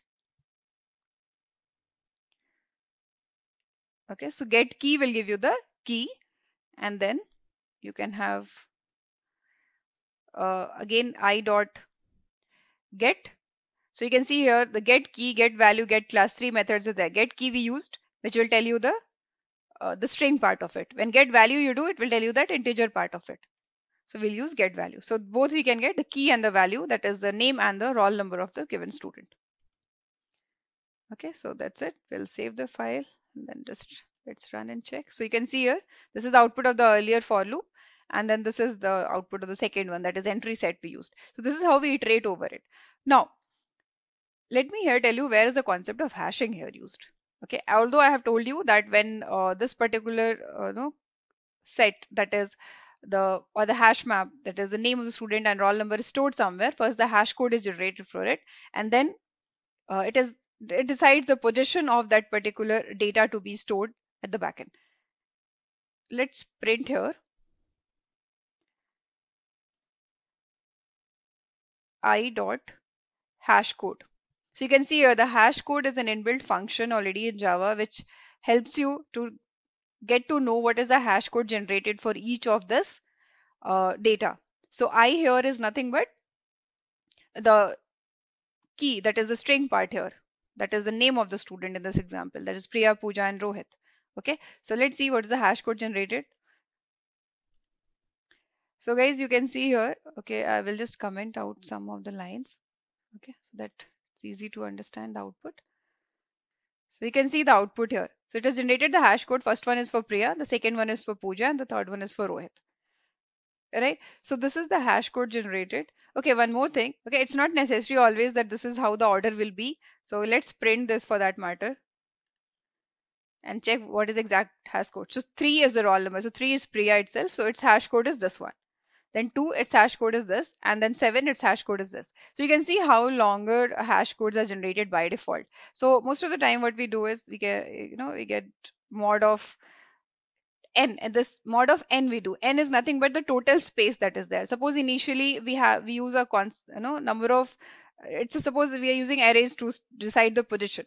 So suppose the array size is 10, so we'll do mod of 10. What is the total complete size where these datas are going to be stored? That becomes your n, that is used as a mod here to bring the complete hash code to that range. So if you do mod of 10, it will come to the range of 10 storage space. Okay, 10 indexes. If you do 12, it will come to 12 indexes. Okay, so in that range it will come. So let's see what's the output after that. So you can see here for 3, the 3 roll number, that is Priya, the hash code is 9.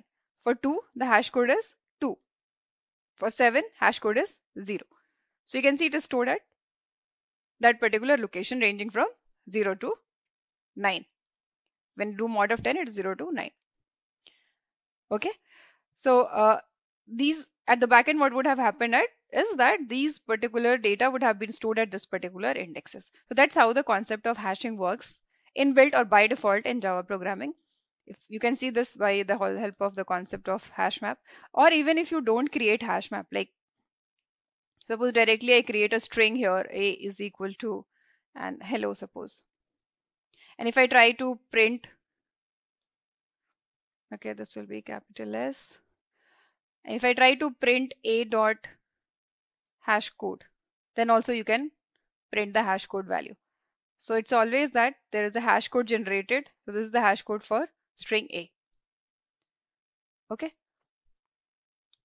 So that's all about the concept and implementation of hash map. and hash table. So hash table, guys, it's similar in implementation, just that here you have to use hash table in class, and then you have to import this as well, and that's it. It will work in the same way without any error. Okay, but there is a difference between hash map and hash table. Okay, uh, one is your, hash table is your synchronized and hash map is not synchronized. I mean, hash tables are thread safe, so and hash maps are not. So that's a different concept here altogether. But that's how hashing is implemented using Java programming. Now let's summarize this course. So we talked about different types of data structures, starting from linear data structures to non-linear data structures. What are the basic concepts behind linear and non-linear data structures? What is array, queue, linked list, stack, trees, graphs, and also hash map?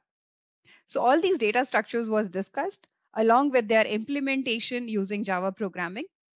Not just the basic concept behind these data structures was talked about, but also the application area of it. And lastly, for each of these data structures, we discussed what are their advantages and disadvantages with respect to time and space complexity, as well as its limitations and advantages was discussed with respect to the application area of these data structures in different fields of computer science. I hope you like the session. If you haven't subscribed to our channel yet, I want to request you to hit the subscribe button and turn on the notifications bell so that you don't miss out any new updates or video releases from Great Learning. If you enjoy this video, show us some love and like this video. As it said, knowledge increases by sharing. So make sure you share this video with your friends and colleagues. Make sure to comment on the video if you have any queries or suggestions, and I will definitely respond to your comments.